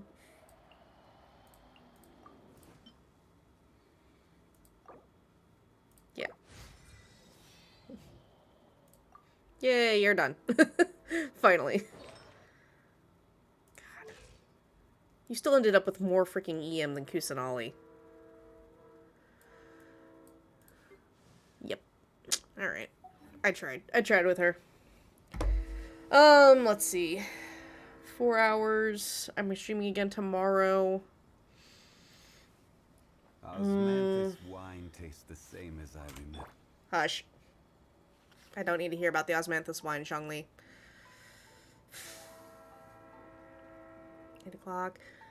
I think we're gonna call it here. Simply for the fact that, like I said, I am going to stream this again tomorrow. And again, knowing myself, I will probably get sucked into the card game and desperately, like, get absorbed into that. So we're going to save the card game for tomorrow, and I am going to end this here. I'm going to stay online and play on this game and farm for a bit, but I'm not gonna stream it. Reduced to just standing around. How absurd. Hush, Zhao. I don't need your criticism. So, we are going to call this here for the night. Like I said, I am going to be online farming, so if anyone needs anything, feel free to holler at me via Discord. And I hope y'all have a good night. Like, I know it's early for me to end, but I started early because I knew this would be longer than my 2-hour streams. So, tomorrow will be this, and then we're off again until probably Monday. I will try Sunday to post the upcoming schedule on the Discord. I want to get some game rotations figured out, because we're pretty much done with Scarlet. Yes, I'm still shiny hunting in Scarlet, but that's more enjoyable on my end, kind of by myself, per se. Just because, like, I'm zoning out and I'm doing other things while I'm shiny hunting, because, dear lord, if my brain's not multitasking, it gets bored, and, well, then I take naps. So,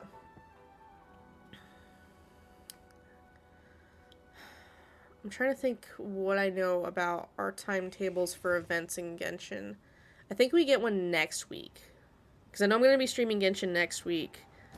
Hubby comes home on the night of the 20th, which is a Tuesday? Sorry, I'm having to, like, plot this all out in my brain and have a loose idea of it. Yeah. So I have all next week. So, fair warning. Probably what's going to happen is next week we're going to be streaming heavy, and then the week of, like, Christmas Eve, I still plan on streaming around that time, but we're also going to be visiting family, so it may be a little bit more spotty. Yeah, okay. So, it just kind of depends. Because I will be spending time with family, I will be spending time with my husband, because he will be home for 2 weeks at that point. Because that'll be his last chance to be home before we move to Germany, because then he has to go back to his, like, temporary station to sort everything out. So. Okay. Like I said, that's gonna do it for me tonight. I don't think...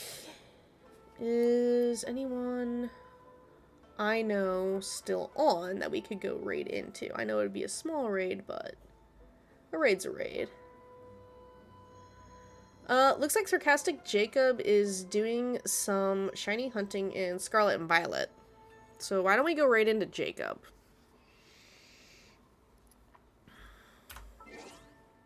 And go and say hi to Jacob. Let's see if I can actually type tonight. Sarcastic. Okay. So, I will catch you guys later, and have a good one. See you tomorrow. Bye-bye.